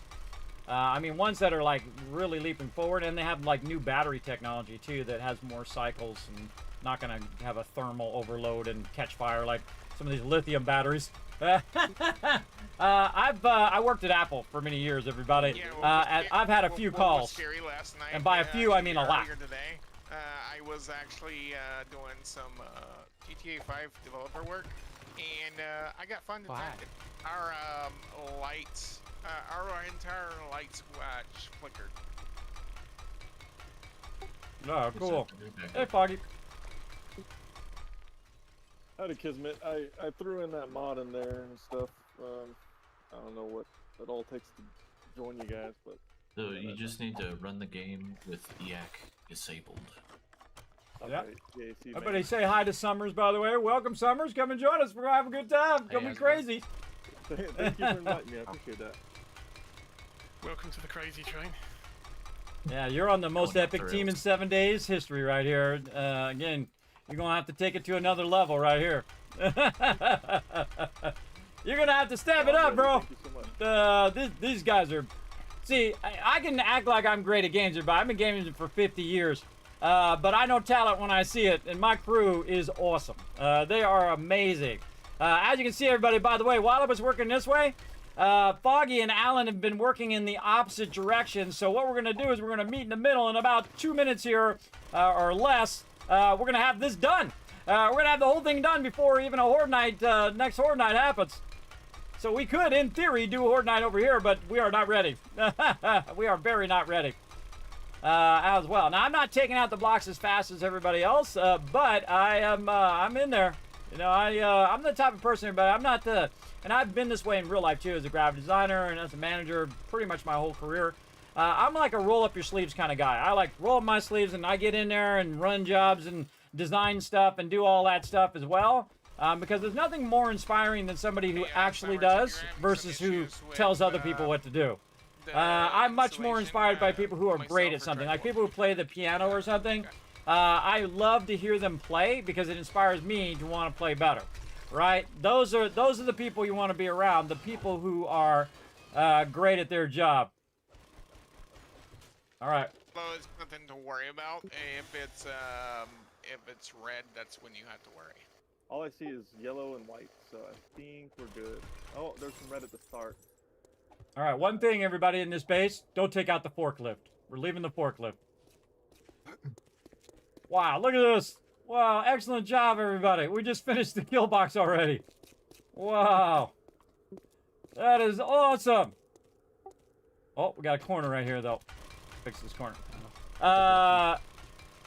we got it done. That's crazy, everybody. Look, you see the size. I'll go outside so you guys can see this, the size of this POI we just did. And again, see, that's everybody's willingness to work together. Whoa, whoa, don't use the rocket launcher. You want to go ahead and take care of that?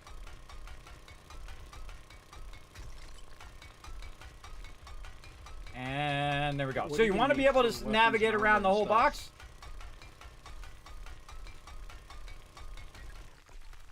Like that, see? Now you can navigate anywhere. It's open. We can see into the center. Kind of busy. Somebody will need to be poised to go and collect him. All right. Isn't that? Oh, there's a zombie head inside the base. What do you think about this internal part here? I think we could leave some of this structure. Alan Foggy. I think we can leave some of this structure here and just put, you know, 2 high. And put the farms in here. And then we'll cut some skylights. Party. Yeah. Yeah, he may not want to spawn next to Kismet when he comes in like we usually do. Oh, yeah. Yeah. Oh, if he does, he's gonna... Yeah, Summers... Well, we can give him a ride back. Well, what to do? Okay, we need to make another vehicle, number 1. Or somebody, here's what it is. Wherever Summers spawns, I want someone to get in their gyrocopter, run over there, and pick them up and bring them over to the primary base. Whoever's just chilling in the base. Make sure you give them like a desert mask as well. Oh yeah, the protective. Oh yeah. Yeah. Whoa, whoa, whoa! Bunch of mobs outside. Oh, in base.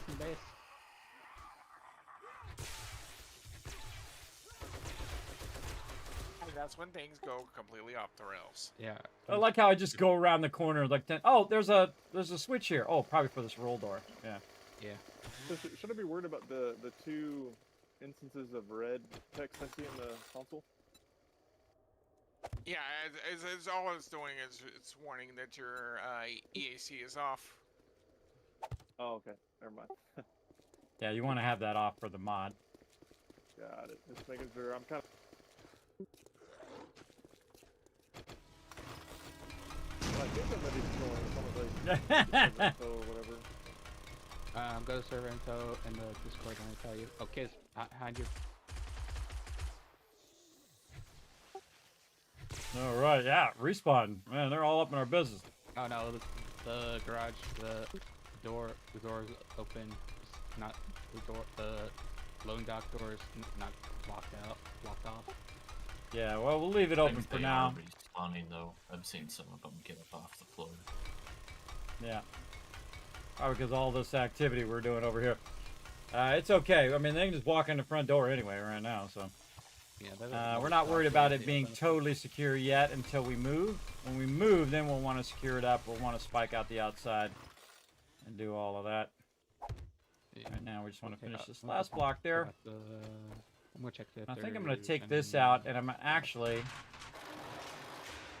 Oh, man, I don't think that's strong enough. No, it's 30,000. Oh, you know what? I'm going to keep this roll door in here. I like this roll door. So yeah. That desert gear for him. I'm starting to like head that. back to the base for Horde Night, so if someone spawns in, I can go and grab him. Alright. Are you linked to the Des biome? That's good. Sorry? And when you get in there, Summers, because Summer, we're in the desert biome and Summer needs the mask. Yeah, okay, whoever I can. won't do that. Yeah, somebody make him a mask. Actually, bring him some of the other ones too, and coordinate with him wherever he's at. Okay, there should be some biome masks in there still, unless they've all gone. Oh, I got an idea, Rotisserie G. Are you at the base? No, I'm heading back now. I was just still trying to find a wasteland trader, which I can't at the moment. Because he could just add you to friend and then spawn by friend, and then he'll spawn right by you, and then you don't have to go pick him up 8K away or wherever he spawns.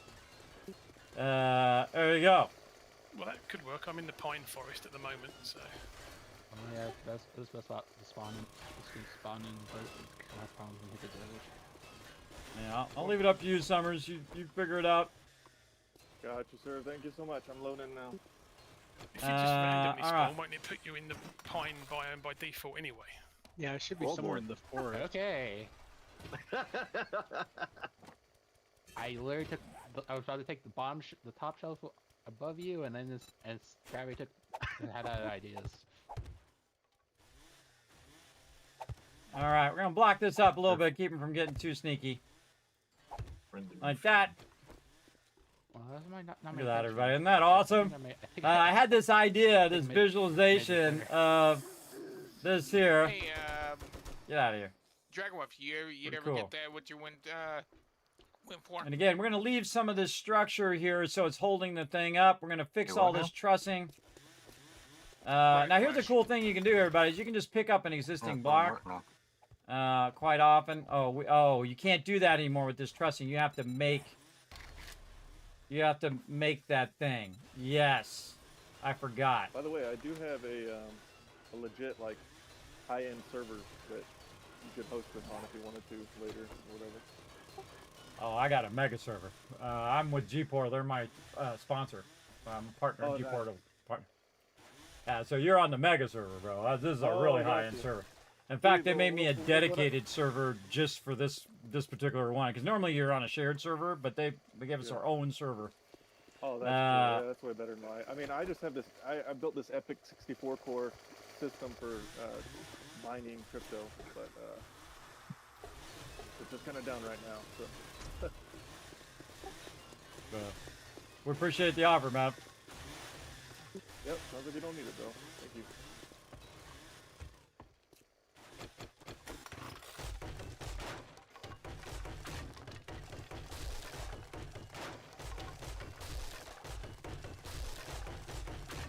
I don't know why, buddy, but I feel like taking that out.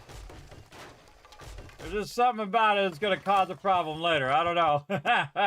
I don't know, but you go with your gut, everybody. Unless your gut instincts are bad, and you should know by now. By the time you're like 25, you should know whether your gut instincts are good or bad, depending on how your life is going.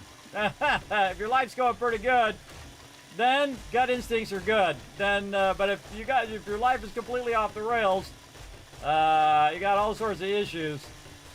Maybe you evaluate that gut instinct. Sometimes you got issues of no fault of your own. Like how it's on a wood block there. But as you can see, people have access to the whole entire thing. They can see where the zombies are attacking from any side. That's why we call it the Kismet kill box. And the kill box is actually on the outside of it as well. And again, we're going to be adding electricity. I'm going to make this door automated. I love this gate thing. That's cool. Love that. I love it. All right. And then we fixed up the doors, but I'll probably take out these doors.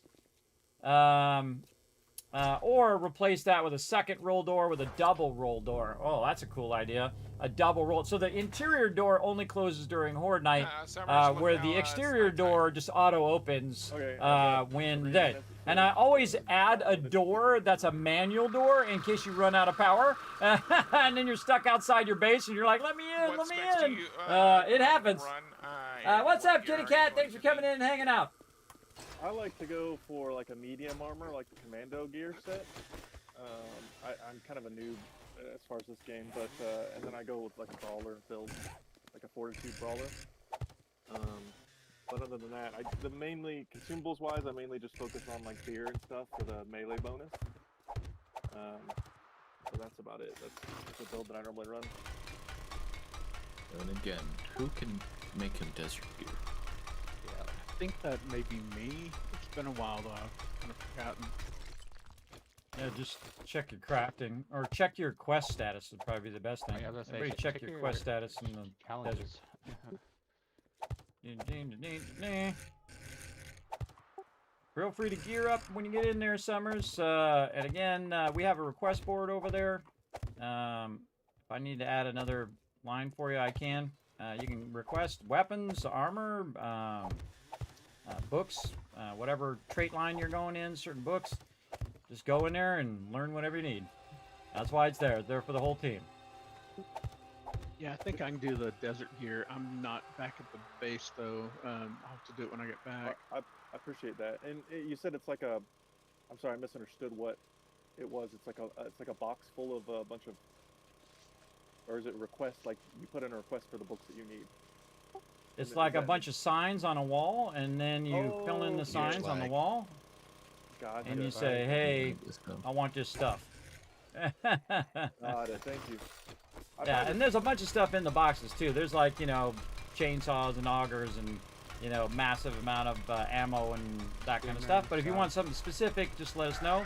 You can just tell us, whoop, screamer on my side, southwest side. I appreciate that. Flag. Oh, no, east side. East side. East side back. Oh boy, I'm gonna die. I can feel it. Scream, by the way. That's a huge spike lag. And there it goes again. That's not good when you're in the air. Oh, east. And for a bit until this I'm just moving in case they're actually chasing me. See if I'm dead. Still going a little bit. All right, there we go. We're back. Yeah. Yeah, these the 7 Days to Die is really built for 8 players, so remember that it's also still a work in progress.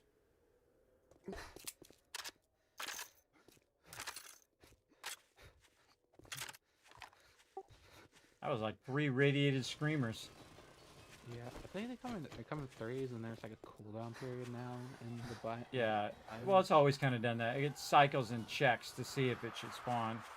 There's actually 4 of them. That was 4 radiated zombies. Screamers. Well, we're gonna have some fun in this base. We're gonna have some fun. We gotta come back. 140's the 4th day. Oh, yeah. All right, let's drop what we're doing. We're out of here. Gotta get back. We gotta have prep. like a full day though. Yeah, you got a full day. Yeah, but it takes a little bit to get back and all that. Yeah, All right, everybody, we got a lot done in there, everybody. That's awesome. Oh, that's gonna be a cool base. I know it already. And then we're gonna build the upper part of it as the production area. And so you can. Oh, one behind you, radiated inside. Look out, Al. Oh, not to you, Carrie. You can take a hit. Just dawned on me. Who I was talking to. You can take a hit. You can take a hit. He wears heavy armor, everybody. He's got like massive. Yeah, we're building up. So we'll come back after Horde Night. We'll work a little bit more on it. We're going to be working on figuring out the gardens and then the upper production area. So going back to Tycoon HQ2. Whose motorcycle is this? Oh, I think that's mine. My bad. I was claiming that as my spot. My parking spot. I forgot from earlier. Hey, who's over here by me in the winter biome? Guess what? You should be going in the opposite direction back toward the base, Wiz. I died. I'm dead. Oh, no. I hit E, jumped out of the top. I hit E while I was talking. I've done it many times. You can fly back with me. Many times. That's how it goes in this stream, everybody. Right off the rails. Right off the rails. So you see some epic action. Everybody stick around, because we're about to have another Horde Night. And that last one was epic, everybody. Holy moly. There was tons of mobs from everywhere. Look over here, everybody. Look, another helicopter flying right there. Alan's going to go over there and lend him a hand. Helicopter around him. It really is not good when you have a lag spike at nighttime, everybody. And you're also up in the air because you'll just dip straight down. It happens. If you want to spawn near me. Rotisserie G. Sorry. Rotisserie G. Rotisserie. Okay, question. Who make the mass? As long as he gets inside quick, he'll be alright. Yeah, I'm saying. Yeah, I'll make one when I get back.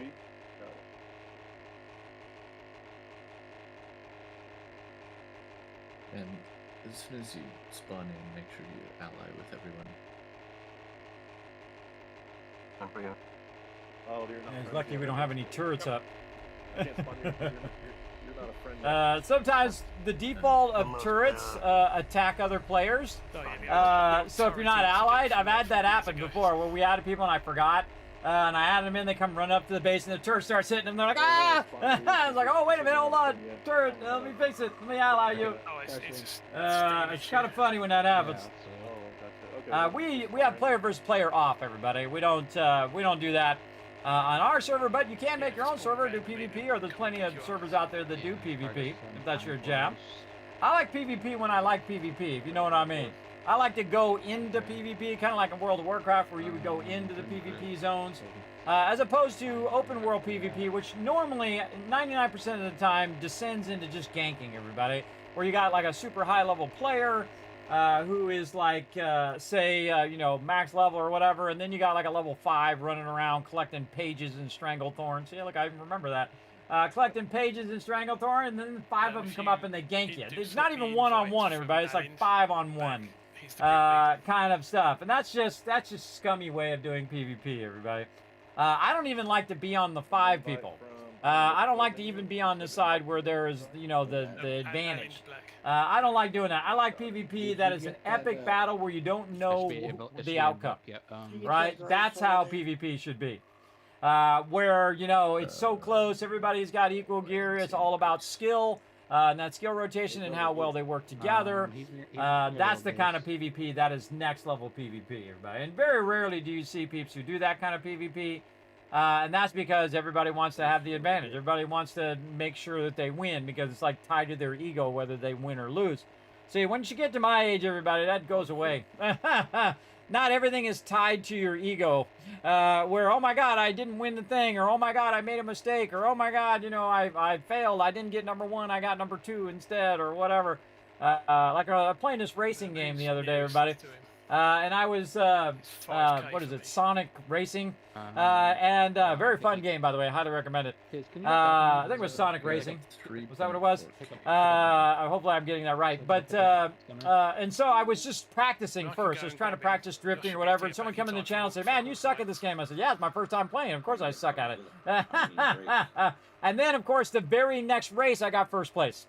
Because I was practicing first to get an idea of how to play the game, and then once you get the idea, then you're getting your techniques down, you're drifting and your whatnot, and then hey, got number 1. So there we go. Yeah. What's up, Am? I'm gonna call you that for sure because I don't really know how to say your name. Hi, thanks for coming in and hanging out. Appreciate the follow. Thanks for coming in, chilling out in the channel. We're having some fun playing some 7 Days to Die with my crew, as you can see. We got the full crew on right now, and having fun. Actually, you guys are closer. And Horde Knight's about to throw down. So I like to get back a little early because this way I have a little bit of time to evaluate everything, to get the forges running, to make sure that all the defenses are good. All of those things. You don't want to get back at the last second and then realize you got no spikes, or you got no defenses, or you got no ammo. That's not good. I can do it. Okay. And of course, our base is way out here on the other side of the map, everybody. It is way on the other side of the map. And I knew the second that that I saw it when we were in the forest biome that it was going to be a chore to get way out there to get to it. But I think it was worth it. It was super fun. Great base. Absolutely love that we went and we took the time to build the base and did that. But we're prepping now for next time to move to that base in the winter biome. So we're progressing through the biomes. Now, we've already progressed multiple times because, of course, they had changed a lot of the mechanics of the game in 2.0. So we did the forest biome, and then we went bird biome, and then we went to the sand or the desert biome, and then we were about to go to winter, and then we reset. And then we went forest biome, and then we went burning, and then we were going to go sand, and then we had to reset. And then we're like, okay. Is it good now? Is it stable now? Can we play a whole playthrough? So then we went forest biome. We skipped over the bird biome in this particular playthrough, and now we're in the desert biome, which you can go in any order that you want now, and they didn't make it where you're forced to go through each biome. And again, they did that for story, everybody. That'll be the story of Duke coming out later. And then we're going desert, and then we'll go winter, and then we'll go wasteland. Hopefully. We'll see. Now, again, we're going to be doing winter because we haven't really done the winter biome. We did a bit of the desert last time. But we haven't done the winter biome, full winter biome yet, so we'll do that through November, and then December we're going to be doing Wasteland, next level, epic level stuff, as well as 25 days of gaming, which I do every single December, everybody, and I give out crazy tons of loot, everybody. I mean, massive, to the tunes of thousands and thousands of dollars worth of stuff. Here on the stream as part of sometimes charity, sometimes just me in the stream because I feel like it. This year we're going to be doing the Vault Van Life project where I am trying to build a van to travel around to different locations because I am disabled. I do have certain disabilities.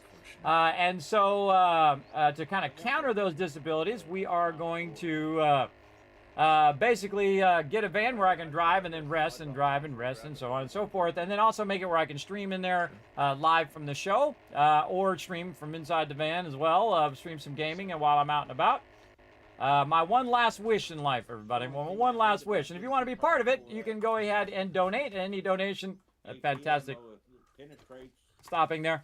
You can donate toward it. Any donation of $15 or more basically acts you as a vault founder, and you get your name forever inscribed on the van, everybody. I have a big thing behind me with a vault door, and then, of course, all your names right there who did contribute to the product, the output, the final project as well.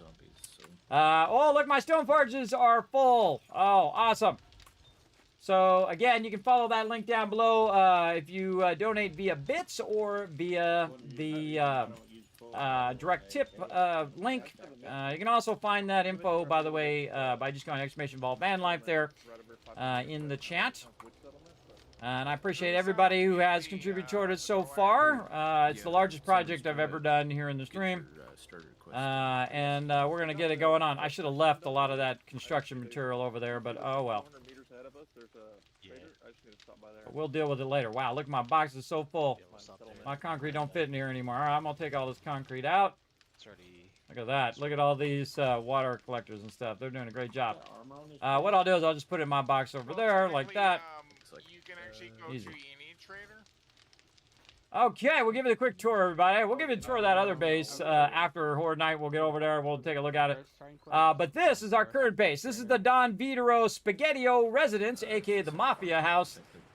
We've taken it over. And again, I've seen this PRI many times, and I'm like, we're going to get that one. We're going to get that one of these times. And we went out of our way to do it this time.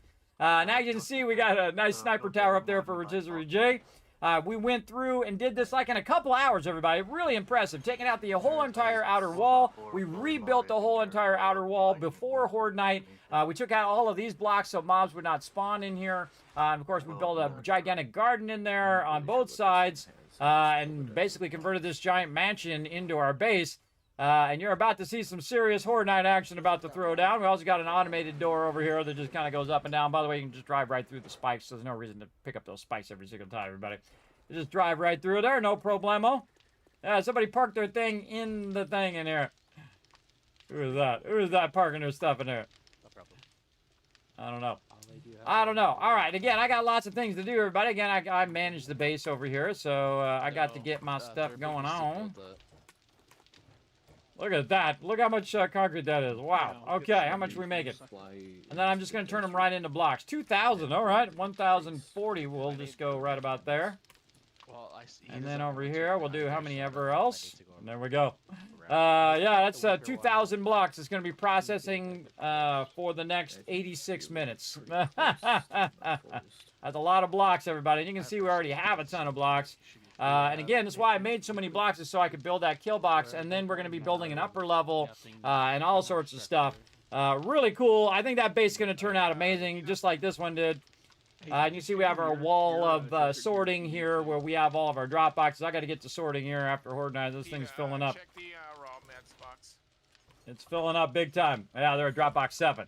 So I'm always kind of evaluating what drop box they're on, right? So that when I go in and I sort that I have enough room to consolidate it down.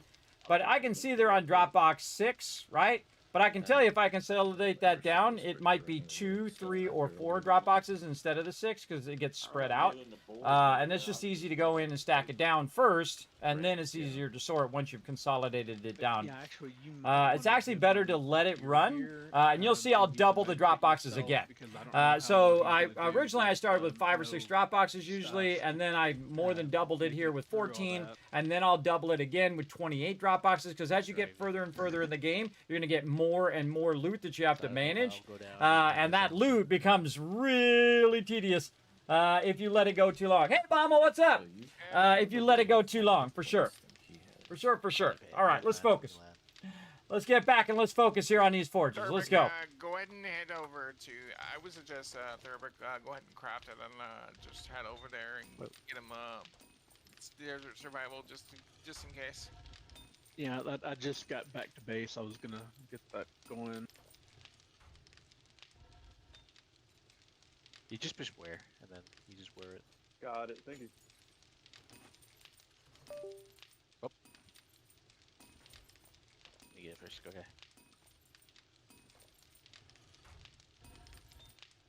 Or stone. Remember, everybody, Hey, this you back at base? this not just me. This is not just me. There's a whole bunch of people working together, everybody. This epicness is because of the greatness of my team. I'm forgetting. Can I get like 50 cotton, like raw cotton on you, off you? I turned it all into seeds. I was talking to the chat there, Unforgiven. What was that? You back at base? Yep. Wiz is not there either. Have you seen what I did with the pole? No. I'll come take a look here in a second. Let me get my forges up to snuff here, and then I'll come take a look. All right. The 2 legendary crafting bundles I got. Do you want me to just open them, or because there's no bonuses for having skills, is there? No, I just open them. Just open them.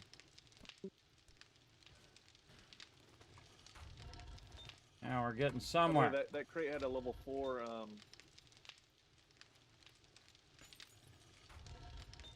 A level 4 M60. Sorry, I forgot. If anybody wants it. No, you can we should probably tell you where we're at right now. We're all level 6. We have all level 6 armor and level 6 items. So any item that's not level 6, you want to just scrap it. This way you're not lugging that stuff around. Same thing with batteries and things of that nature. Stuff like brass radiators and stuff. You can just scrap that down to the base stuff. Normally we don't in the earlier game, but at some point it becomes too tedious for everybody to, carry all that stuff back. If it's something you can use, it's worth holding on to until you get a better piece of gear. Is there a level 6 gun in the box room? Maybe. You gotta request it. Whatever it is you're looking for. Hold on. At least something for blood. There's a level 6 M60 and the tons of guns. And we got some legendary parts. Just tell us what guns you want, and we'll craft them for you right now. For Horde Night, what you need. Oh, okay, I appreciate that. I normally just right now I'm using the M60 and then just knuckles. People hold that M60 because it takes 25 minutes to craft. And it's less than that until Horde Night. Okay, I'll just use the tier 4 that's then true. for right now. Then, well, that's crafting.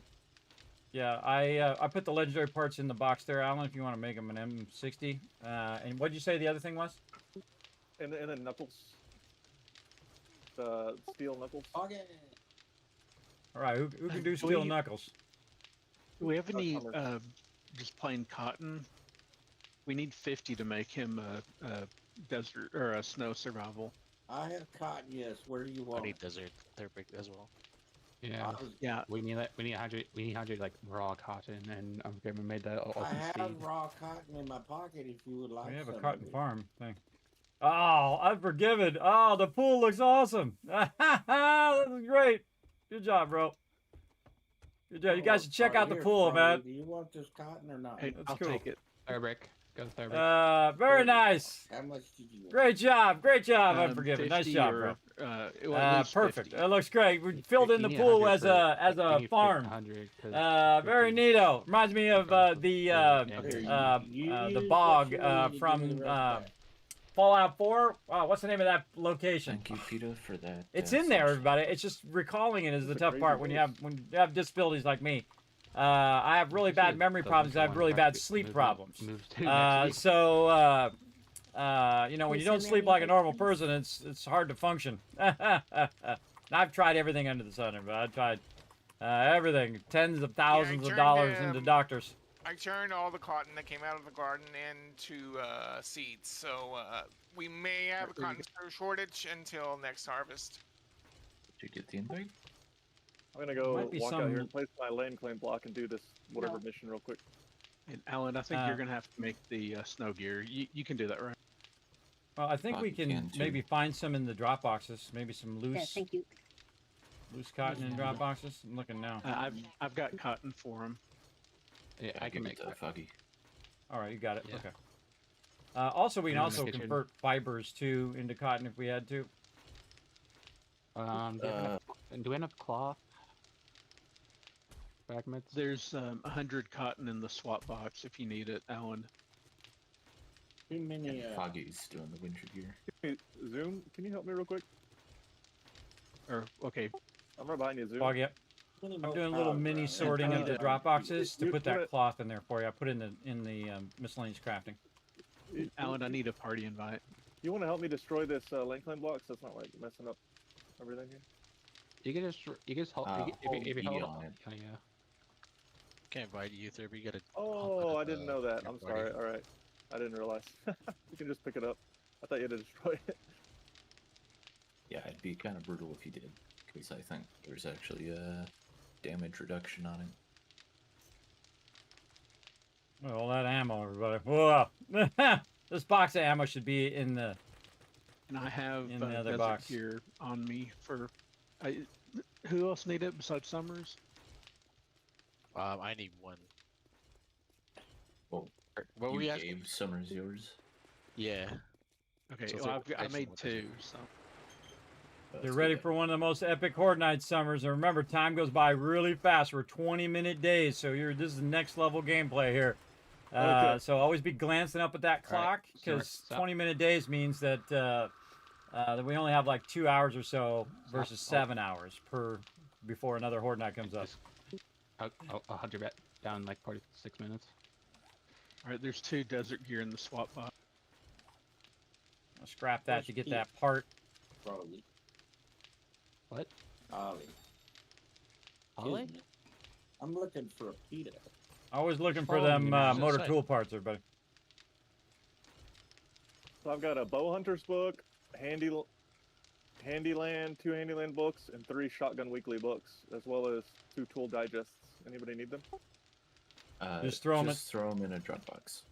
Yeah, throw them in a Dropbox, and then what I do is I go through and sort them and put them away in the boxes, and then people grab them from there. Come to Foggy.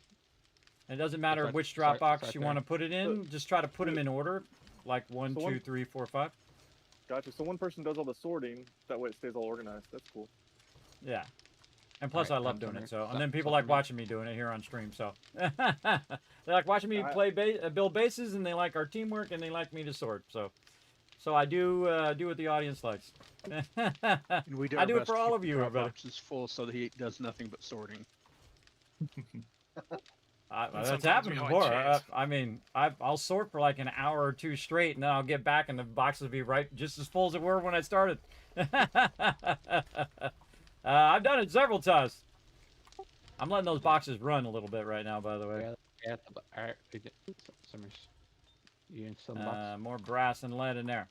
Again, when Rotisserie G's running around, everybody, best to have back up your people's stuff here. So, oh, this lead's maxed. There's something specifically you want to run out in these lead forges, Rotisserie G, they're maxed out. What are you doing, Ollie? Oh, I haven't checked them yet. I'm on my way back. You can run bullet tips. I think it'll be fine. All right, I'll start running for you. Is there a place to put my bedroll in here? You can put it anywhere you want. I would put it up high, probably on the wall, and just kind of spread it out for someone else's bedrolls. It keeps it from spawning. Keeps the mouse from spawning somewhat in the base. Also, make sure you ally everybody, especially Kismet, or you won't be able to place your bedroll. Oh yeah. Also, if anybody has Where a you at? helmet light mod, that would be pretty sweet. I can't see anything. It's in the armor mods. Yeah. I think it should be. Oh, it's not. Oh, there's none in there. I'll make you one. One more. Wait, hold on. Let me check the Dropbox. Yeah. Also, what kind of armor you want, Summer? Commando, please. The medium armor commando. Okay. What'd you say for weapons? Weapons, I use the knuckles, the steel knuckles, and I use a M60 as a. What am I looking for? Helmet mod. You can also Distracted. follow me for a minute. I left books for you in your Guys box, jumping. Wes. Oh, thank you. Okay, there's I don't not think we've. Yeah, I don't think we have anybody This that's is doing. this is my favorite moment right now. See how everybody's working together. They're communicating really well. This is what you want to be, right? This is what you want to be like when you're with a group like mine. Is this kind of next level? There's a bunch in the box. Everybody working together. See, they're communicating really well. They're working together really well. Oh man, we got tons of stuff going. Thank you, Peter. Perk books. He may just have to learn how to make his own. Yep, follow me. Oh, we forgot about those quad mods. 13. Oh, we forgot. Oops, no. Whoever asked me for those quad pocket mods, they're in the swap box. I forgot. It's been so long. So these are just unplanned. Nobody needs these? Yeah, you can just read them. Make sure you put on that tier 6. Look in the far right-hand corner. Make sure you put on that tier 6 piece of armor. It'll double up your points that you chance that you learn it a little faster. The nerdy outfit. Can you repeat that? I'm sorry, I didn't quite hear that.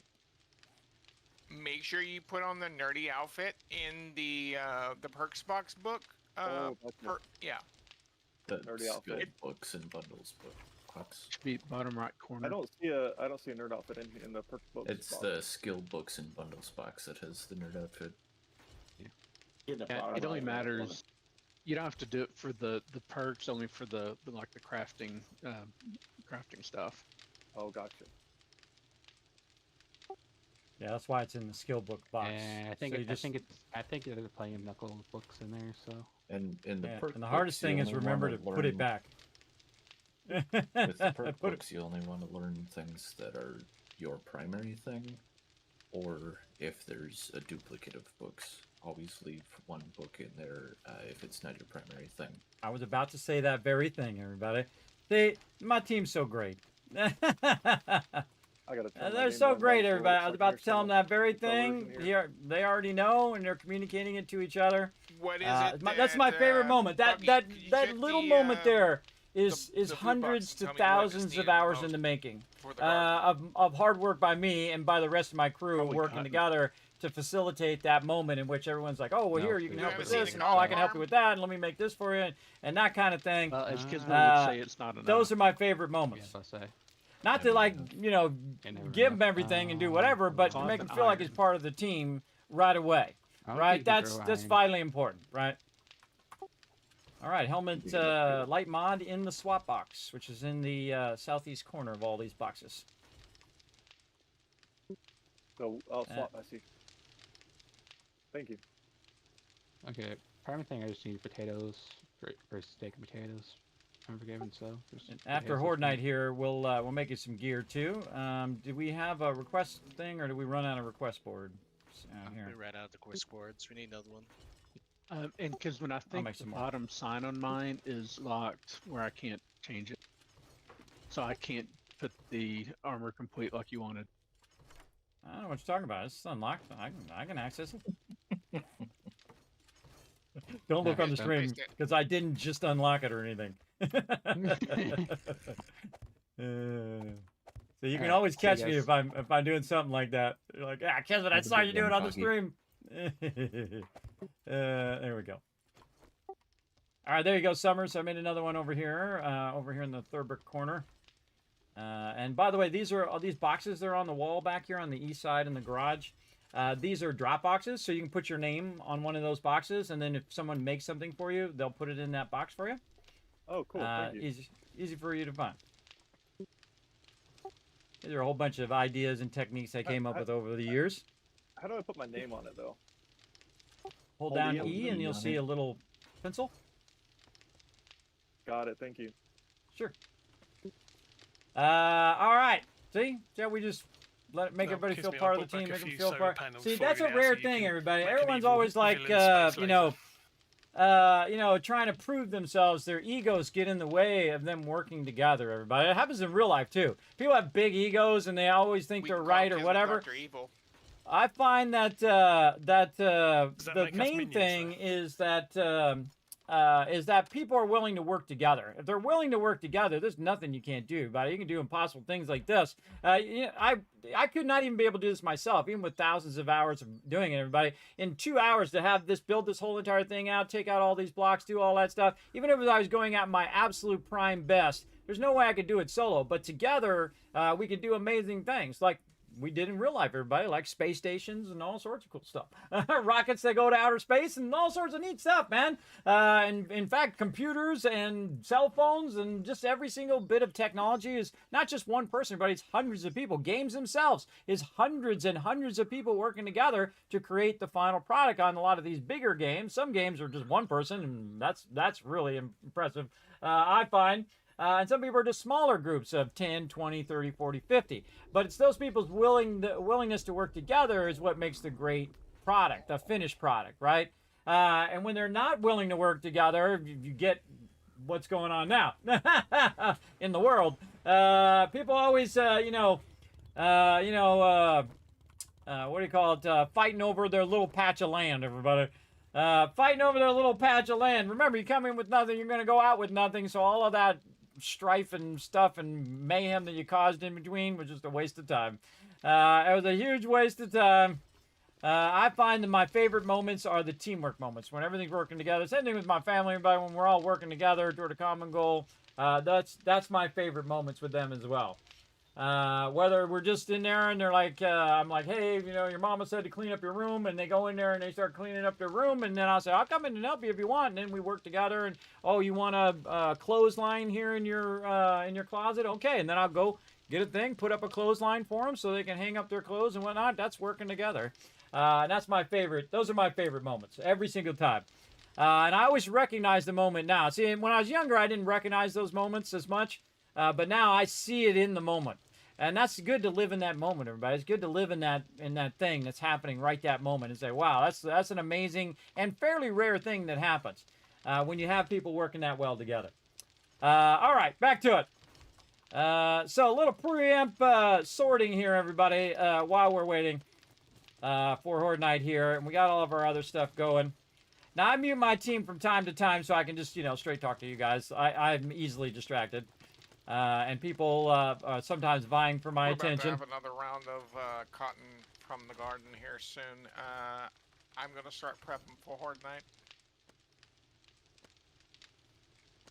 And like this and like this. And this is mining. Did anyone repair the spikes from last Horde? I did. Zum did. I also didn't get terribly damaged, I don't think. No, not that. Yeah, we did a great job of fighting before they even got to the spikes. By the way, Summers, there's actually 2 perk book box. There's also a perk books 2 at the top there if you're looking for like mining books and stuff. There's other perk books up there. Okay, thank you. It's right above perk books. Or perk book. Oh, perk books is what I call it. Alright. Diddle. Just dawned on me when I was putting in books in there. Alright.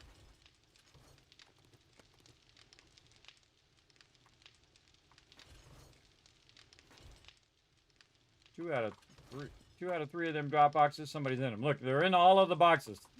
Trying to get that. Try to get it going. Whatever box I'm in, somebody's already in there. Where you at? It happens. It happens. I'm just trying to get the books. Now, again, the most that people are looking for, everybody, is going to be the books, and then it's going to be like weapons and ammo and food and water and that kind of stuff in the early game.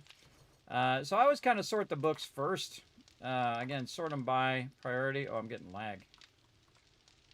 Uh-oh. Uh-oh. Lag. Oh, pretty good.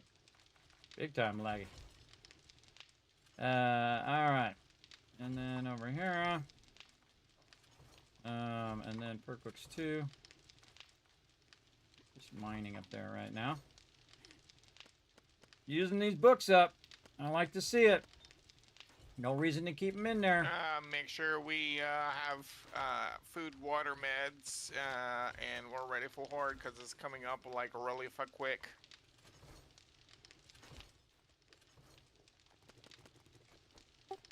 Yeah, and if you're looking for stuff, there's stuff out in the boxes at the front gate, which is on the west side of the base. There's a bunch of stuff out there. That's where I keep the stacks of ammo. So, you want to just get stacks and stick it in your inventory, that's the place to do it. Alright. On the front, where on the front? Oh, I see, there's boxes up here. Over the gate. Yeah, right over the entrance gate. Dee. Alright, get that in there.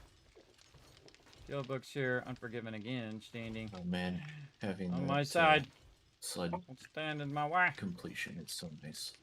Though normally I'm not doing sorting right now, but I feel like we'll do a little preemptive sorting because we're going to need to do a big old sort after Horde Night as well. Now, you don't want to be on right here because this is where I'm working. And when they walk in front of me, I can't access the box because they become like a wall. And then they're like, because they can't see me. They don't see me behind them. And I'm backed up a little bit so I can see the numbers of the drop boxes as I'm working. So people like this guy right here, this dude loves to stand in my way. I tell them over and over, but they still do it. I've sometimes said the same thing like 4 or 5 times. And then when we get there, it's like, oh, what are we doing? Such is life, everybody. Such is life. Such is the life of a leader. It happens. But I don't beat them up over it, everybody. I just like, okay, it is what it is. It is what it is. And it's funny because the rest of my team will be like, God, Kismet said that like 5 times. I know that's what they're thinking. It makes me nervous when you get these quest flags in your base. I know it's a glitch, but still. Yeah, you definitely don't want to be picking the POI that's your base, or all that work is gone.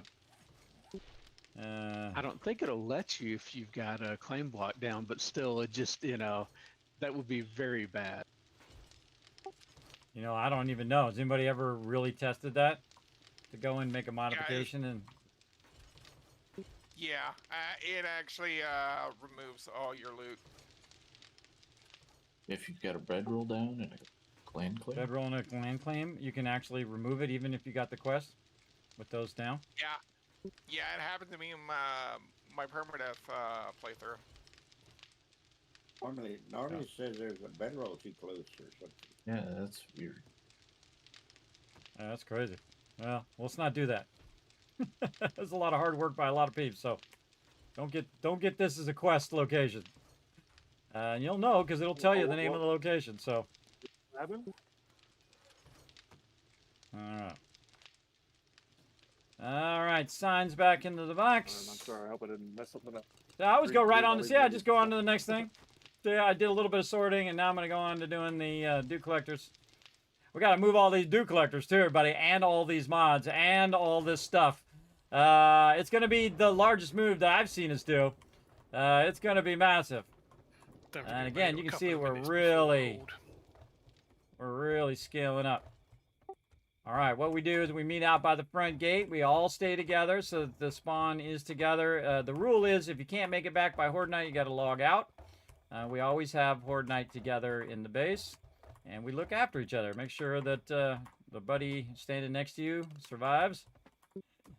There you go. Or the rocket launcher. Yeah, I almost hit somebody with the rocket last time. Or be anywhere close to me when I have the rocket launcher. Even if I'm not shooting it. It's just dangerous just be close. In general. Something fun I do, everybody, just to add a little bit of fun to the thing that, add a little bit of lore to my character of, look out, I'm a dangerous person to be around.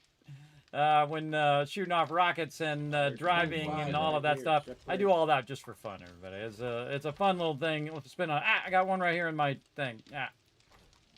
Put that back in there. I'll separate it. All right, everybody out.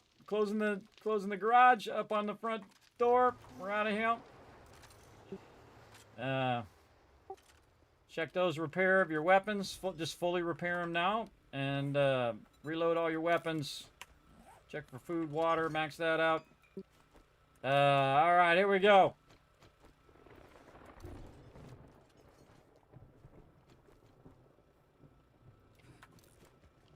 Man, that last one was a good one. I can only imagine what this one's going to be, everybody. Check out how many peeps. Now remember, that's minus one person, minus me, because I'm not in that list. Yeah. All right, here we go. I lost my drone. Oh. Got the front door off. We filled in the spikes. Nice job, everybody. Nice job. We're ready. It's probably where you died at. Oh, and I forgot to tell you, I turned up all the settings. There's 1,000 zombies about to spawn, so get ready. I'd have to. I don't know where that was at. Just kidding. I just left it. I just wanted to make you guys a little nervous. All right. Like, oh God, Kismet, you tell us at the last second. I totally didn't do that, everybody. I would actually tell them. I wasn't fond of that drone. All right, here we go. Look in your compass and see if you have a drone icon.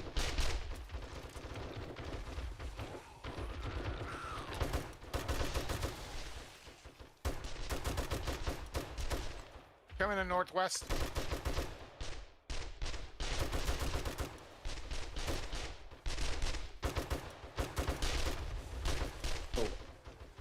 Oh, I forgot to get rockets. Now, see, I got these. Notice they don't have the bottom of the ladders. The reason why we don't have that is the zombies don't jump too high. So they won't jump up on the ladder and get up there unless one day they change that. Oh, man, that would just throw off so many people's bases if they were to do that, everybody. If they were to make it where zombies can jump up there, forget about it, everybody. It'd be some serious trouble. I just had a thought, everybody. If they just randomly change the ability for zombies to jump up on ladders that are too high like that, how insane that would suddenly be to everybody. Oh, there's a bomber east side corner of the base by the cotton. No, got him. Not seeing you. We get him. Hey, He's dead. Summers, Nice. if you squat, you'll get a sneak bump. All right, now we get some action. Eat that, zombies. So fun. This game is so fun, everybody. 3,700 hours. I'm still loving it. Every single time, especially with my crew. I also do a solo playthrough, which I'll be playing Sunday night. So feel free to come in and do that. And we had a bunch of things lined up for this week, but I had to push it back, everybody. So we'll probably do that as a bonus stream on Monday. Some cool stuff that's come out, and some stuff that hasn't come out yet, that they finally let me talk about. Southeast, back of the base. Here we go. Don't let them get to the pool farm. Don't let them do it. Yeah, south. Pretty solid spawn on the outside of the base on this one. I think we've got it somewhat captured. I think you guys are doing a good job on that, keeping it where they're not spawning inside. Yeah, with that opposite spawn just there, we should have had stuff inside if there was any spot for them to spawn. Got to grab ammo. Glad everyone's survival's not just up to me. Some ammo would be useful. I have some shotgun ammo, but that's not going to help that much. It's not like we don't have a lot of ammo in here. My team's been crushing it. All right, we got to get it out of the box, too. Don't help you stack like that. All right, there we go. I'm going to go fight amongst the super corn. Always makes me nervous to fight by the super corn because I don't want them to get damaged, but I think we got enough. Let's go. Doing that whole... Whoa, look at that one appeared out of nowhere. Just sprout out of the ground. It spawns. What? Maybe? A main gate. Here. Oh, demo, main gate. Yeah, shooting him in the legs. He's very dead. Oh yeah, coming out straight from the door. Front door. Front gate. Lead. Die, lady. Things went boom. Look how we're making this look easy, everybody. There's a lot of mobs, bro. And it's a touch laggy, too, so that's because we have so many people. Again, we push the limits, everybody. Very rarely we see this many people playing 7 Days to Die together, because normally limit to 8. But we have, not only do we have a mega server from the awesome people at G-Portal, which again, I'll throw in the chat for you to get you guys 10% off. If we can do it at this level, imagine what you can do in yours. Again, normally it's limited to 8 players. But we have a lot more. We have a lot more, and we all have them all in the same party, so they all share XP. And that's cool.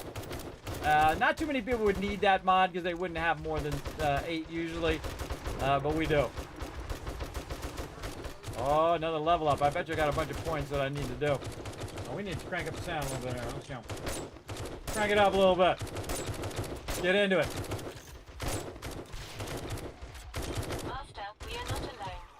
Yeah, duh. Get wrecked. Northwest, Bummer. northwest. Whoa, I heard him beeping. Oh, we vaporized him. Awesome. Reminds me of those suiciders in Fallout. I know that's where they got that inspiration. 100%. 100%. That's why they got that inspiration. Those I demo don't think peaks. this game actually copies Fallout in any way, do you? Not at all. I think no relation to Fallout or to Minecraft at all. This game's very heavily inspired by Fallout, everybody. Mini games are. Mini games are inspired by Fallout, but of course Fallout is inspired by the very first RPG, everybody. It's called Ultima 4. My favorite game of all time. The first time I went and did questing and whatnot, that wasn't like a modern game anyway. That wasn't like a tabletop game like Dungeons and Dragons or those type of games, Warhammer, that kind of stuff. That was an actual digital game. Incredibly great game. I specifically don't play it again because I like to remember the nostalgia of playing it the first time, and I write down all the questing. That's before you had quest trackers back in the day. But north side.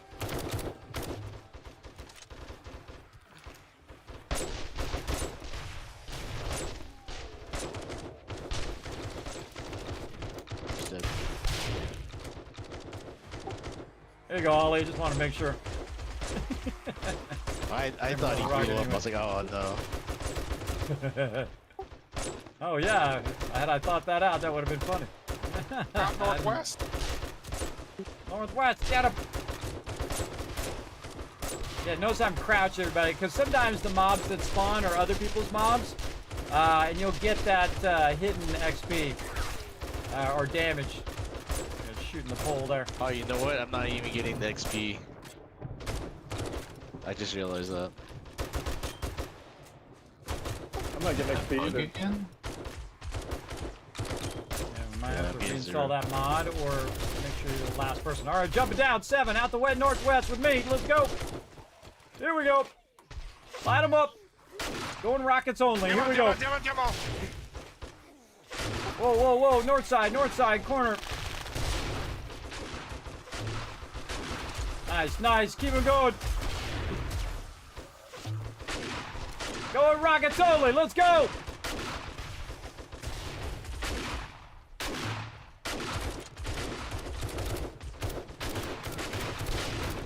I hurt myself. I can't hurt other players, everybody. Demo again? Northwest side? Oh, there were 2 of them. There was one of them that was flashing red when he died, and then I saw another green one. No, no. There's the cops out here. Look out. Northwest. Well, the one that was flashing red, it was either he died or we both died. I was too close to get away. That's a tradition that we do, everybody. In the last hour of Horde Night, we jump down and we look after each other. Look at that, everybody. That's some next level teamwork. You should hit the follow button. Just for that epic moment right there, everybody. Those are the hardest mobs in the game right there, including demos coming in. I was the last one to join the party this time, though, since my game crashed earlier. Whew. You were. Crazy. And I was getting experience that time. Did you Yeah, guys get definitely try to check your your game files, and then take out the old mod and download it again and reinstall. See if that fixes it. If not, let us know, and we'll give them feedback on what's causing that. Someone's gonna open the gate. You just cut your way through like this.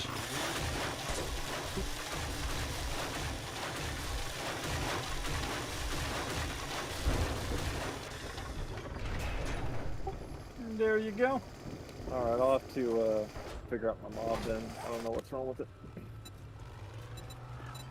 Alright, you like that, Summers? That was a crazy one. Yeah, fun. Yeah, that's a crazy horde die right there, brother. Welcome to the show. Alan's on the front door. Very nice. All right, everybody, we're gonna do a standard thing here. First, do we want to go? I gotta get run over. Or we want to do a third one? Third horde night? I'm down. Sure. No. Yep, works for me. All right, third horde night it is. All right. And reminder, everybody, remember put the loot away. We're gonna loot, and then everyone's gonna log out. If you want to log out early, now's a good time to log right now and just take a little break. We're gonna take a 5-minute break the second everybody logs out. So sometimes it takes 10 minutes before we get to that stage. But again, they're gonna put the loot away first. Hey, guess I missed a horde night or two tonight, but hey, are you going to do Fallout Shelter stream with the update and all? Did they update it on the PC or just on the thing? I heard it got an update, but they didn't say whether it was just mobile or also on PC, because the PC never gets updated, which sucks. And I had moved my playthrough to the PC, thinking that they would keep them in sync, but they don't. They put all the cool stuff back on the tablet, and so I'd have to play it on the tablet again. Not that I couldn't. I mean, I still have the playthrough on there. My vault's been running every day since the day it started. Let's see. I'm gonna go see how many days it's been continuously running. Let's see. Fallout Shelter release date. Hey, sorry, how many days has it been since June 14th of 2015?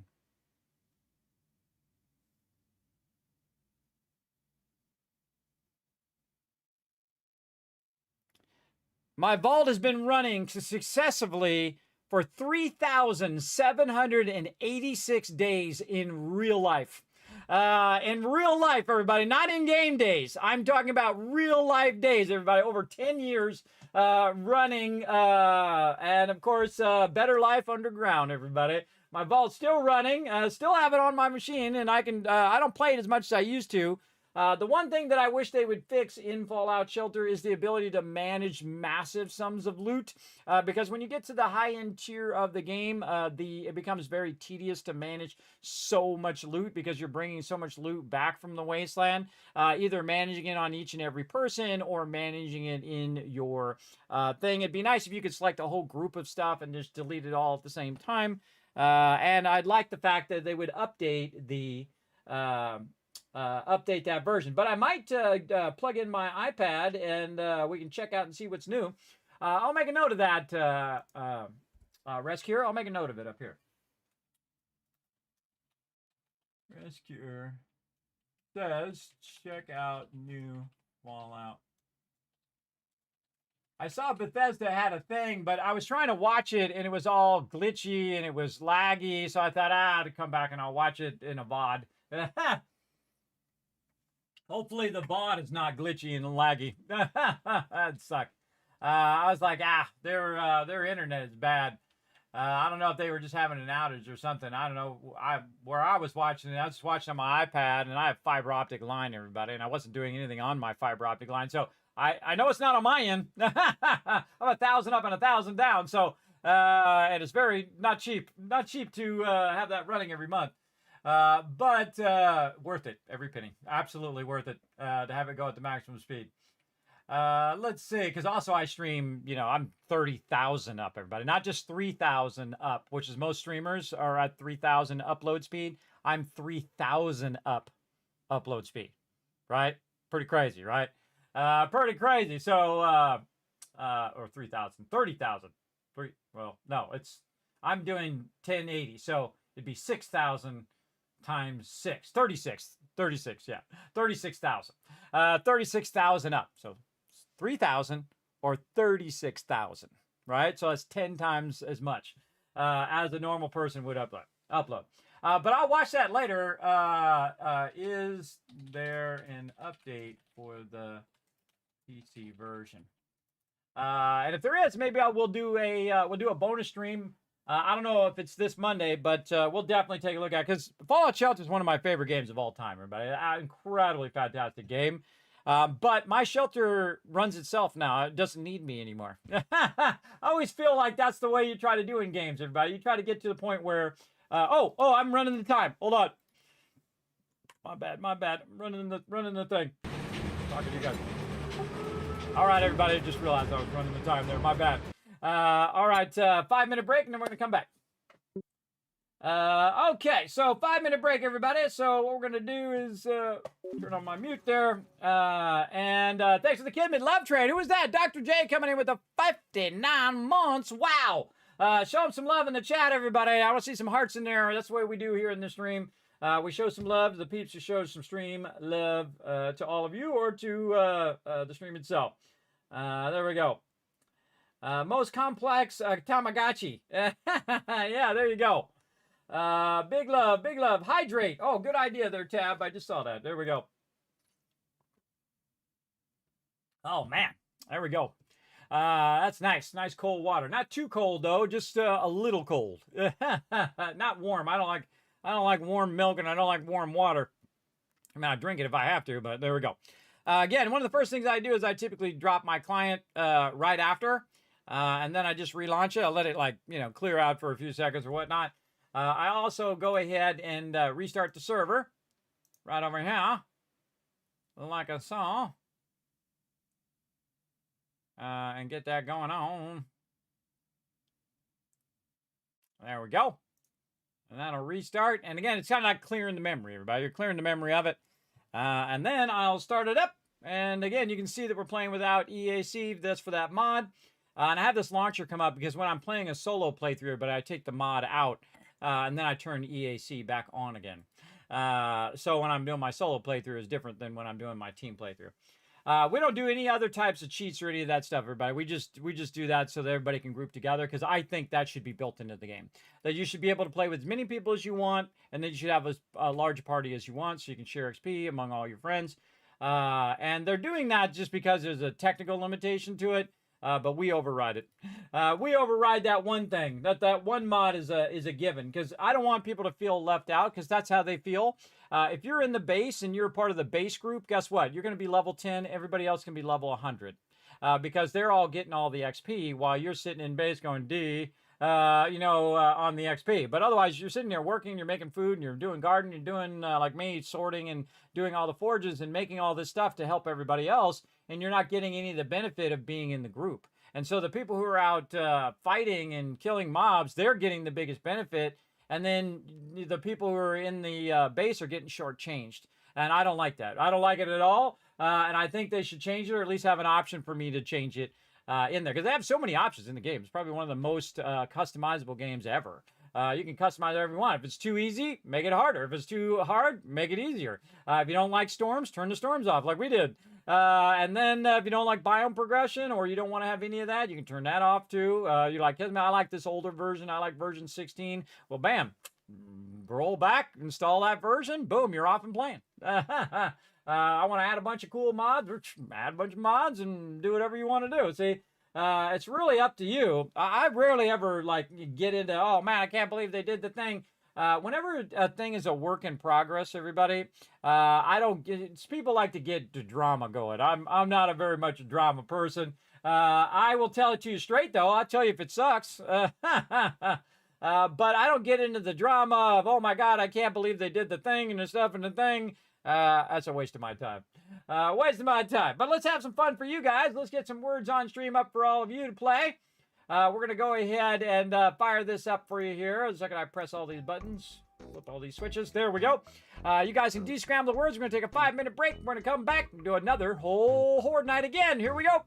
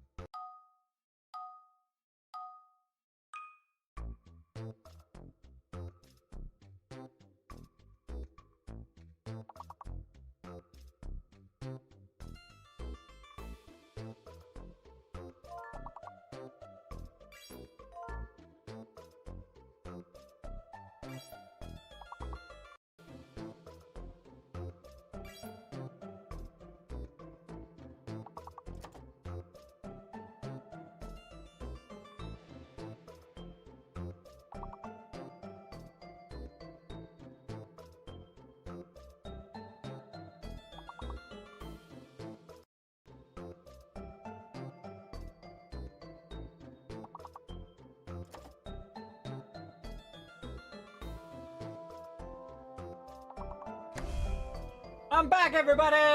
Put one in the chat if you can't see and hear me. Let me go ahead and try to help you guys earn some caps. I was trying to solve a technical problem with my earphones there. I got it solved, though. Here we go. What do we got?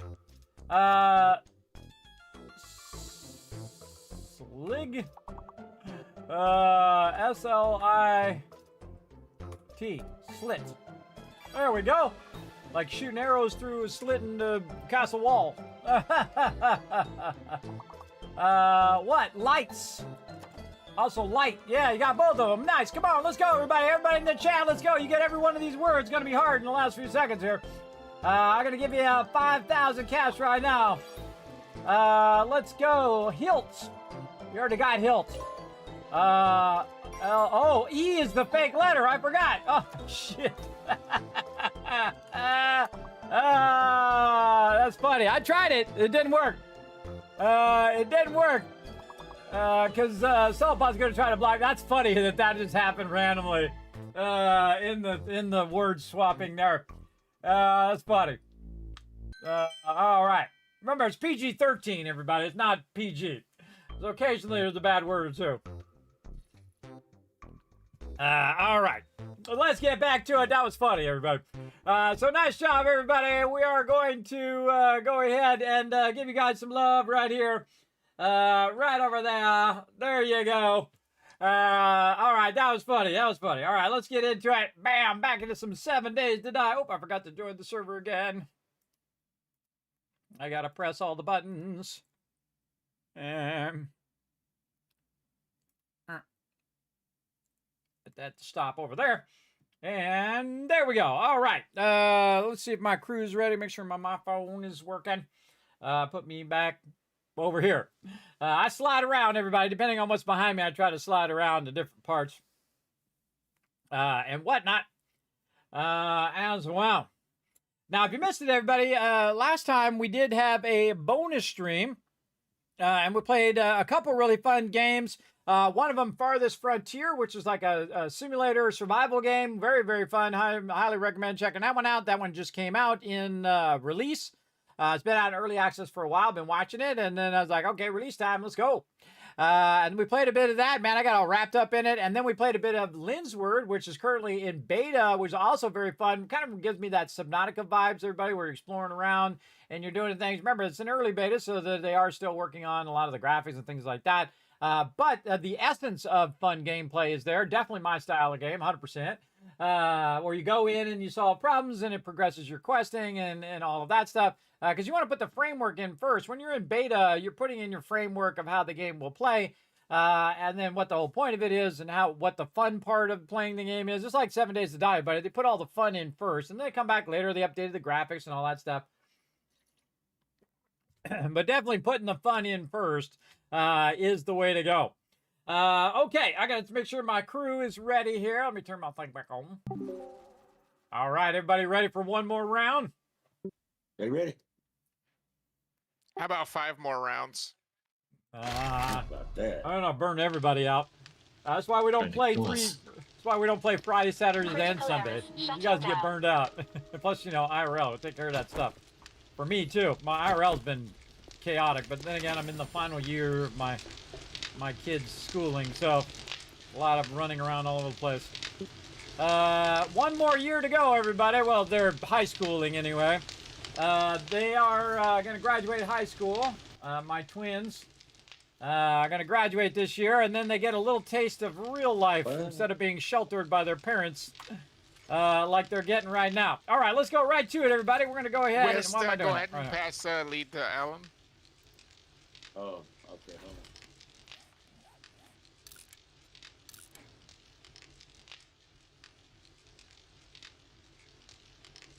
on. drop group and get that invite here in a bit. All right, now what I'm going to do, everybody, is I'm going to run down the drop boxes and start to consolidate. Just a reminder, everybody, going to be doing the drop boxes, so try to stay out of the drop boxes for a little bit to make it a little easier for me to do my job. All right, all the way to drop box 9.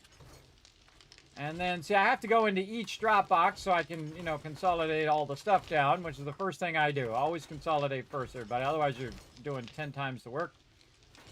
Oh, boy. Big lag. I sent an invite to Zun. Yep. I gotta see about my drone now.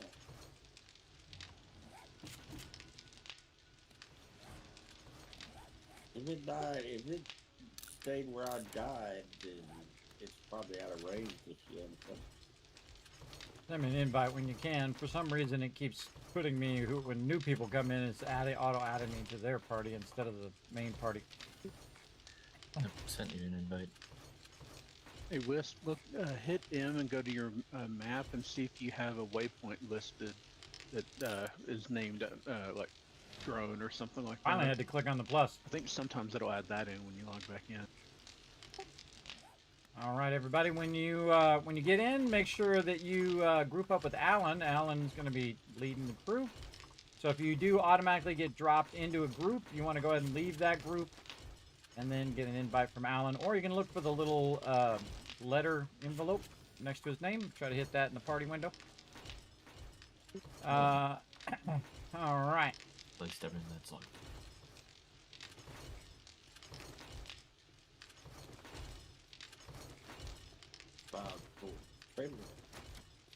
Oh, there's a lot of loot. A lot of loot. Don't reload that. Get out of that. Okay, so what I'm doing, everybody, again, consolidating it all down because it's across multiple drop boxes. And you'll see that this stuff will get consolidated way, way down. Now, there's some things that are single stack items. Those are the ones that usually take up the most space. Weapons, tools, things like that, especially armor, can very easily max the drop boxes. And so I'll just keep going down the line like this, grabbing all the loot and consolidating it down. Now, it's not the team's job to be in the drop boxes all the time, so they don't want to be searching for stuff in the drop boxes. It is their job to go ahead and look for it in the final boxes. And if they're looking for something that was in the drop boxes, if it's a high priority item, then we'll just try to track it down for them. But if they also are crafting, so say they are, working on stuff like they need duct tape or something like that, then it's okay to go in the drop boxes. But I do ask them to stay out of it because otherwise I'm constantly fighting with them to get into the boxes, everybody. Because it's only limited to one person in there. It's like, it's funny because when you play another game like in Shrouded, where multiple people can be in the same box and it's got it all figured out, so I don't have that problem. It is awesome. Very awesome, as a matter of fact. And again, we're getting to the point now where we're going to have an overwhelming amount of loot. Double check these other boxes. Oh, number 11. That's where I started putting stuff. So again, you can see that it's across all of these drop boxes. I think we're at 6. Now we're at 7, 8, 9, 10. We're at 11. There we go. So those were spread across 8 different drop boxes, and now really into 9. So 9 different drop boxes now consolidated down into 4. So the same amount of loot that was in those 9 drop boxes is now down to 4 drop boxes. So it tells you that they can be easily consolidated. Now, the ultimate thing to do is if multiple people could be in the same box, what would happen is you would put your stuff in, and then the other person could stack their stuff on top of your stuff. Right, so it would fill those stacks. That would be awesome. It'd make the drop boxes way easier. But right now, we don't have that function, so we're gonna roll on. I'm gonna kill something, so watch for it. Watch it. That guy, I got 400. Plus 400? Make sure that's a minus. Plus. That's an important distinction. Did everybody check if they're getting XP? Yep, I got XP as well. Yeah, I've been getting XP the whole time. I haven't had any problem with XP issues, but doesn't mean that other people aren't having it. There we go. And just doing the ammo first. Ammo's super easy to do. Usually sorts it all together. That's why I love the sort button. You hit the sort button, it'll put all of the ammo together like this. A lot of ammo. Maybe it was doing that limit thing. And No, like it was this. probably a file validation. Yeah. Particularly if the console opens when you open the game, then there's definitely something wrong. Like a file validation thing. Yeah, some of this has got to go in the overflow. There we go. That's a lot of ammo, everybody. A lot of ammo. Love to see it. Now, people can just use AP ammo, and they don't have to wait for yeah, thanks. wait for other people to make them ammo and stuff. They can just go straight use all that ammo that's in there. And then this is our Horde Night ammo. So typically we make boxes of ammo for then because you need a lot more for Horde Night. Obviously you have just like a non-stop swarm of zombies, which I love now, everybody. They changed it where the zombies just keep coming and coming and coming. They don't just go in like 3 waves and then they're done and you're like, duh, what am I doing now? Right? I love it where they just keep coming. They're just like the whole time you're just battling them off. Glad to see you, Kismet. I hope your weekend is better than the week you had. Thanks for the awesome stream. Thank you, Brittany. Yeah, it's chaos. Pretty huge chaos, big time. Pretty crazy up in here. As well. Yeah. Any honey? But hopefully it should stabilize out. All right, let's check one more time all the drop boxes here. I just had a lot of stuff going on at the same time. Hey there, Summers. If you are grabbing stuff out of the boxes, if you can grab it from the garage side, because I'm kind of sliding back and forth here. Oh, you're right. Thank you. Nah, no problem.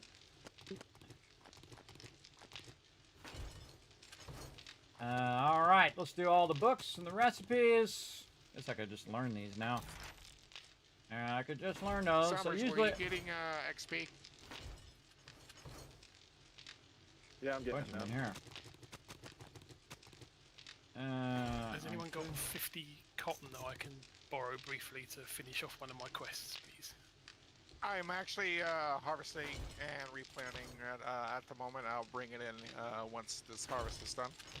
Okay, cool. I just need to pick it up so it does the achievement. Thought I saw some more ammo there somewhere. There was some in the swap box, but I don't know if it got used. Ammo. Yeah, I think it's got used. I don't need to make anything, I just need to put it in my inventory to get... That's a great problem to have, everybody. Wow. All right, really heavy amount of ammo in there. Yeah, I already. Now, what would I do at this point, everybody? I would take the extra ammo that's in here in the overflow, and I would move it out here to the Horde box. Come to me. Alright, thank you. This here. Thank you. So I'd move it out there. This way it'll be available for when we fight during Horde Night. Now we're going to do one more Horde Night here coming up in just a bit, and then we're going to be doing, we're going to be moving next time to the winter biome. We already got the kill box up, so that's a good start. Then we're going to be doing a bunch of electricity and things like that over in the other base. And of course, a lot of cool entrances and exits going to show you all my gaming secrets right here. For me, when I was running around with the trainer, I suddenly for sure. realised I needed like 3 more regular kills and a bit of shale. And it's like, oh, I might as well do that on the way. Rock frag ammo. Probably should bring that to the other thing. At this point, everyone that wants them should be able to have the level 6 on. And if you don't, and you still need one, let me know. Thinking of that kind of stuff. All right, let's do this. Let's do parts. 600. I got one. This. Use a pickaxe, but not necessary.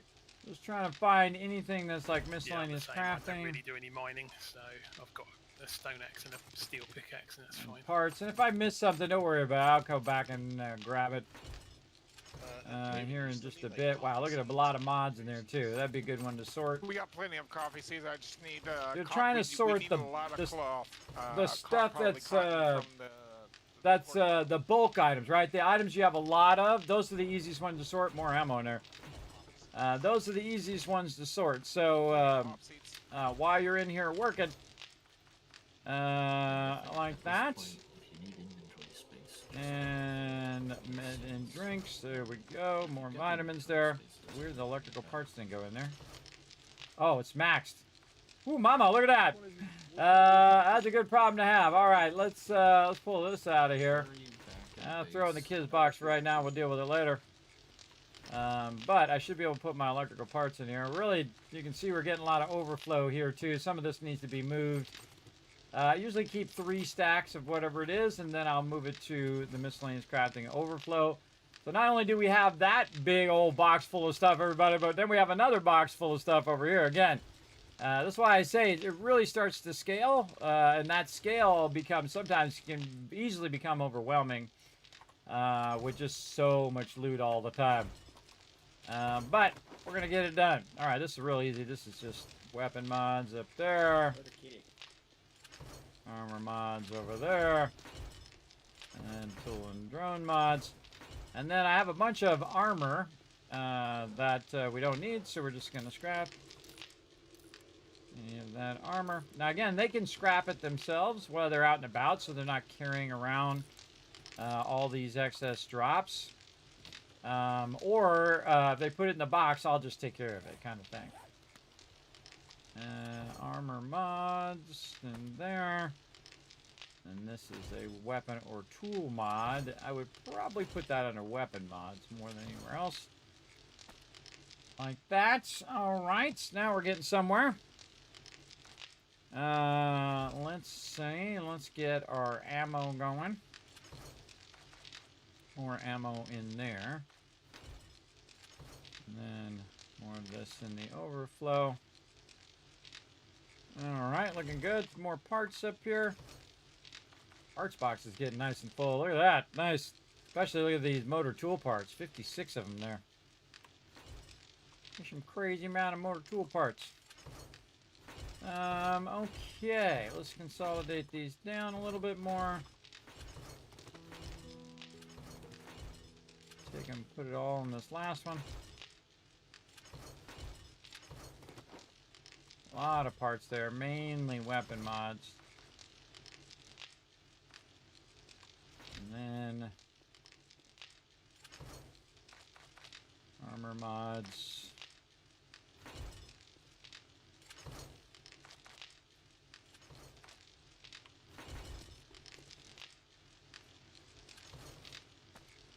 Yeah, this definitely needs to be consolidated down. Don't need that many 8x scopes. Like so. Now you can consolidate it in, you can get rid of it, or you can consolidate it down and, you know, if you see that people need it, you can add it back to the box. More rad removers we need to put back in there.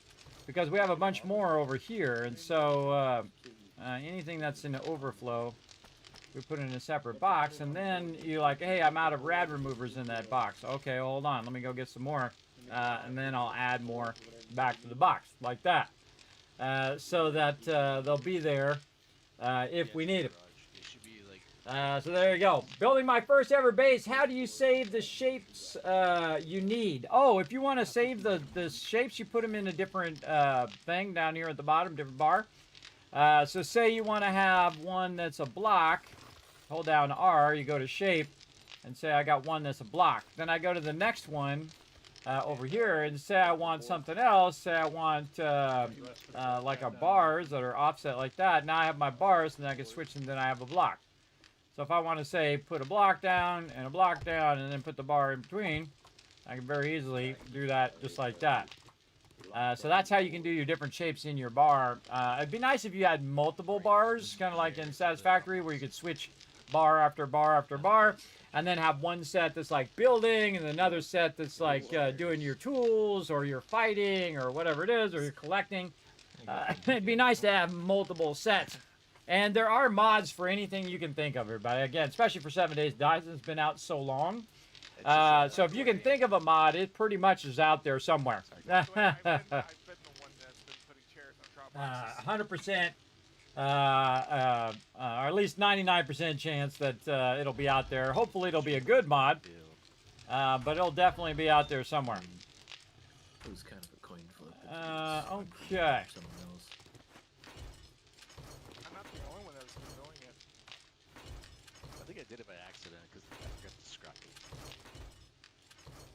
The leather. Okay, now it's consolidated down into 2 different storages. And then more of this, scrapping that, mods, this one's my motorcycle.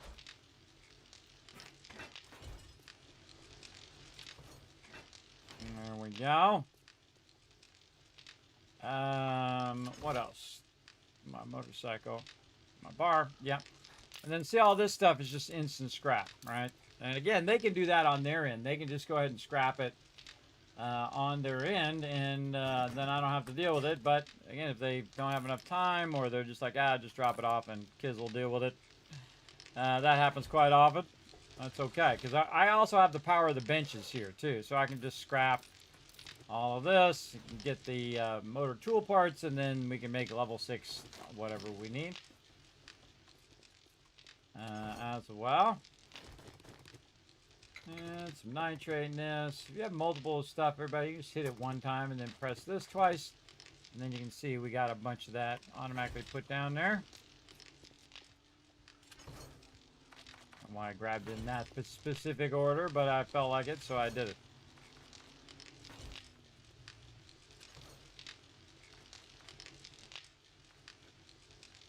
Sort that out.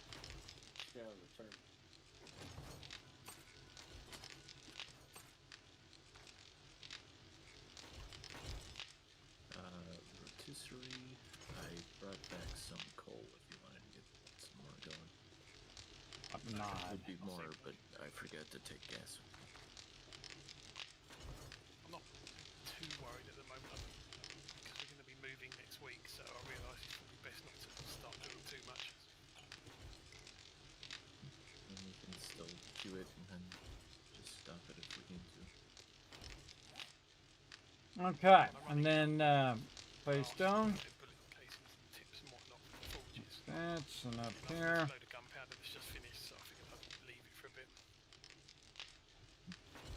Okay, what else we got? Lots of food and stuff. Grab all the food.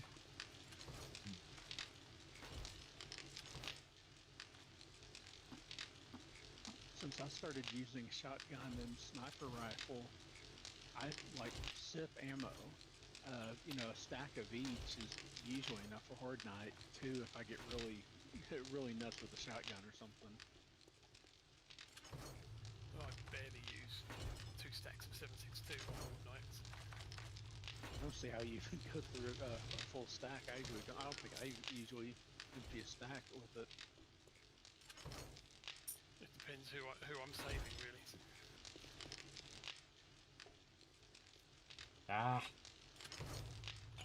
Starting to get warm in here. I'm starting to get dizzy, everybody. Might have to take a little break after this sorting again. Sorry. I have to take a little bit longer break. I'll let my team keep playing here, though. I do have a constant dizziness. I do try to manage it each day, but sometimes, you know, it spikes like that. If you see me blinking a lot, everybody, that's me managing it. It does sometimes happen. Fine, I was fine 2 seconds ago, and then all of a sudden, boom, it just comes on and says, sup. Goes, sup, sup, what's up, Kismet? That's what it does. It comes on like that. It happens.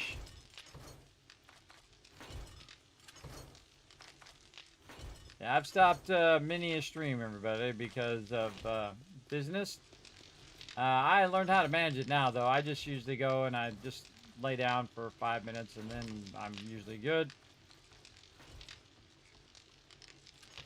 When I start to get cross-eyed like this, though, you definitely want to take a break. Because I just got up and walked up and down my hall for a few minutes there, and then before I even take a full break, I come back and I was going to switch my headphones, and my headphones wouldn't work. So the whole break, I was just sitting there doing headphones instead of actual breaking. That's how it goes sometimes. There should be enough in the skill books to probably max you out as well, I suspect, for making the knuckles. Oh, that's a good idea. Yeah, I'll go fix that.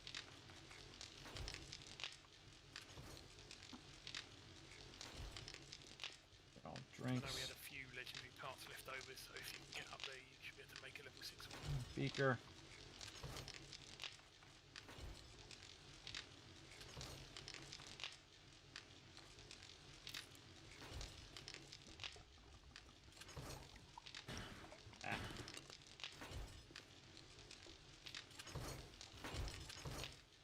Ah, look at all those mods. Oh, wow. So, I see level 4 of agility mastery reflects the first zombie or animal type. Yeah, that's really nice. So, like, you could get that, you could get maxed out on the pack mule. Like, you can avoid so much damage now. Did you get a cool boink sound effect as well? If you also, I don't know if who's all going tanky build. If you put in points into siphoning strike, you actually with each kill you actually regain HP. Yeah, that's very nice. Pain tolerance is nice too. That reminds me of vampiric stuff in other games where you hit and it draws mana or HP from them. I always love to have those kind of builds. There we go. Ginger tea helps with your dizzy spell, says Oh Snap. I don't remember if I've tried ginger tea, but you know what? I'm up for trying all sorts of stuff, everybody. Ginger tea. Which is funny because I am a ginger. If you think about it, Snap. I was born a redhead. You wouldn't know it by now because look at this. My hair is all white, which you can't really tell on stream. But yeah, it is getting very, very white and also going away, everybody. I'm losing my hair up here at the top. You can see I'm losing it. I'm not going to do no comb over or none of that ridiculous stuff from my parents' generation. I'm just gonna own it, everybody. One day I'm just going to buzz cut it. I'm just going to buzz cut it, own it, you know, be who you are, you know, don't try to, you know, everybody can always see through all of that stuff, everybody. You know, you got to have the confidence in yourself that you're just like, you know what, it's just hair, everybody. The most important thing is that confidence from within, everybody. Be who you are, right? And if people don't like it because, you know, you got your hair's thinning out or whatever, screw them. Screw them or whatnot. I don't subscribe to any of that, everybody. I'm not going to go and, you know, get hair plugs put in or whatever. And if that's your thing, more power to you. Whatever you feel is your right thing for you. For me, no. Just going to buzz cut it one day and own it. And here's the thing, everybody, that my dad was bald at 25. At 25, he's trying to get my attention, I can tell. I was talking to the stream. What's up, Ollie? I can always tell when people are trying to get my attention. So, Summers needs help with his armor, and then to unlock the signs so he can put in his requests in those signs. I forgot. That's a classic thing, Summer, that I forget to unlock stuff. Easy to forget. I think that's the reason why they made boxes automatically unlock now is because of me. Probably. Yeah. All right, there you go. All unlocked. Enjoy it. Thank you, sir. All right. See, I get all talking on the stream, everybody, and then like, Kismet, and that's a perfect way to get my attention. It's not too annoying. It's just like, hey, Kismet, over here. A perfect way to do it. Oh, Crazy Aussie coming in. Look at that. Holy mackerel. 87 months, everybody, of sub love right there. That's amazing. I'm still around to see it, everybody. I just saw that Monsterholic got 100 months, everybody. That was one of my biggest milestones. here on Twitch is that I got 100 months on Swifty's channel. Continuous months, by the way, and we'll never unsub. Even when I'm dead, everybody, that should keep going. We're always looking for yeah, I appreciate everybody with that massive support for so long. Show Crazy Odyssey some love in the chat, everybody, because that's how we roll up in here. All right, see, look, my dizziness a little bit better now. A little bit better, and I feel like that's a great thing about being on the stream, everybody, is that, you know, I can talk about it and, you know, have that kind of love on the stream about, you know, keeping going on these tough times, both in the world and also when you have disabilities, when you're struggling. I can't remember where this yucca fruit goes. I think it goes in raw food, doesn't it? Oh, it does if it's not full. That's what the problem is. All right, that one's full. And then here, whatnot. Yeah, see, it passed now. See that rise of stuff, and I've learned that it does that now. See, it used to be, you know, it was like red alert. I got to sit down and lay down. But I'm forgiven in my box over there. I kind of feel like it's like a wave. You kind of ride it, and sometimes it'll just go away. Sometimes it doesn't go away, by the way. Sometimes it's like fall down, dizzy, doesn't go away until I actually lay down. And then I'll lay down for a good 30 minutes, whether it's like lay down and rest or just lay down, sit down in a laying position with my feet elevated. And that usually helps. And again, I've tried thousands of different techniques. Everyone say, try warm milk, try this stuff. I hate warm milk, but I really don't like it. I feel like it's totally wrong because of all the years of me drinking cold milk, you know, in cereal and all of that stuff. So I've had warm milk cereal before because, you know, you leave it out too long and whatnot. It's terrible. Terrible. And I think that's why I don't like warm milk, because it reminds me of leaving your milk out, you're leaving your cereal out too long and it gets warm. Because you know, you're playing games, you get distracted, you make yourself some cereal, and then you left it too long, and then you go to, just thinking of it. Yeah, there we go. Why I put lockpicks way over here, I have no idea. It's a very unusual thing to put the lockpicks totally separate like that. There must have been a reason. All right. There we go. All right, I'm going to take a little bit of a break anyway, but I am feeling better. Thanks to all of you. I appreciate it. I think Jinginger helps with feeling refreshed. Yeah, maybe that's what it is. Let's see. Yeah.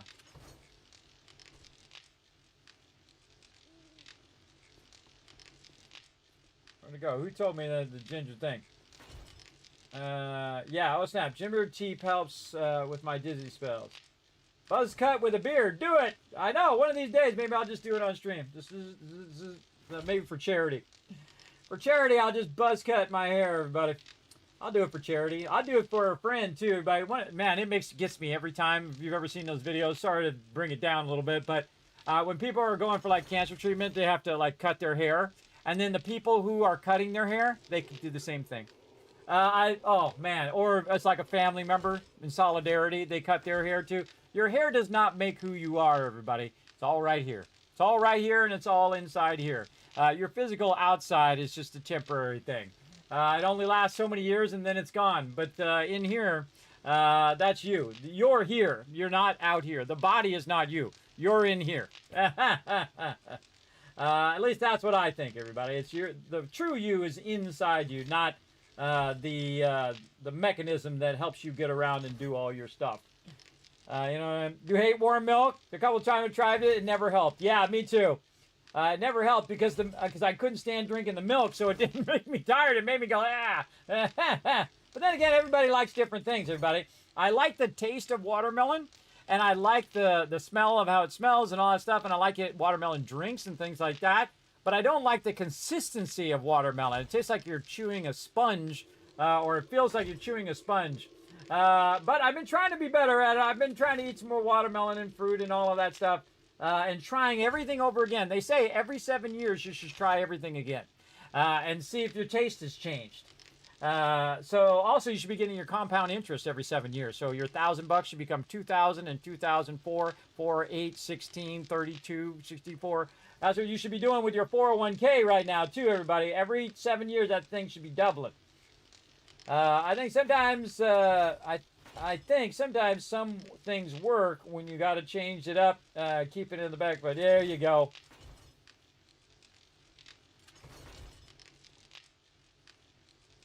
Yeah, yeah. Well, you know, people are about stories, everybody. That's the thing. That's what really defines them. What kind of story are you going to have to tell? Or what kind of stories do you have to tell? Are they interesting stories or are they not, right? And they're going to be interesting to some people and they're not going to be interesting to other people. And that's the thing. And the funny thing when you get older, like me, everybody, I'm more interested in other people's stories than my own. Because I already know my stories. You know, it's kind of like watching a movie where you've already read the book and you know what the ending is. Probably it takes a little bit of something. God, why do we got so much of this ammo in here? I feel like I'm going to melt some of this down. See, the problem is you save a lot of this Magnum ammo, everybody, and then you end up not using it. I'm really tempted in melting it down. I am going to melt it down. Screw it. I'm sure some people are using 45, but we got like 2 boxes full of it, everybody. More than enough. And then less bronze or brass that the team has to collect. I made this mistake more than anybody alive, everybody. Keeping stuff way too long. Way too long. Break it down. Break it down. Break it down. And it's only when it reaches like a critical point that you should break that down. I mean, there should be plenty left in here. For anybody who's using 44. And you also got to think you're going to get more over the time of the playthrough. So it's not like, oh my God, that's it. That's all the ammo we're going to have. Plus I have a whole bunch more 44 in here and a 7.62 and 9mm and shotgun ammo. And there's more out in the other thing over there. So it's not like we're hurting for that ammo, right? And if we were, then I would save it. But otherwise, just break it down and take it, put it back in the forges and make the ammo that you actually want. Like the rocket ammo would be good as well. All right, I think we got it done. I think I will take a little bit of a break, though, because that was a pretty strong dizzy spell there. What I do is I go up here in the rafters. And I just hide up here. Like this, like a Hawkeye from the Avengers. I don't know, in that Thor movie. Not everybody liked the Thor movie. I enjoyed it, everybody. I'm descendant of the Vikings. Direct descendant on my father's side of the Vikings themselves. From all that Norse mythology as well. So, you know, as a kid, I was all into that. I have a lot of Thor comics, too, everybody. A massive amount of them. From when I was a kid. I don't collect comics as an adult, everybody. Just like I don't collect Legos and I don't do all that stuff. But if that's your jam, everybody, remember, life is short, everybody. You do what you like to do. Don't let nobody tell you you can't do what you like to do. Just make it something positive. Don't make it something evil in the world, everybody. Add to the positive part of the world.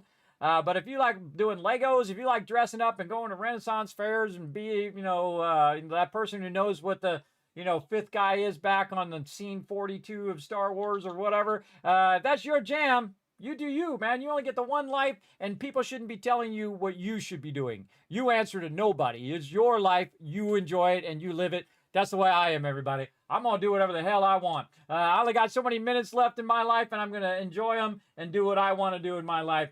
And I try to, always try to do something positive and kind and caring for others as well.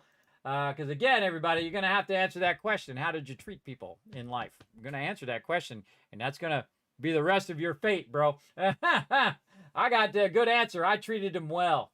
I treated them well, everybody. I got a little feisty when I was young, but now not as feisty. Not as feisty. And I don't break people down. I try to build them up, everybody. I don't try to, insult people or bring them down or, try to control them or any of that kind of stuff. I'm too old for that. I just want to, get a little pocket full of happiness every day. Just a little bit, even if it's just a little bit of gaming or a little bit of something cool that I discovered or learned that day. The old golden rule, right? And I have 2 rules now. I have the golden rule, which is do unto others as you want done to you. And then rule number 2, if they don't, don't do nice things for a-holes. That's rule number 2. And it works great. If they're going to be a jerk to you and you're kind to them, screw them, everybody. Don't do nice things for them, because that's how they try to control you. They try to do mean stuff to you and see if you'll put up with it. And then if you will, and if you just, roll over, as they say, and just take it, then they'll just keep doing that to you. Then they know they have control over you, and they'll say, oh, well, go do this for me and do this and do this, and you can earn my love by doing all these things and giving me all these things. And you've run into those people, everybody. They're very shallow, that you have to do stuff for them, or you're not of value to them, right? Those are the worst people, everybody. Those are huge red flags. Huge red flags. Yeah, Captain Methane. Yeah, treat people how you want to be treated. Exactly. And if they don't, rule number 2. If they're jerks to me, everybody, I don't do nice things for them. I just don't.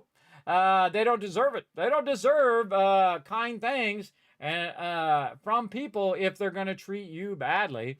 The only time I put up with it really is with my kids. Who are in that stage right now, who are in that kind of, I'm a teenager, I got a bad attitude, and I'm going to give you an attitude all the time.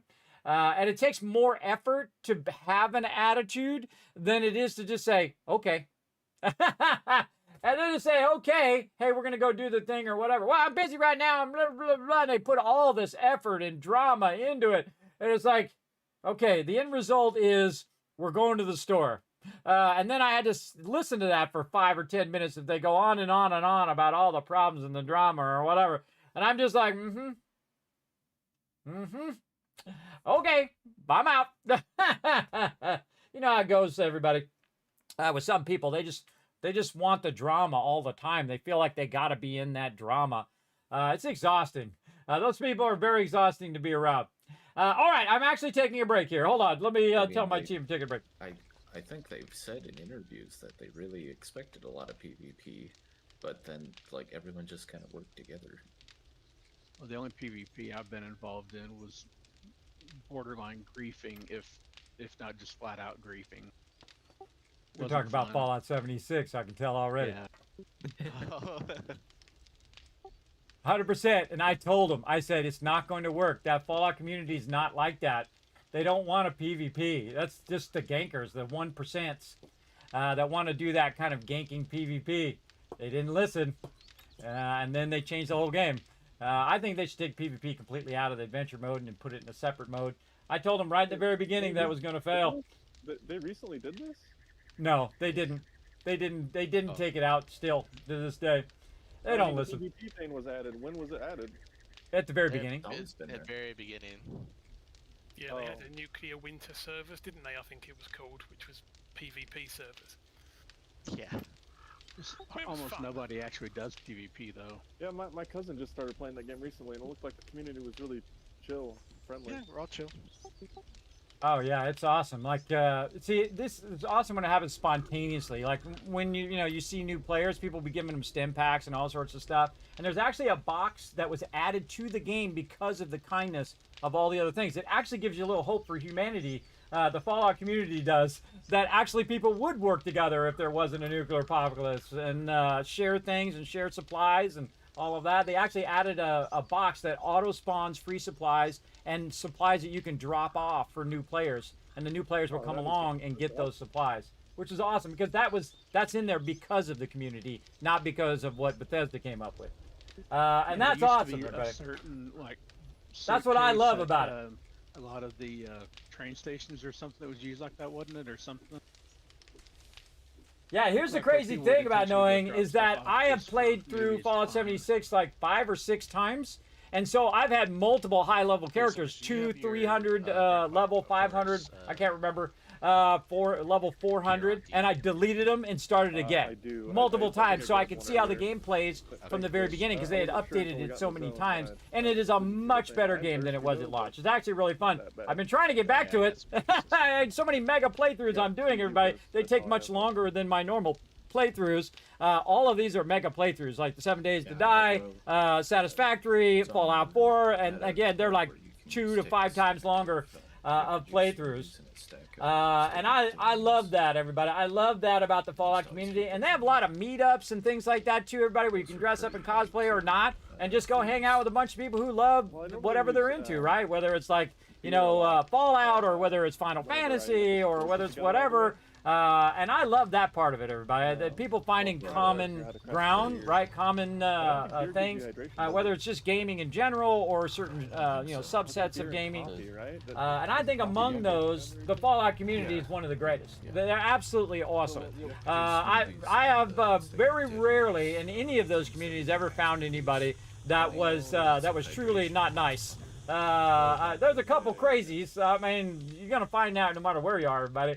But the community as a whole is awesome.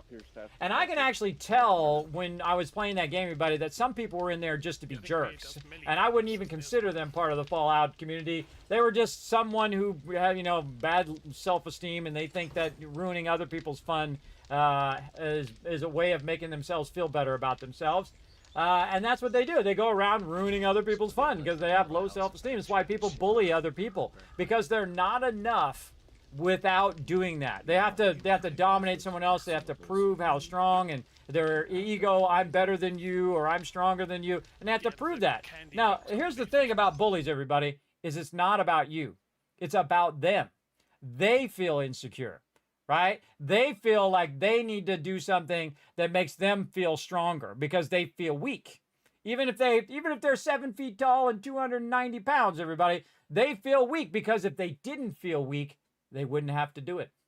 See, that's the thing. That's the thing about bullies. And I've known many of them, everybody. A good friend of mine was 7'1", and he weighed 300 pounds. He's a big, gigantic guy.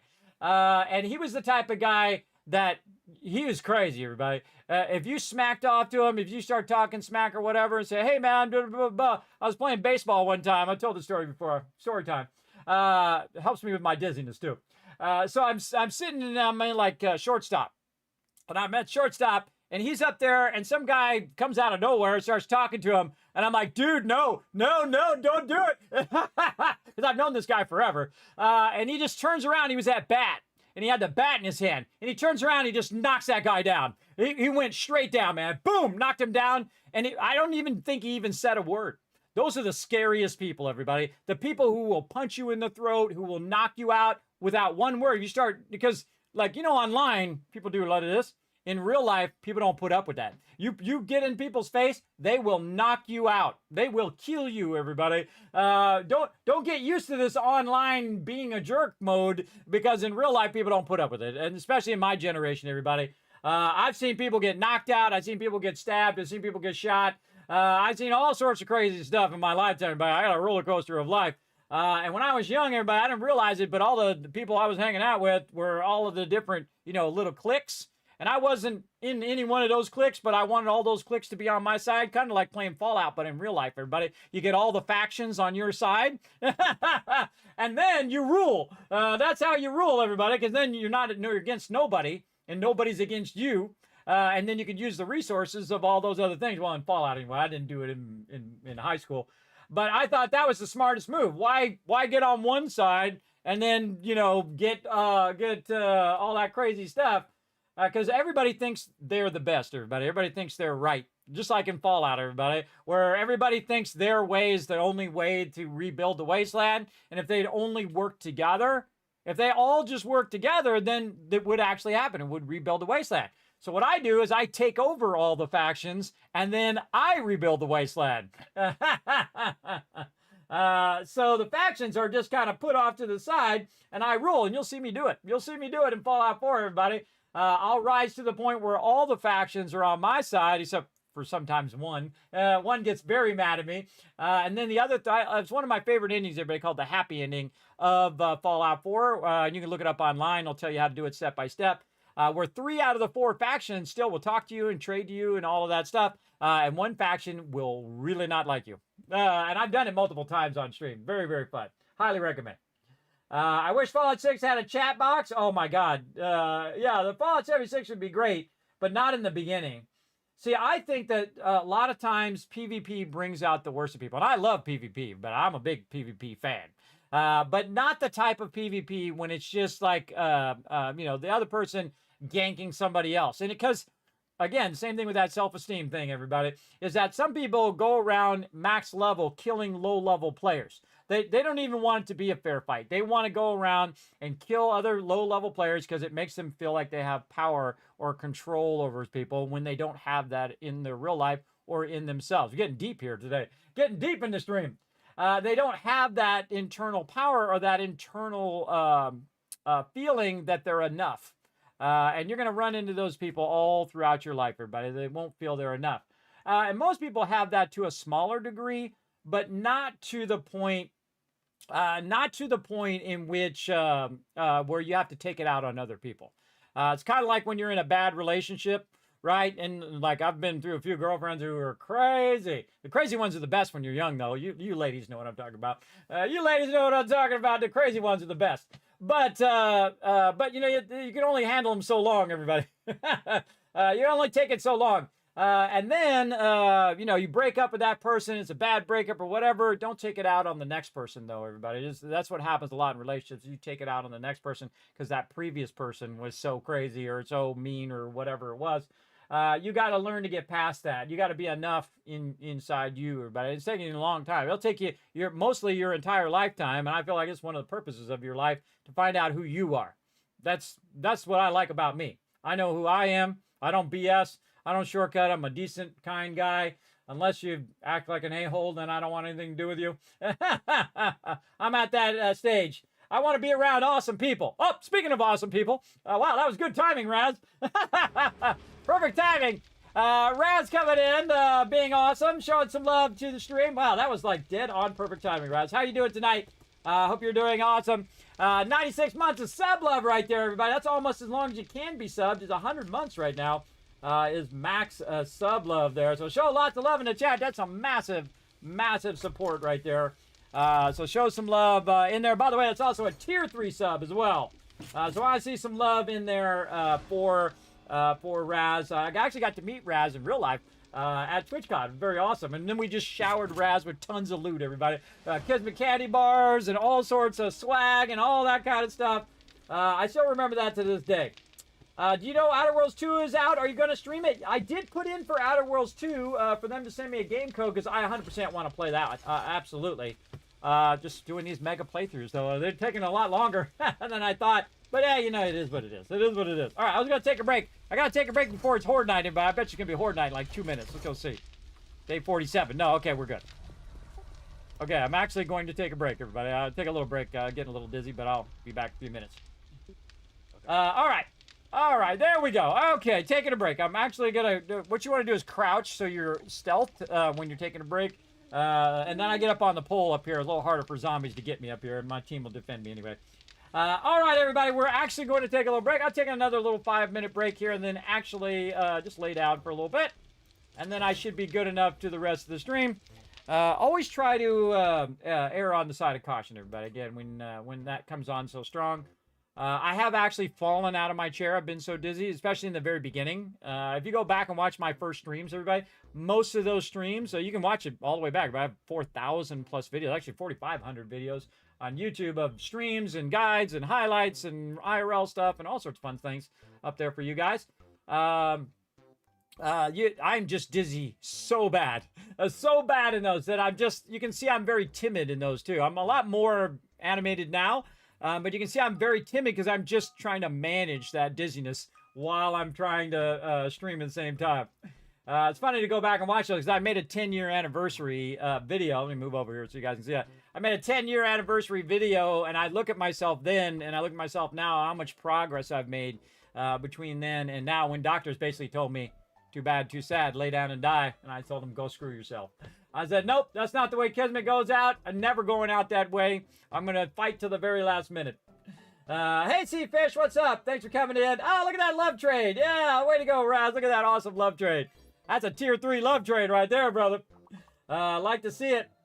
So there you go. All right, go ahead and de-scramble the words, everybody. Oh, Captain's already off and running for you. All right, now remember, there's a hidden letter and a fake letter in there. Now, again, if you get the biggest word, it'll tell you whatever letter's not in that biggest word, that's the one that is the fake letter. All right, everybody, good luck. I'll be back here in just a little bit.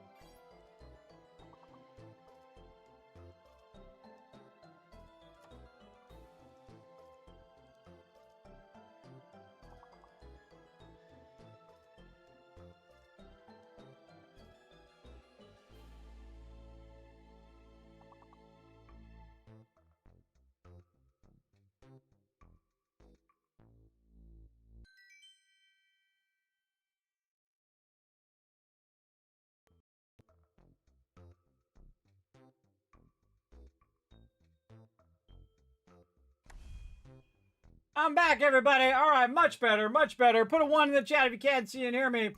That break was literally, I closed my eyes and I opened them. That's how it felt to me. Let's go. Come on, I'm going to help you guys out. Earn some Kiss Caps. Right now, let's go. We're going to work together in the chat. We're going to solve this puzzle. Let's do it. The system sound is down really low. There we go. Yes, let's flex like Sue. Let's go. Flex your mental power here, everybody. Fell is a word. There we go. All right, what else we got?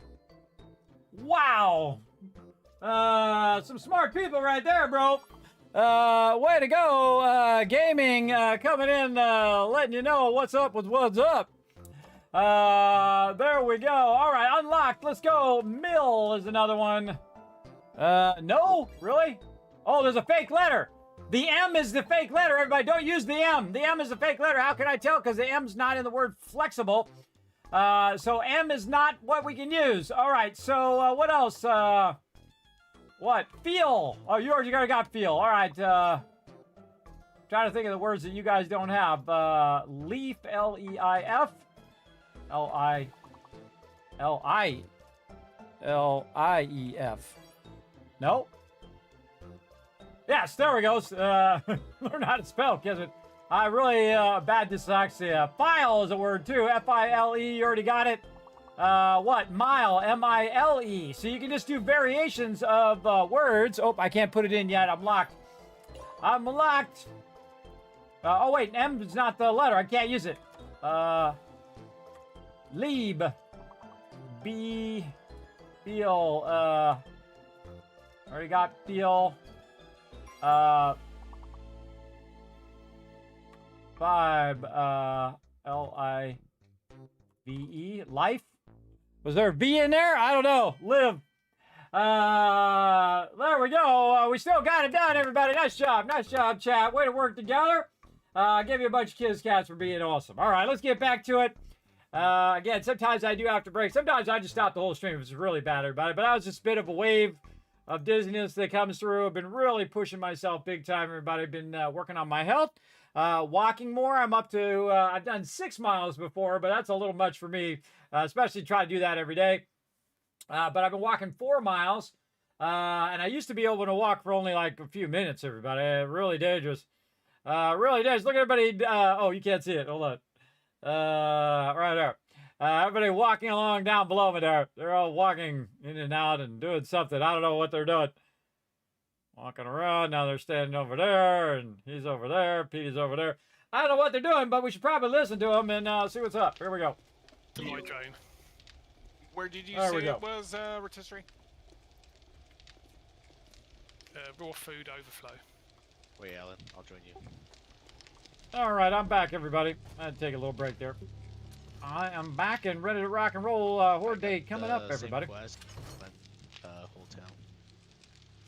Horde Day coming up, a day 47, 147. Real fast, and then we can run the. All right, let me get back to my forges over here and see how they're doing. Oh, they're maxed out. All right, they're just sitting here waiting for me. All right, let's run them. Let's go. Here we go. Get all those going. And getting this over here. You thought the chopper was a moo-moo? Yeah, I did press escape, but I don't think it... I don't know what that means, but all right. Wow, it used up all that clay and everything. Clay and iron. It looks like it. Or somebody was double stacking iron in here.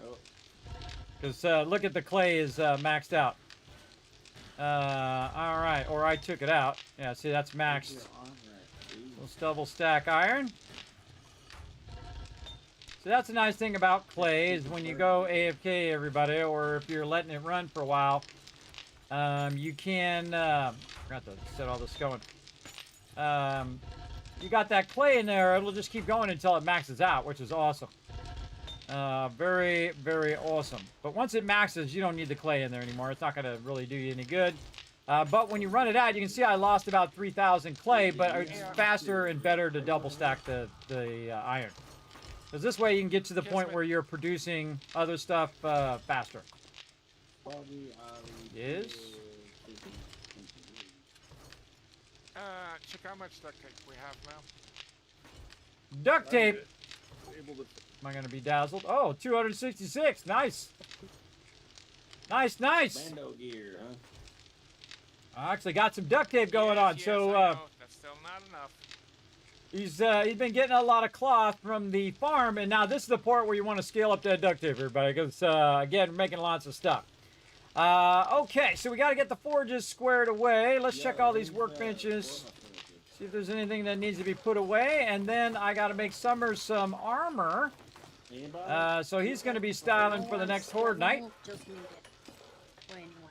There we go. See all that brass I got there, everybody? That's from melting down those bullets. And sometimes what happens is you save way too many of those bullets and you're not using everybody. And the whole entire playthrough, you never used them once, and then they were just a waste. You could have melted them down, less brass that you have to go collect. Look at these boxes, everybody. They're keeping these things nice and full of loot here. Put all these parts away. Our parts box is getting nice and full. Like to see it. What else is going to do? Stone. Now you can see I just go and go and go, everybody. I'm like this way in everything that I do. I just keep chugging away at it as much as I can. And then sometimes I just say, okay, woo, slow down, take a break. That kind of thing. Pretty rarely do I either go full speed or I slow down. One or the other.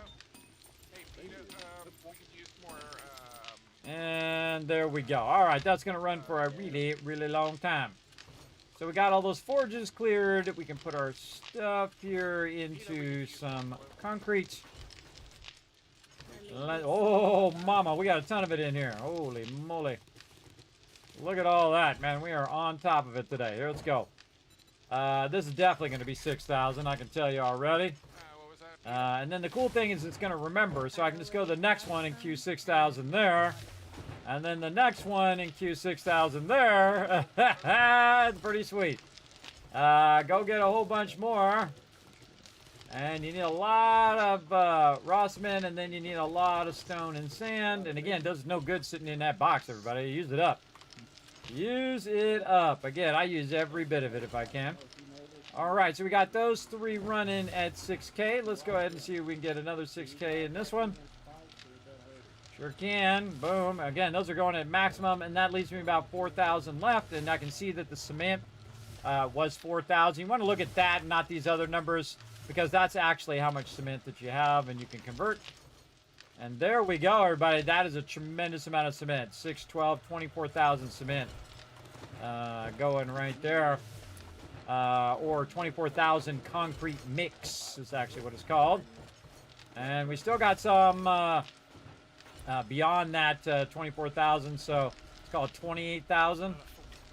And that's like an hour and a half worth of all of those running. Very, very cool. All right, we're getting way too much of this in here. All right, we got to downscale some of this out of there. And then I usually put it in a separate box. In this case, I'm just going to put it in my kids' box. And that just keeps the other boxes from getting overwhelmed with all of this. And this is as much as they'll need for any given moment, unless we're upgrading massive stuff. And the rest of this stuff I'm saving for the next base. That's what we're going to be doing with it as well. So we got all that done. Let's take a look at the drop boxes, how they look. Oh, somebody's in the drop boxes. I get my attention again. Get my attention again. Yeah. Hold on. 6 quests with me and Ellen and whoever Keep else. popping a wheelie. Don't run over my bike. Oh, which we got? It's almost Horde night. Where are we doing? It's Haven Hotel. It's just 400 meters from here. Oh, well, let's do it. Yeah, let's take a break. I'll come back. I got to make Summer some armor here in a bit. Okay, go ahead. Alan, you can take Kismet, and I'll ride my bike over there. I'll come along too for that. Summers, do you want all 4 pieces in the commando gear? Yeah, just for the bonus. I just like the was it increased chance to lifesteal and crit or something? Okay, cool. Well, I'll do that when I get back. We're gonna go do a POI. Let's gather up, everybody. Get your copters and motorcycles. Did we make Summers all of his vehicles? Yeah, I'm sad. He just took We got all of them, but there's. Oh, if he needs a gyrocopter, get him one of those, or just make an extra one anyway, just so we always have an extra copter and an extra motorcycle. And if you don't know where we're going, you can just carpool with me. There you go. There's 2 copters in here, a mini bike, and a motorcycle, and a bicycle. Awesome. All right, I'm going the wrong way as normal. I did not grab the copter yet, but that's okay. I'll just jump in. Yeah, it's not that far away. I could have just rode my motorcycle. I could have just done it. Somewhere safe. Look at this place. Wow. Wow, look at that. Oh, we should turn that into a base. The moment you see the doors start to animate, you can run through it.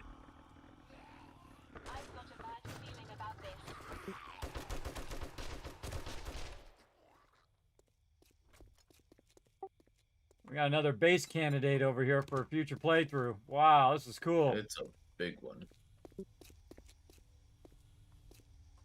Alright, we gotta go on the other side, on the west side to start it. The most important part is the fact that it's got parking spots for everybody. I like that. Good parking. Summers, you want to jump out here and go over to whoever that is?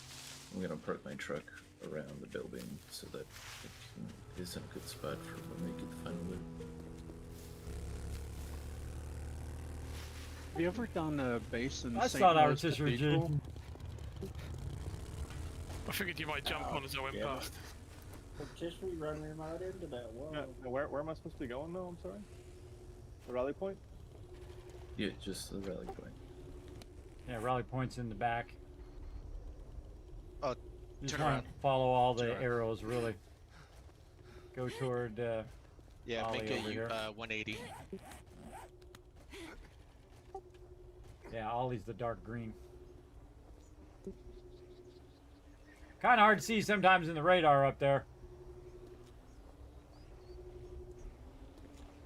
All right, now this is what we do, everybody. We get a crew together. We go do these really big POIs. I do not do these POIs in my solo playthrough specifically so I can do them any like tier 5s or 6s. Sometimes even tier 4s. I'll just leave that for the team.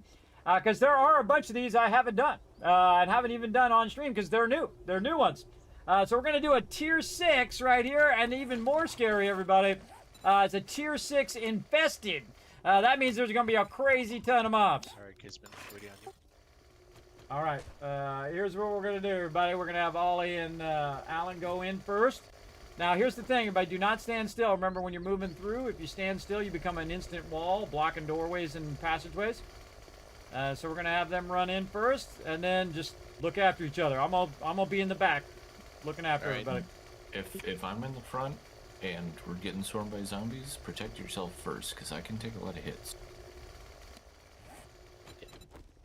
And try not to take the easy way, because it was hard the first time we did this. Yeah, if you're breaking down doors rather than following the path, it actually gets pretty confusing in there. Okay, cool. We'll follow the path then. Follow them, everybody. Don't go off on your own way. Go ahead. All right, 3, 2, 1. Have me some food, everybody. All right, here we go. Master, we Get are in not there. alone. I love doing this. This is one of my other favorite parts, everybody. Watch everybody look after each other. Whist immediately stops in the doorway. See how I said stuff and do it anyway. See, what you want to do is at least keep moving like this, right? And then people can pass through you. But if you stop, you'll become an instant wall. Like if I stand right here, I'm blocking everybody from getting in and out of the doorway.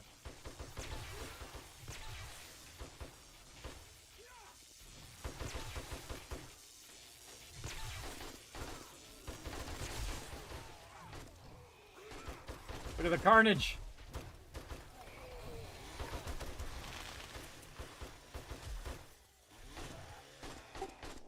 And this is the moment I realized I didn't bring any ammo for my M60.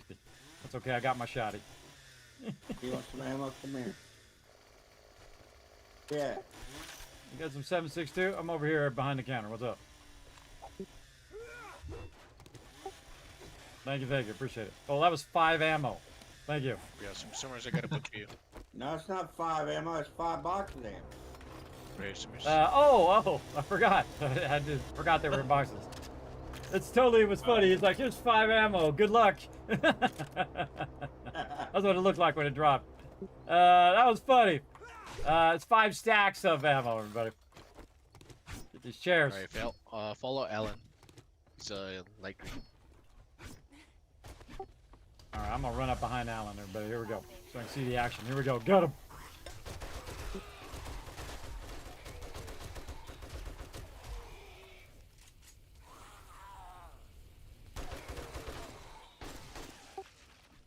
Dude's on fire. Oh, there's some sort of switch somewhere. Okay, don't switch any switches. Make sure to let me click it for the stream. All right, everybody. We got a red switch over here. We switch this. It turns off the fire. Okay, switch has been switched. No more fire. I like how the zombies take damage from fire, too. All right, we're going this way, everybody. Coming around to the south and then to the west. He's the light green, the RGB green. Oh, whoop. Sorry, we're closed.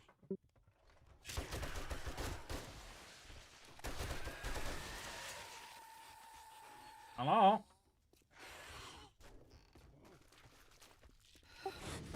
Try to stay together. It's all part of the fun.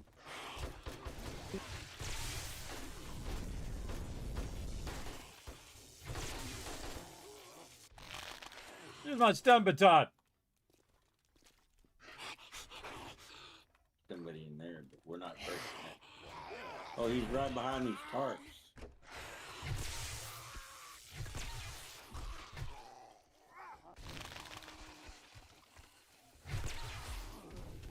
Try not to hit the loot. If you're gonna do it properly. That's what I say. Yeah. Stop for the loot, everybody, when you're going through. It's easy to go crazy and take out the loot. Oh, okay, and we got a door. Gonna hit the key. Through the doorway. All right. I try to keep them together. Sometimes they fall behind or they get separated, everybody. You do what you gotta do. Throw a little melee here. Totally missed. Oh, sorry about the yeet. Whoa! Holy mackerel! Getting nuked. Whoa, it's lagging my stream. So much love. It actually lagged the stream. Dr. Gluon, good buddy of mine. Show some love in the chat, everybody.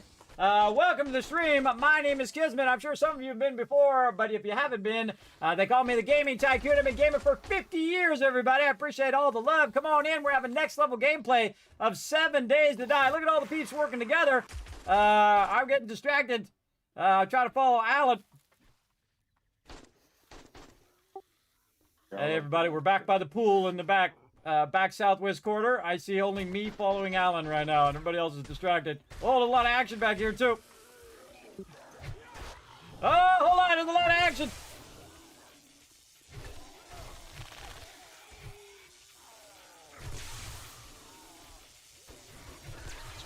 I try not to hit the one that Alan's hitting because it'll knock him back. Oh, from behind. Cop shot me from behind. Oh, and then he blew up on me. Now I'm infected.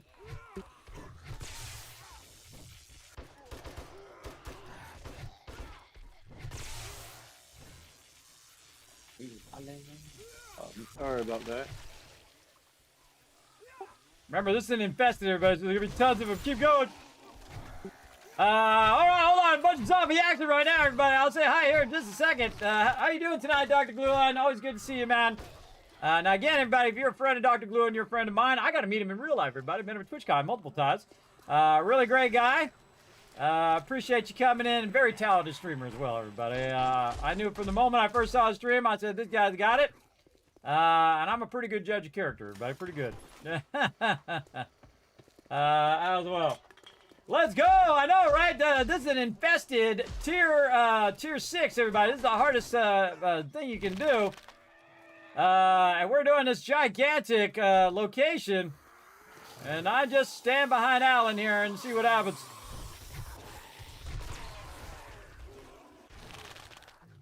All right, again, everybody. Oh, lag. Over here with Alan. You should be trying to find your way to him. We're in the southeast corner. Summers knows what's up. He's over here with us. All right. And we're back by the pool area in the back. And now we're heading in from the pool area to the east along the back of the house. Doggies! Bad doggies. Sometimes I feel like I hit them more than anybody else. Now, usually I hang out in the back, but they all wandered off, so I gotta press the things, too.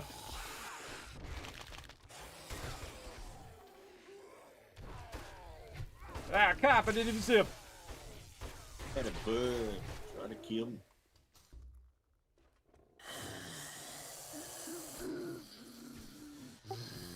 Feel about a bunch of people about to drop.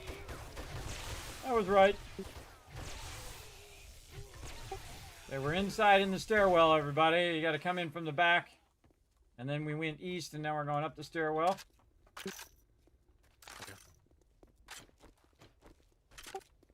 And we're trying to do the path of the normal POI instead of just knocking through doors.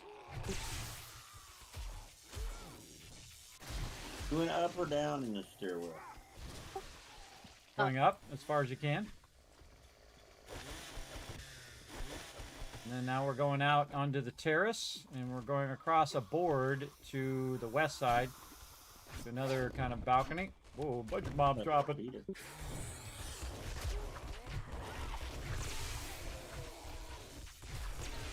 Bad, bad boy. I feel like I'm spanking him. You are a bad boy. Bad zombie. All right. The trick is follow Alan wherever he's going.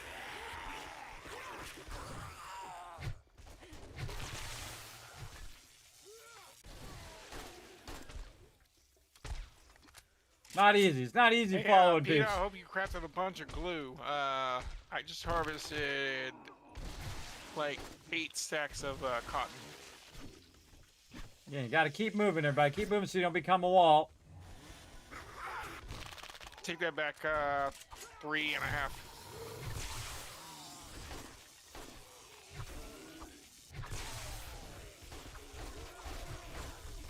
I could just shoot him, but it's really fun to just zap him. That guy's dead already.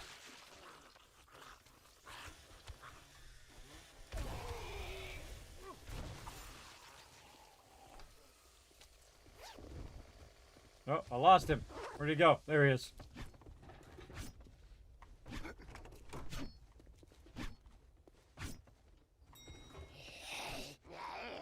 Ding! Doors open. I like to just shock them and then they go in and they wipe them out.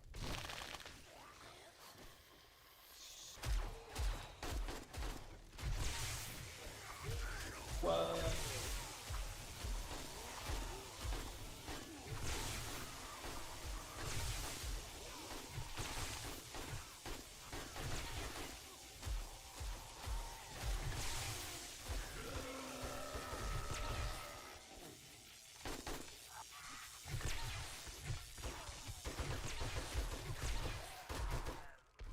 Keep smacking them until they die. That's how it works, everybody. That's how it works. They've hit me a little bit, and you can see I'm infected. I got a little too close. That's what happens when you're at melee range, everybody. You get them before they get you. Now, see, I'm going to move over onto the bed, and the reason why he's going to turn around and go in the opposite direction, because I'm anticipating which way he's going to go as well, and not be in his way. All right, going up. There's an ATM in the southeast corner if anyone's got lockpicks and whatnot. A bunch of books over here. Cases. I have some lockpicks if somebody needs them. I'll pick them up earlier for another mission.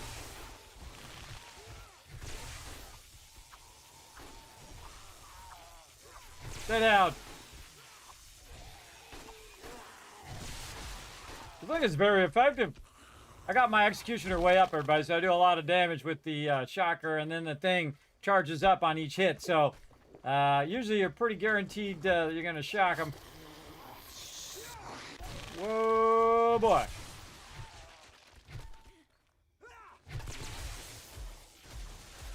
They're still twitching. Got him. This is one massive location, everybody. Again, on the bed, out of the way. There's an unlocked door on top of this lift in here.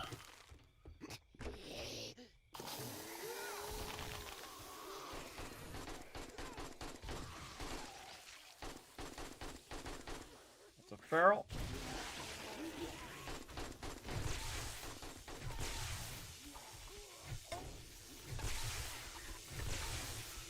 God, that's effective. Just whichever one is up, you hit that one.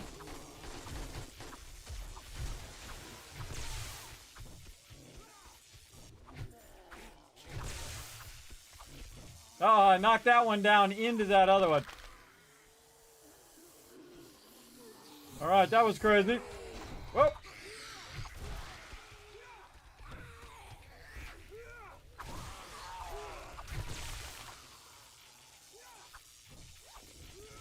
Always watching behind, checking the 6.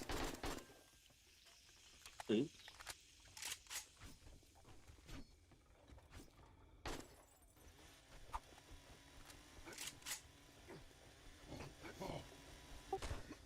Through the wall into the stairwell. Oh, behind.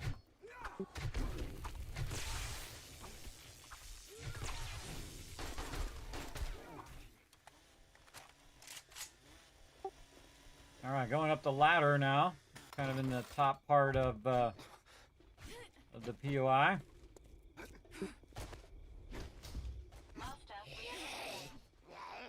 Oh boy, I have a feeling there's gonna be a bunch of them in here. Yep, on from behind.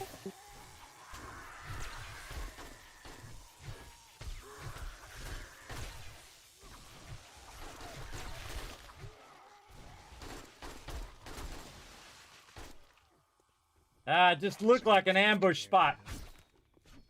I got one bird out of that anyway. Felt like a total ambush spot right there. Just your G on high. Up there in the sniper position. All right, enough of this. Get wrecked. Put it down. Oh, look at this. What a cool shot. So tempting. Tempting.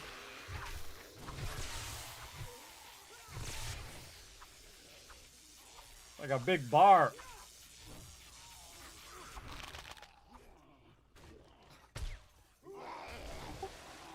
Opened up the elevator. It's locked. Going this way. Again, every POI has a certain path, everybody, and if you follow that path, you can find all the zombies and wipe it out. Now, if you just go random directions, trying to get out of the way. Whoa.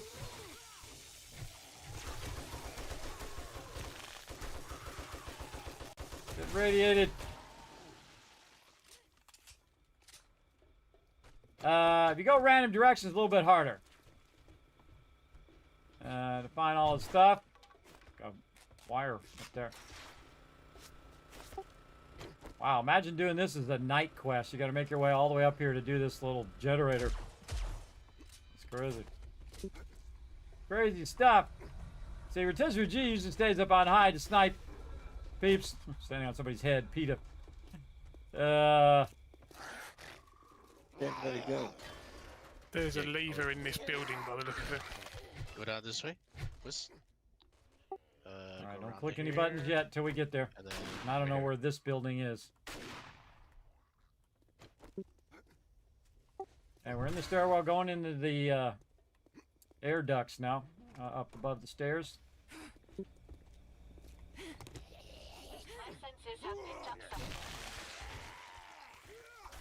Whoa, took them all out.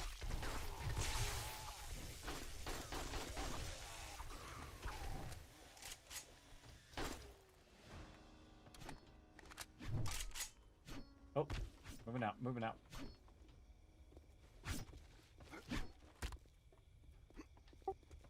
All right, going out the window.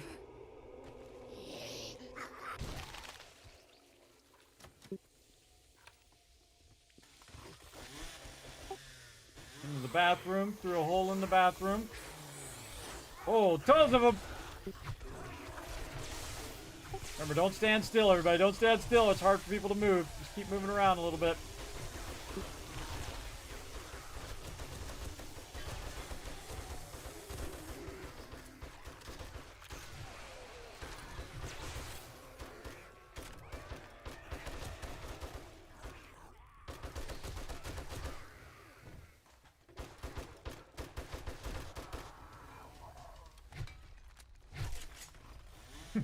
Hit him a few times just to make sure. New conditions.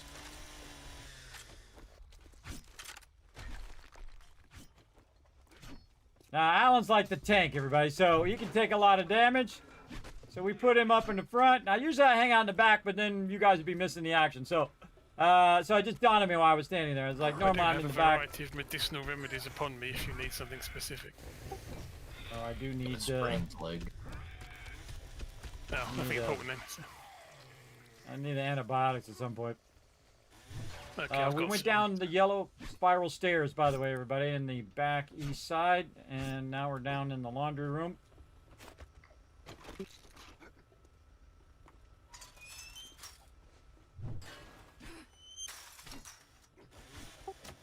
Now into more air ducts.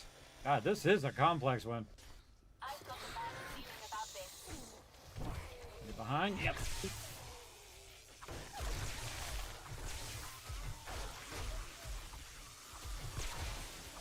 Remember, when they're electrified, they're not dead. Shoot them anyway.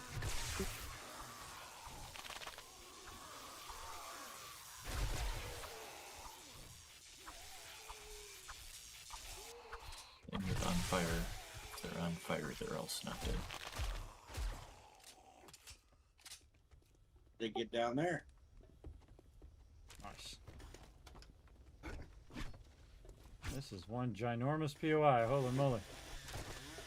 Okay, again, into the bathroom and a rope up into the attic from the bathroom. If you're even able to keep following us, we're really deep in here now. Oh, and a ladder in the air duct. That's cool. Hey, Peter, grab this pills back here in this room. Or this room. I see Peter. Don't know how to get. See, I'm just gonna move forward and backwards, Not blocking. Way down in the elevator shaft. Yeah, this something. way.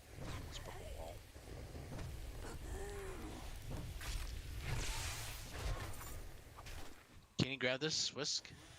This bag? The stuff that's in the bag?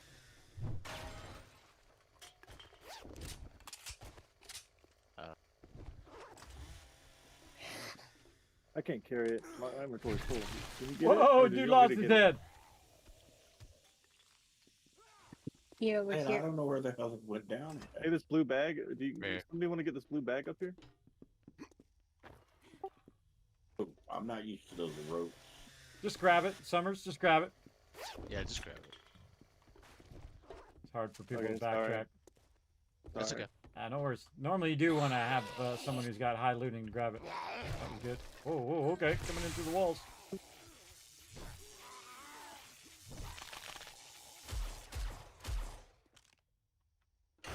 Yeah, I went. See that? Whoop! Again, I looked to see if the door was closed before I went in there. Some tight quarters in here, too. Yeah, I ran in and jumped up on the box. This is just to stay out of the way. Okay, way back in the storage room. Dropping into a toilet.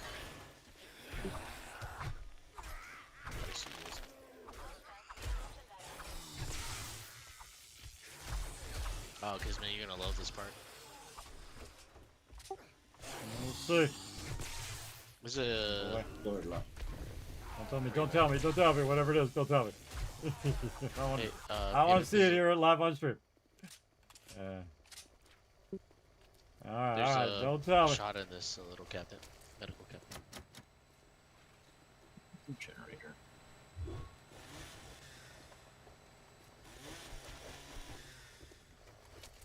There's stuff in this room. So I haven't gotten all the way through this one, everybody. I think I've gone in it before, but I don't remember.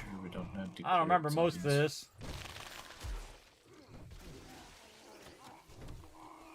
Again, if a door is locked, you want to treat it like an obstruction, everybody, and then just look for the unlocked doors, because it's trying to help you. Bunch of peeps in the showers. This totally reminds me of Fallout. Every single game. They got tons of bathrooms. We're in the back south corner. Yeah, there we go. There's Yeah, a I see you soldier over as there. well. Just follow the little green arrow. Unless it's whist, then follow the other green arrow. Oh boy. Right. Go ahead, Alan. Go ahead, activate it. There or we actually, go. let Kismet. There we go. Behind us. Behind us, where we came Whoa, from whoa, as whoa. well. In the pool. Oh, it's cool.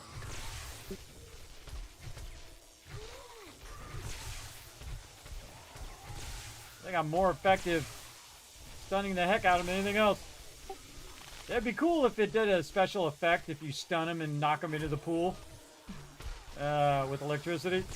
Oh, there's somebody spitting stuff.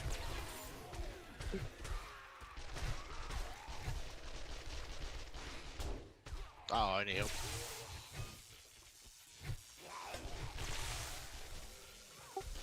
Oh man, bleeding. Okay, they're coming from behind us as well, where we came from. Get him. Mobs have not died. Oh, look at that cool bullet splashes in the water. Oh, that's cool. Forgot I did that. Ooh, mama!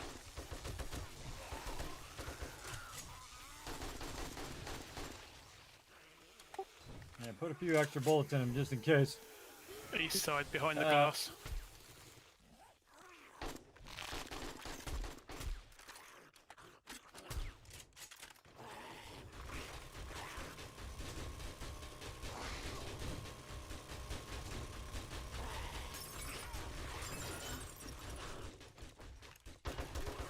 Alright, there's a yellow bag. Nobody has some honey on them? Northwest corner. My sensors have picked up something. So there's the infested cache. Nice. I can't grab Here's that the barrel, final I loot. guess. That's right there in the back. Yeah, somebody grab all this loot in the in infested. the laundry. Alright, I'm gonna open it up. You guys grab it. Here. All right, pressing the button. Ah, okay. I don't remember any of this. Whoa, behind. So you don't know what's going on behind you, but you can't see back there. Yeah, I got it. All right, everybody, we're up above. We turned left at the stairwell. We didn't go up the stairwell. We went left. Somebody can now we're press going back to the delete. stairwell. Well, whatever. All right, pressing go another ahead. key. We're at the top of We're the out. stairwell through the exit, and we're Uh, outside. All right, nice.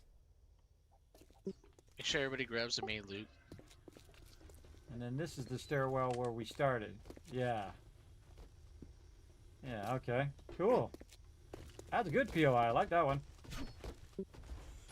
Still some loot in That's, here, I'm full up. that's locked on the inside, and then you flip the thing and it's Oops, unlocked. sorry. Now, you could, if you knew where to go, you could just knock right through that door and go get the in loot. Which is what some people do, but we try not to do that, especially when it's the first time we're doing it. We are going through the natural way. And it actually helps a lot, because if you go just straight through doors and do all that stuff, you won't know where the mobs are, because the mobs are along a certain path usually. And thus, you're trying to clear the infestation of those mobs in there, and it's hard to find the mobs if you just cut through doors and stuff. Now, I'm a big fan of cutting through doors. I do it all the time. When it's just a smaller POI, Put a it's bit not of going loot to in the irritate my 4x4 team. that I had. what it's there for. Look at me, nerdy preacher. turn it I should have wore my nerdy preacher cosplay today. I forgot. Do anyone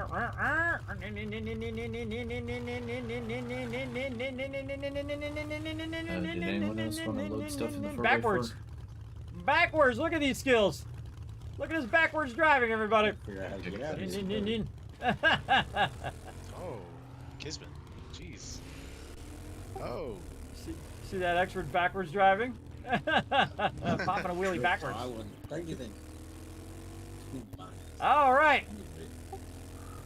All right, heading back to the base, everybody. Here we go. There's time don't to forget turn to turn it in. in your thing. Oh, we're gonna go to the trader first. I see. Cause I'm following the truck. Whoever's going this way, who is going like the opposite direction of where our base is, which is at the trader. All right.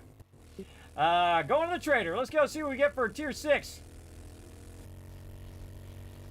Oh, sliding. Get it under control there, bro.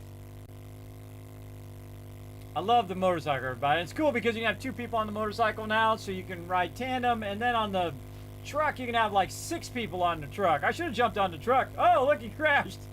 I saw that. The problem when you're going through desert, you'll hit like a little rock or a cactus or something.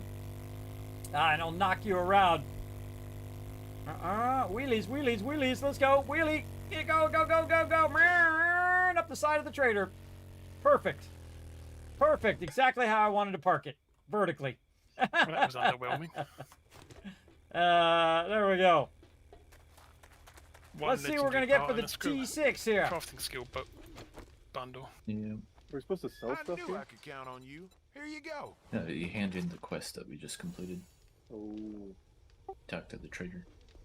Yeah, see when you get, we get tons of group quests, so you get massive loot and XP from this. Nothing in here is worth it other than the armor kits, which I can use to make some armor. Oh, I get 2. I forgot. I get 2 rewards. 2 rewards. I don't even know what else. Grenade I also ammo. got barb rolling 5 if you need that. Oh, some other things. Definitely legendary parts. Close in like 1 minute. Oh shoot. I'm out of here. I don't like to get booted going out to the east side. Out of here. I don't like getting booted because we're 20-minute days, everybody. So normally you have enough time at 20 to get in and get the thing, but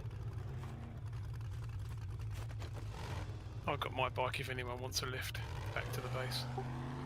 I'm riding the back of this Jeep. Let's go. In this truck. You're running them zombies I didn't over. know you could get in the back of this. This is cool. I didn't know this was a 4-seater. Yeah, it's a 4-seater, and then you can add a tailgate too, where some people can sit on the tailgate, which I absolutely love, which is totally illegal now, which wasn't illegal when I was young, by the way. You could totally ride on the tailgate and not one cop batted an eye. Not one. Crazy. Hey, Kismet, go look how much duct tape we have now. No. I'll look when I get back. Also, by the way, they used to do that with station wagons and stuff. You'd have 14, 15 kids all jammed in the station wagon. No seatbelts, no nothing. Got the tailgate down at the back. People sitting on the tailgate. We beta tested all of that stupid stuff for you. All that dumb stuff we did when we were young. Yeah, exactly. We lost a lot along the way, everybody. We lost a lot of people to stupidity along the way, sadly. My generation. It's safer because it's all harnesses and whatnot now, but it's still fun. Yellow. Ooh, laggy.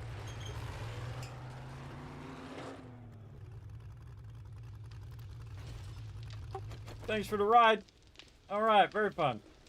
All right, that was fun one. By the way, that's my helicopter that's in the garage. I didn't get a chance to empty it before the quest. All the spikes have been repaired and replaced. Wonderful. Awesome. All right, I better do my infection here before it gets even beyond what antibiotics can do. Even if I triple stack them. All right, there we go. We got it. All right, more duct tape. I like to see it. What we got? I Alright, can't get in now there. that's a Somebody's in there. decent amount of duct tape. Yeah, now we're talking. All right, 5 times And more. I've got more. It never seems to be coming enough. in. Yeah, I've got. Never more seems coming to in, be enough. From the garden. All right, what do we got here? Commando gear. Let's go. I'm here. I'll get it. I'm running the quest here. Commando gear. All right, I gotta remember, otherwise I get sidetracked on doing my forges and other things, and I forget. For sure. Okay. So we need some kits, which I just got a bunch of kits in the miscellaneous crafting. We're gonna take some forged iron. We're gonna take a stack of this. We're gonna take some steel. And we are going to grab most of these legendary parts for right now, and then we'll put them back when we're done. Any of these. No, I'm good. And we're going to go ahead and You can see. put stuff in my motorcycle if you want. Oh, wow, those are actually done. Wow, it's been so long, I already did all of those 1,000 plus or 2,000 blocks. Box now if you still need them, Summer. I'm turning them down a little bit so I'm not competing with them. All right, crafting outfit, or commando outfit, sorry. And then commando helmet, which we're going to need more armor kits. So we have 3, so we're going to need 3 more and then 12 more. So that's going to be 15 kits. Track. And we got 50 here. Here. And then luckily some of that duct tape. Hey, Summers, could you and then move over a bit, blocking the walkway? Sorry about that. No problem. Okay. And so, commando outfit, commando helmet, gloves, and gotta wait for those. No, gotta get these out of here. I gotta wait for those kits. Perfect. All right. And then see, now what we do is we use their individual drop boxes. And so I can just drop this in here. Nope, forgot the last piece. Sometimes I forget to get it out of the thing. It happens. It's called getting older, everybody. Getting older. The spaghetti actually gives more. Yeah. All right, Summers, you got a surprise in your Dropbox. All right. Oh wow, thank you. You're welcome, Rocco. Welcome to the crew. All right. I haven't been finding any more grenades, which is sad. Grenades? I got some from a quest reward. I'll throw some in the box for you. In the weapons box. It's not that there aren't any, we've just hidden them so you can't damage yourself. Yeah, okay. Can't blow yourself up. Hey, Summers, at the bottom of your request boards there, you want to put, if your armor is done, you want to put armor complete like everybody else at the very bottom, and then you can move whatever else up to where your armor was. Excuse me, G, Mr. Wall. Thank you. Mr. Wall G. Now instead of binoculars G, I'm gonna call you Wall G. Instead of Wall-E, Wall G. That's how nicknames were born, everybody. He was acting like a wall there. I seem to remember someone calling me Farmer G because of all of the medicine I carry around. Medicinal G. Medicinal G. It's herbal, it's legal, okay? Sure it is. There you go.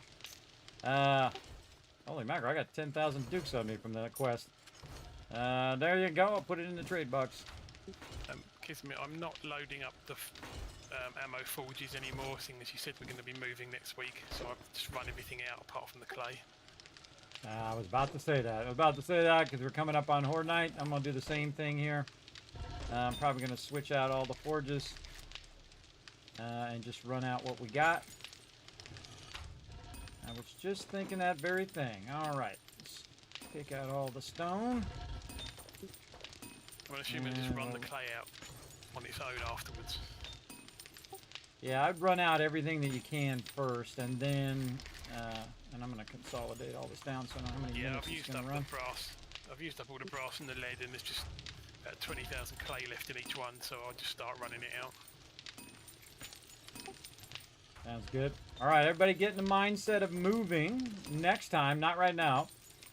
And so what we're going to do is start to think about prepping all of our resources and whatnot for moving. Always highest priority is going to be food and water and construction materials. But we're not going to move anything yet. Do you have these spare knives? Spare knives? Did you say? Like hunting knives? Like machetes, hunting knives, whatever. I'm still rocking a level 1 bone knife.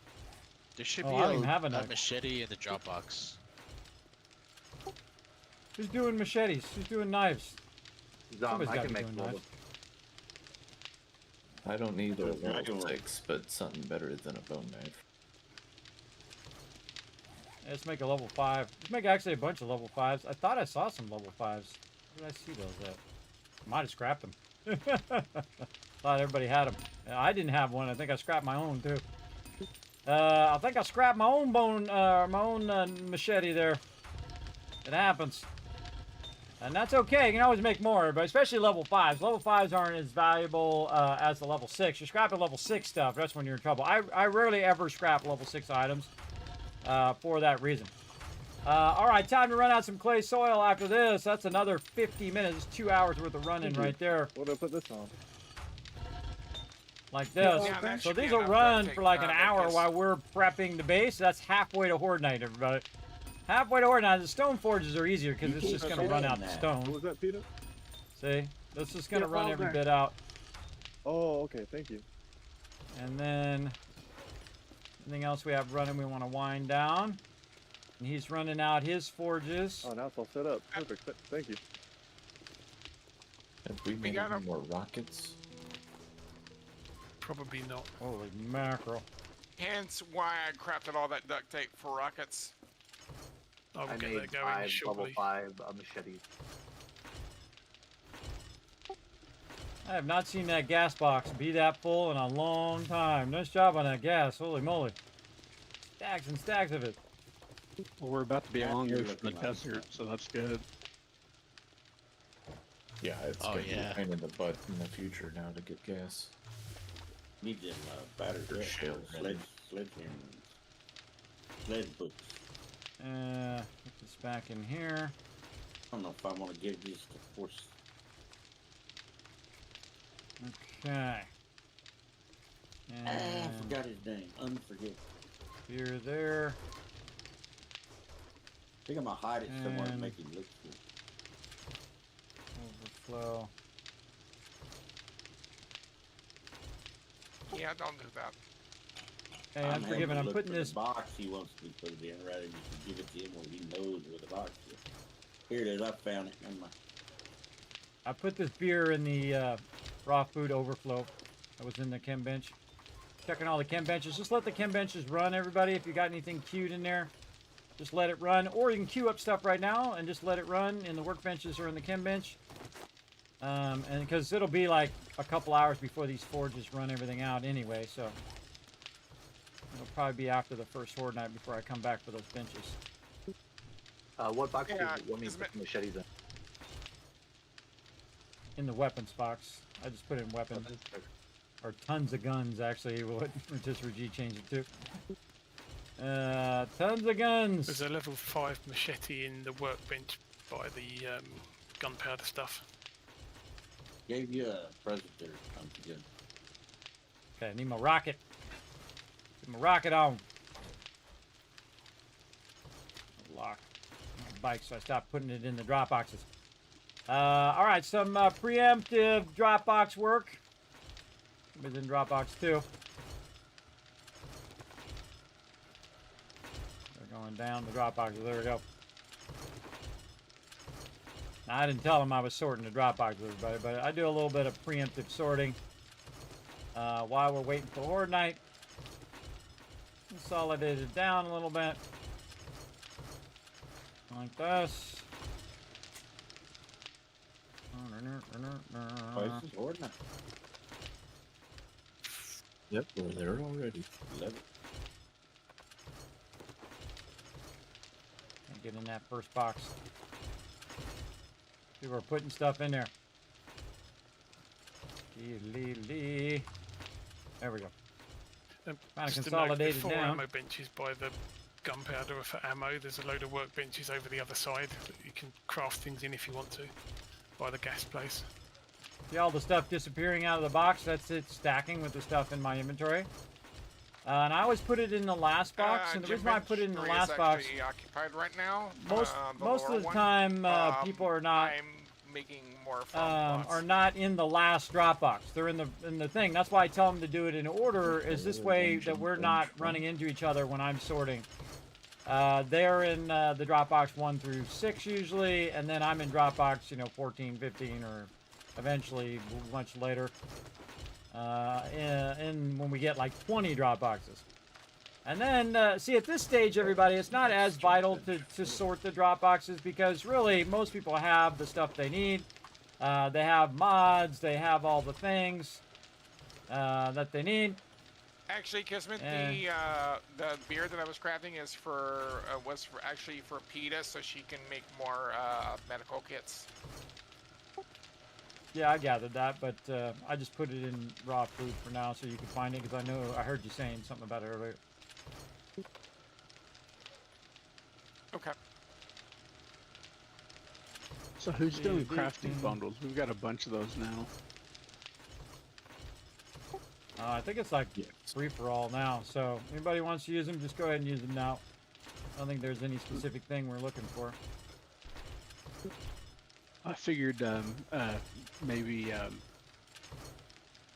the new guy, I can't think of your name, sorry. That's trying to get the knuckles worked up. Yeah. Oh yeah, that'd be amazing. Thank you. Way to think of others, Thurbrick. Nice job.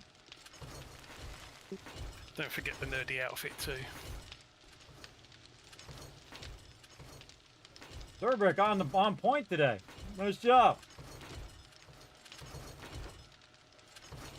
Thinking of others there, everybody. It's not everybody does it, but everybody's usually about, oh, I need this and I need that, and it's all about me and that kind of thing. Thurbrick thinking of the new guy and helping him out, backing him up. That's my favorite thing. All right, there we go. Yeah, I'm just. Yeah, and then super easy to just start with the magazines, start with the bundles. There's a level like 6 this. shoddy, auto shoddy in there if you want that. I don't know if you're a shoddy guy or not. Oh, I like the M60. I use it like a rifle with a ton of shots. Yeah, that's what I don't ever do the auto on the AK. No. I use AK, but I do a single shot. Tap tap tap tap. Yeah, I like to plank with it. With the M60, because you just have 120 headshots. You could get. It's pretty accurate if you don't hold the button down.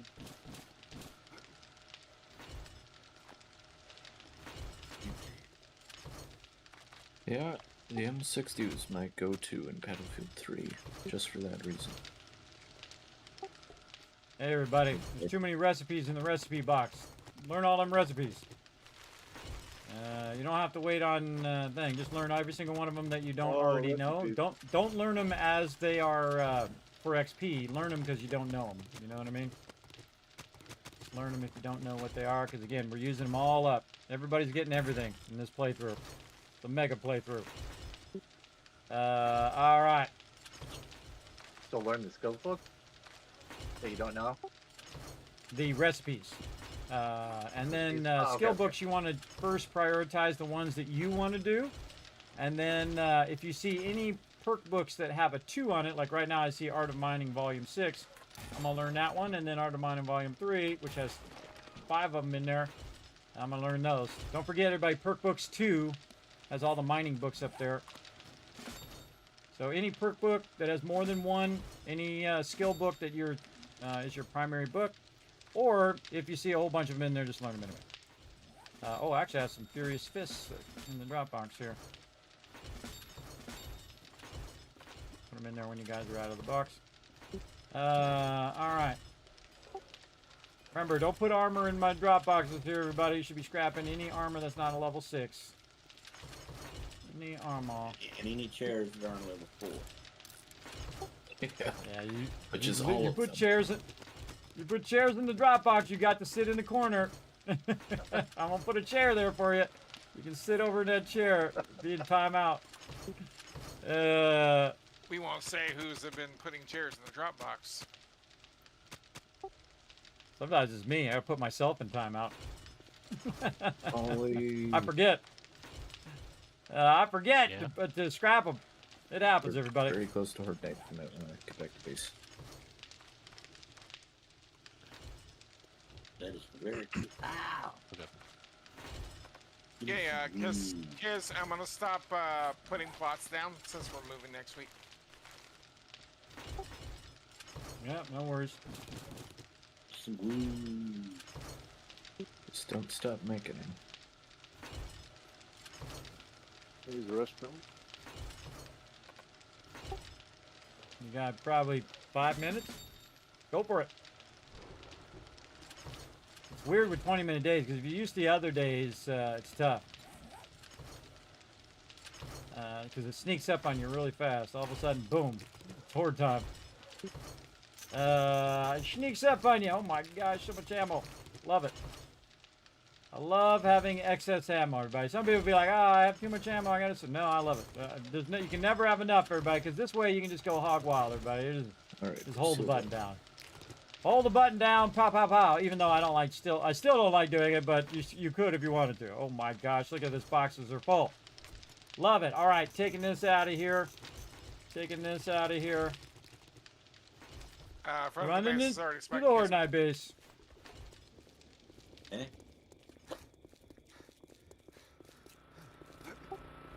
What was that? Something about the front of the base?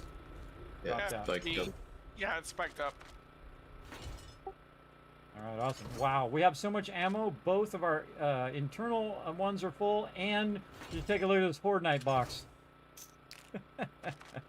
Excellent job on this ammo, everybody. Holy moly. Just glancing at Horde Night ammo box. Wow, that's 3 boxes full of ammo, everybody. With these shotgun slugs for a week. Yeah, we still got more of it in the base itself. I had to put those out there. All right, let's consolidate this down I'm again. My client real quick. Full horde. And then in there. And this one. Oh, it's not even gonna fit in there. And then back in there. And now we're down to 3 drop boxes, just like that. I borrowed some of it. So I just took 6 or 7 drop boxes, condensed them down, did all the easy stuff, put it away. It's time for Horde Night. Let's go. Let's go. Yeah, we'll get some more. You enable Somebody's got their vehicle down. I'd pick up that vehicle during a Horde Night. Everybody should be up to the front. Somebody close the gate to the garage. Get stocked and ready for some ammo. And repair kits, food, water. Alright, let's go. And remember, see, I double stack everything right before Horde Night, everybody. So I double stack food, and I double stack water, because I very rarely ever deal with my water food. Oh man, we need, speaking of that, I gotta get back in the box to get rockets. Oh, where's the rockets? No rockets? I don't think there's any rockets. Adam was asking Starting earlier. Yeah. Southwest. Find any. I'm loading back in. We'll work on some rockets next up. All right, here we go. Oh, Oh, bomber already. Demo's on the south side. Yep, southeast side from the gate. Nice job, nice job. Cops, dude. Coming in. They're after the super corn. Get another demo. Another demo. Outside. Shoot him in the kneecaps. I'm loading in. I've got rockets. You got all the rockets? No, I've got some. I've only got 1 stack. Oh, okay. I mean, that might be all of them. Yeah, I think that's all of them. I think we only had 20 left. All right, Rotisserie G, we're going to cue some major rockets before we head out after this horde night. Yeah, check all the right. workbenches when we've finished all night, and Merry Christmas. Oh, already. Already got it queued. That's what I like to hear. I already know what it is. He's already got it queued. There's We have 400 in there. 500 in there for you. Yeah, there was 500. Stay away from my I used base. 400 of it on rockets. Pretty good. Now, that's what it's for. Bring it all up. Yeah, I queued them before the 7.62 ammo because we've got enough of that at the moment. We're so styling on ammo. I love this moment when you finally, reach that apex of all the hard work. And just have tons of ammo and you can just go ham. Everybody, hold the button down. Wipe them out. Just go ham on all the mobs. Let's go. Don't even let them get to the spikes. Let me go sham in this case, man.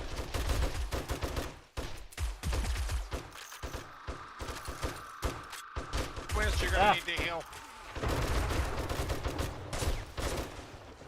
Yeah, I've been concentrating on 7.62, but if we need any 9mm, let me know and I'll kick some off. I've kept an eye on it. It seems to be enough at the moment. Yeah, there's a bunch in the box.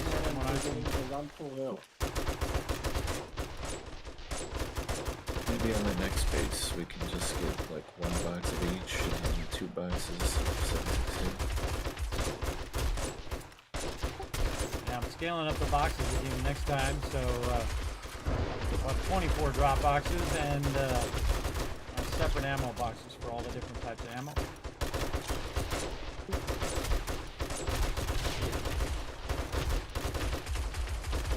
I'm also going to create a whole second floor landing where you kind of walk out of the second floor where all the production is, and then you can just be up on the landing above the kill box. Pretty excited about building it next time. We already got the kill box done, so all we got to do is just start transporting our goods across the other end of the map. That's the way it goes. Get him! Die, zombies! Yeah, don't even let him get to the spikes. Don't let him get to the spikes. Get him! I love this moment, everybody. I love this moment. Get wrecked. Just hold the button down. Oh my god. I just shot 5 bullets and missed her. Maybe that was 50 bullets. I don't know. Missed him.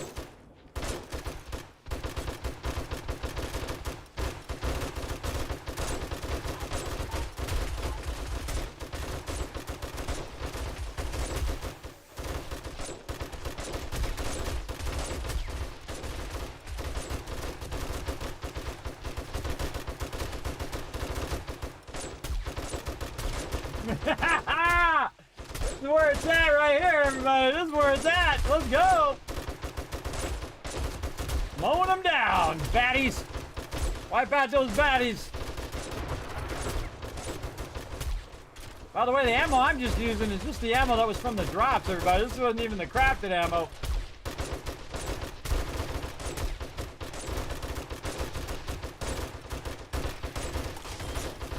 Oh, weapon broken. Come on. Oh, no repair kits. Uh-oh. Luckily, I left some out here. This is why you leave them out here, just in case. There we go. Oh, thinking ahead. Back into the action. If you've not played some 7 Days to Die in a while, chat, you definitely need to get it going. You need to get it going. Look at this, everybody. We're just mowing them down. Are they hunting us or are we hunting them? That's the real question. Oh, missing some boxes out there. Not fixing them now.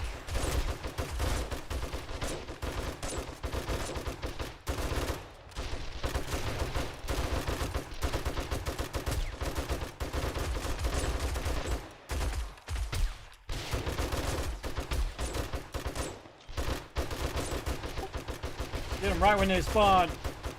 Get them on the spawn. Ah, fell off. Go to the front door. I got you. I'll probably die. No, I got you. I got you. Getting the spikes away from the front door. Cover the front door, everybody. All right, come on, Wiz. I got you. I'll look after my crew. Clear. Come off. I've never fought it. That's the lag. I'll get Coming you. in west. Coming in west. They're coming for the front door. Is there a cougar here? They do spawn in the desert sometimes. I think it's more game stage than location when they're spawning mobs. 'Cause I've seen in the burning biome a bunch of Yetis. Yeah, I think it's Hold Night disregards some of the rules, I think, so you get whatever your game stage is. But for cougars, I have seen them not on Horde Night in the desert. They need to send zombie bears and direwolves to the desert. They do eventually. Reload. Pretty sure they do eventually. On Horde Night. We're making this look easy. This is a pretty scary Horde Night, everybody. Look at them coming in. There's a lot of mobs. About, other times. We're just holding the button down, everybody. That's why we've worked so hard as a team to get to this moment. Max level gear, holding the button down, and just enjoying the zombies being completely outmatched. All right, wait for me. Wait for me. Here we go. We're going off the where? It's southwest corner. Here we go. And jump. Of course, that's the moment. Of course, my gun's got to reload. Oh, look out. Look at Alan with all the mobs down around him. That's a cool shot. Just look at all the mobs at his feet. Look after each other. Look after each other. Alan's got a ton of peeps on him. I'm not trapped in here with them. Ah, yeah, you're trapped in here with me. That's a great line. Yeah.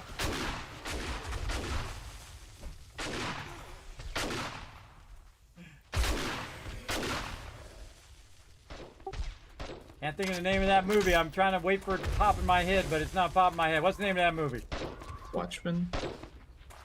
Watchmen, that's it. Yeah, with the happy face, the bullet hole. All right. Another excellent Horde Night. Didn't they have something like that with the happy face, but like on a grenade on the Battlefield Bad Company game? That sounds right. Bad Company 2. Yeah. That reminded me of that too. Oh, cool. All right, the entrance is already open from earlier, and I'm going to put the catwalk around it here.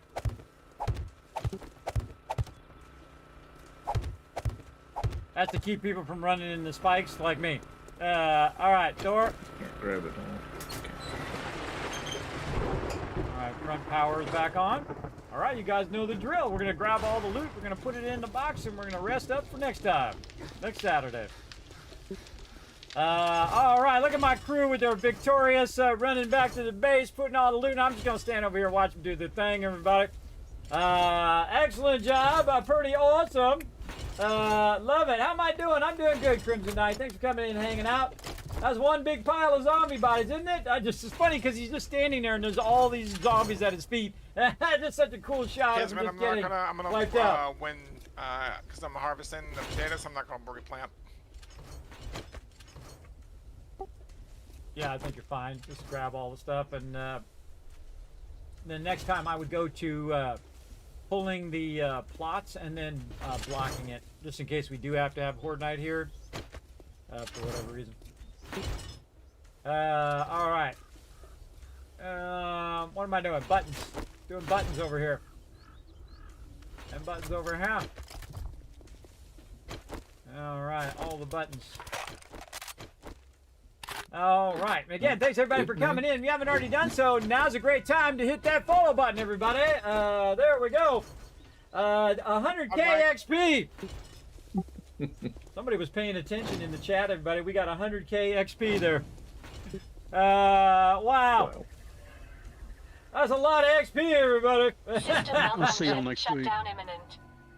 Good night. See you next week. Yeah, see you next week. Good night, everyone. Night, everybody. Thanks. You guys did an awesome job. There ain't no Have a duct good tape one. in there anymore. Unforgiven is only 188. Sister G's been doing his job. Have a good one, everybody. Thank you. Yep, if you check the workbenches, kids, you'll see there's a bit of stuff going. Thanks for joining us, Summers. We'll see you next weekend if you can. Yeah, have a good one. All right. Good night. Kismet, do you want me to go ahead and pull everything?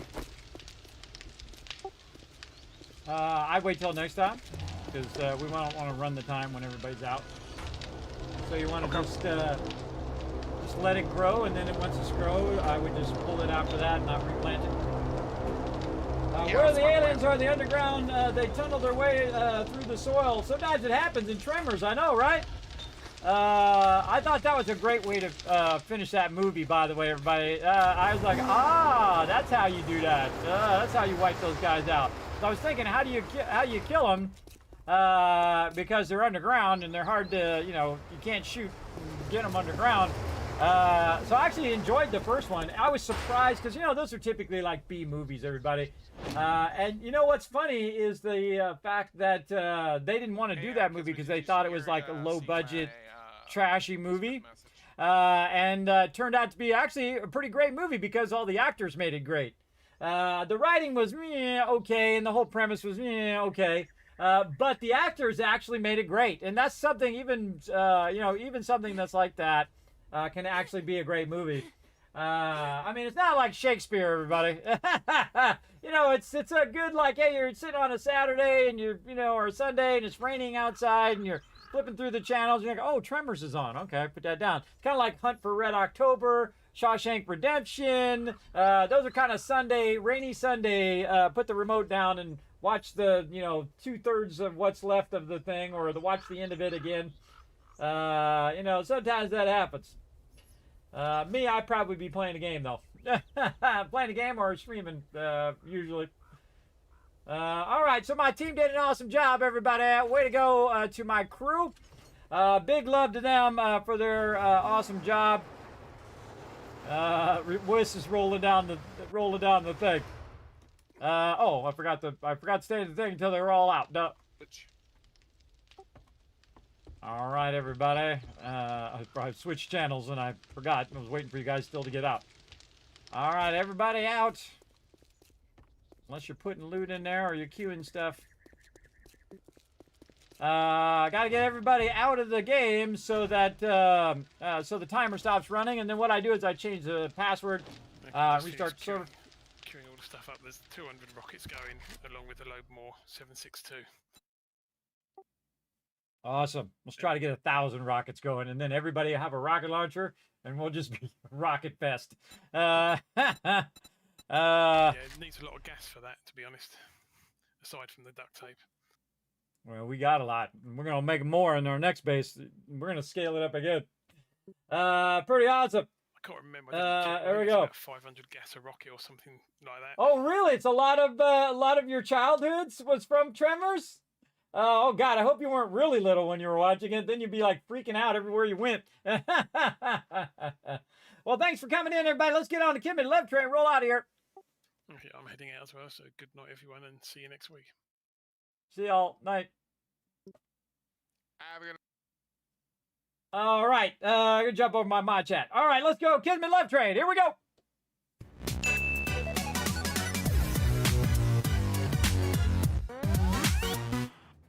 Yeah, I really enjoyed that movie, everybody. Again, I've probably seen it like 10 times. Not the whole thing, but portions of it. Or I'll just catch a little bit of it and then, I got to go do something else or whatever. But I've seen it all the way through. And I think Kevin Bacon's the one that makes it great. I also love speaking of Kevin Bacon, the reference to Kevin Bacon in Guardians of the Galaxy, everybody. Yes, he's the lone hero. And it's funny when he meets Spider-Man, he says, "No, that movie sucks." Yeah, it was never good. What are you talking about? The differences in generations, everybody. That's for sure. And it's funny because he's not even talking about Tremors in that movie. He's talking about Footloose, which I haven't seen since it came out. That one a long time ago. The actor that plays the priest in Footloose, such a fantastic actor. Lithgow, I think is his name. So incredibly good, everybody. He's been in a lot of great movies. Incredibly fantastic actor. Amazing, amazing. What's his first name? John Lithgow, I think it is. Am I right? Oh my God, did I actually remember something? You might have witnessed a miracle, everybody. Let me go see. John. Yep. I remembered his full name. Wow, look at me go. Amazing, amazing actor. If you haven't watched that movie, everybody, that's an incredibly great movie. For sure. Yeah, you guys probably most know him from Third Rock from the Sun, but he's in another whole bunch of great movies on top of that as well. And he's also, again, in Footloose, and he's in, I think, Buckaroo Banzai. John Lithgow.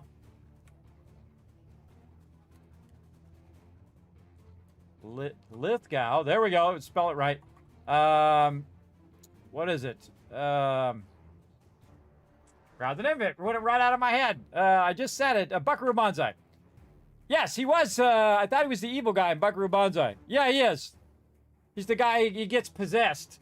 He's very believable as a crazy possessed person.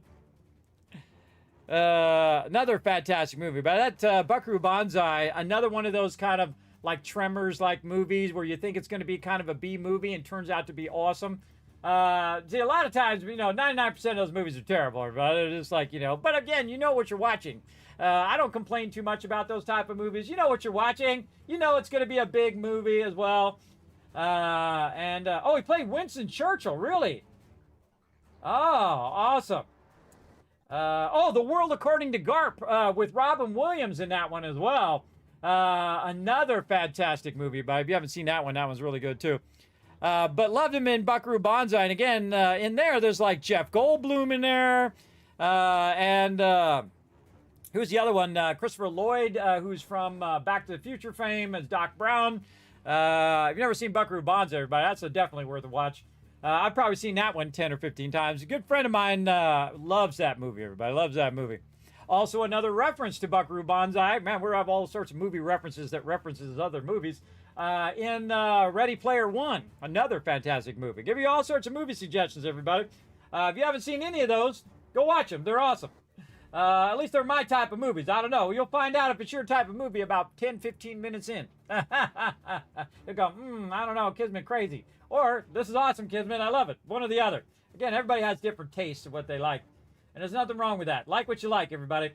So there you go.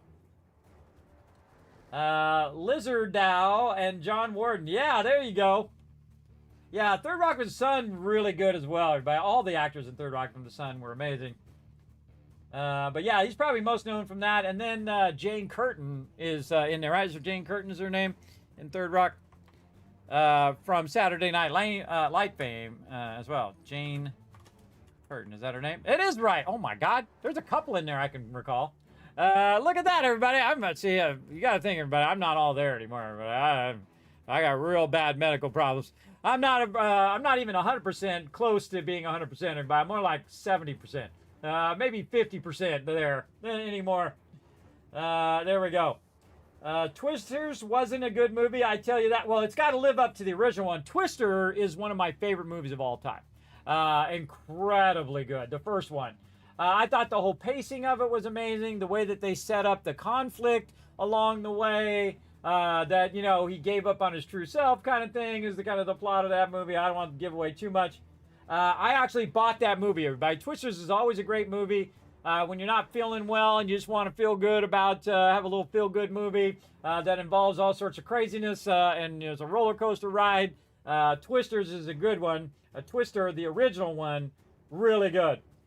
I heard the second one was bad. It wasn't great. We got cows. We got cows. Exactly. And I think that's the same cow. The cow's just flying around because the Twister's picking up the cow, flying it around. Yes. But if you watch that thing closely, by the way, they're setting up all sorts of rules of tornadoes.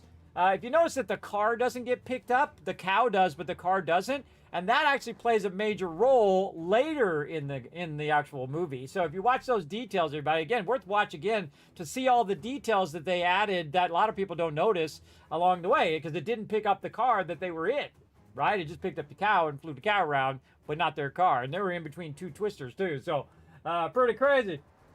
Yeah. Now it makes me want to go watch that movie. But what I'm going to do is say thanks to all of you instead. Right over here, thanks to all these people scrolling up over here. Thanks for all the love. Of course, thanks for all the raids. Everybody coming in. Don't forget to hit that follow button no matter what platform you're watching me on. I do stream to 6 different platforms at 36,000 upload speed, everybody. Not download, upload speed. That is 10 times usually what a streamer will do. All for you, everybody. That's why I do a lot of guides and highlights and videos and do all sorts of hard work just for all of you to bring you a little entertainment, a little joy and positivity into your day. And if you like that, hit the follow button. If you like it over on YouTube, of course, the follow button is called the subscribe button over there.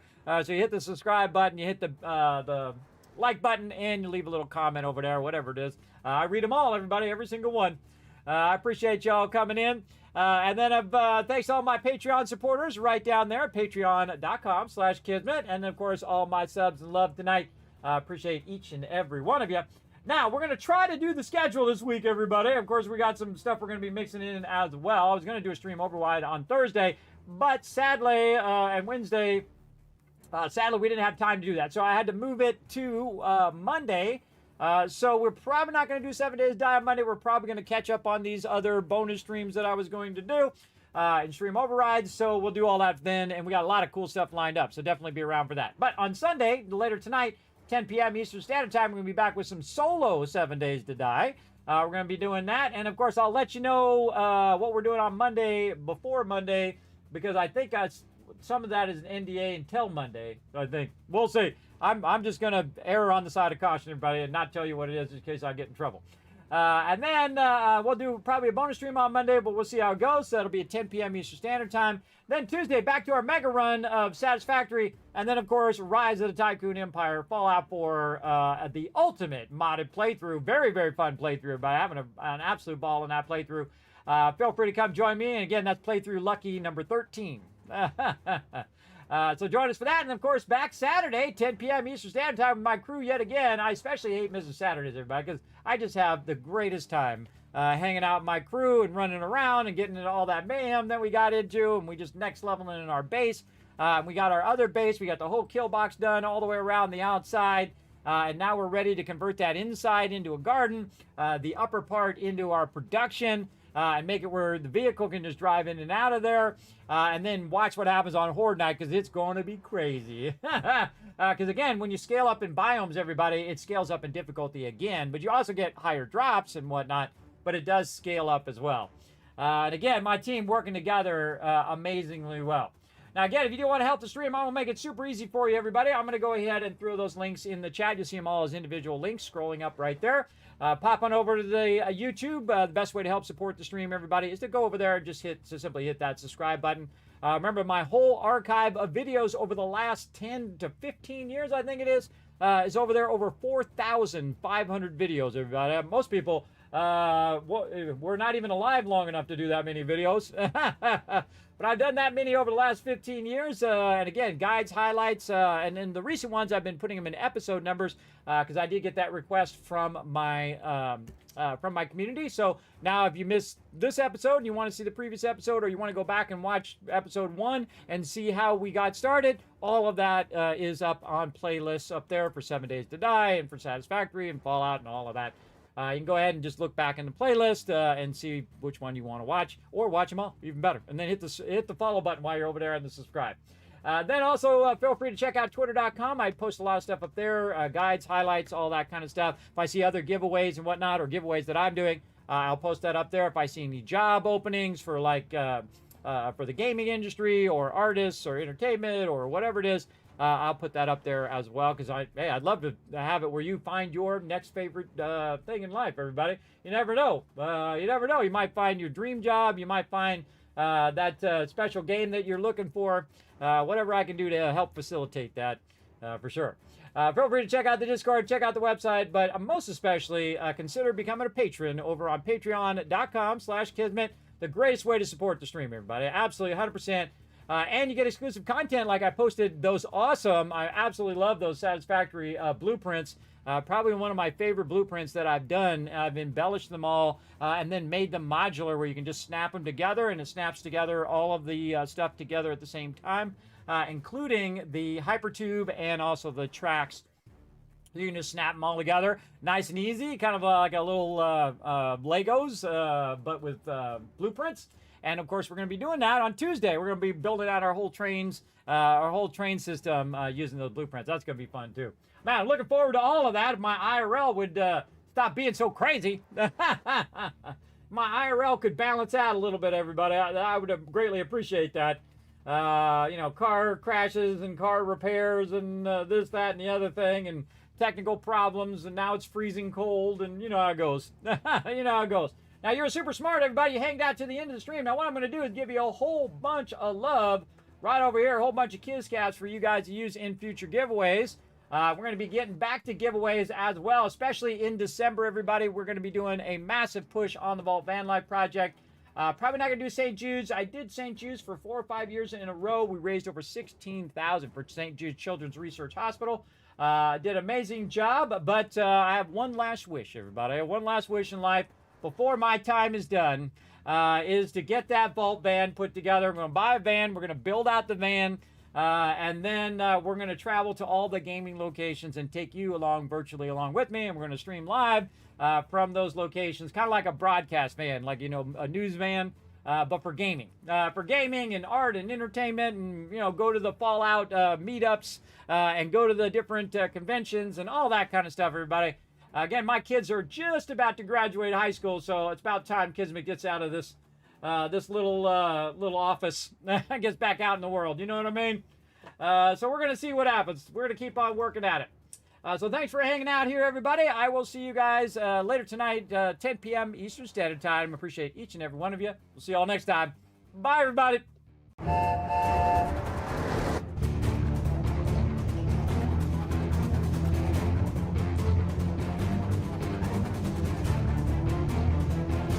Hi, this is Noor. Thanks for watching.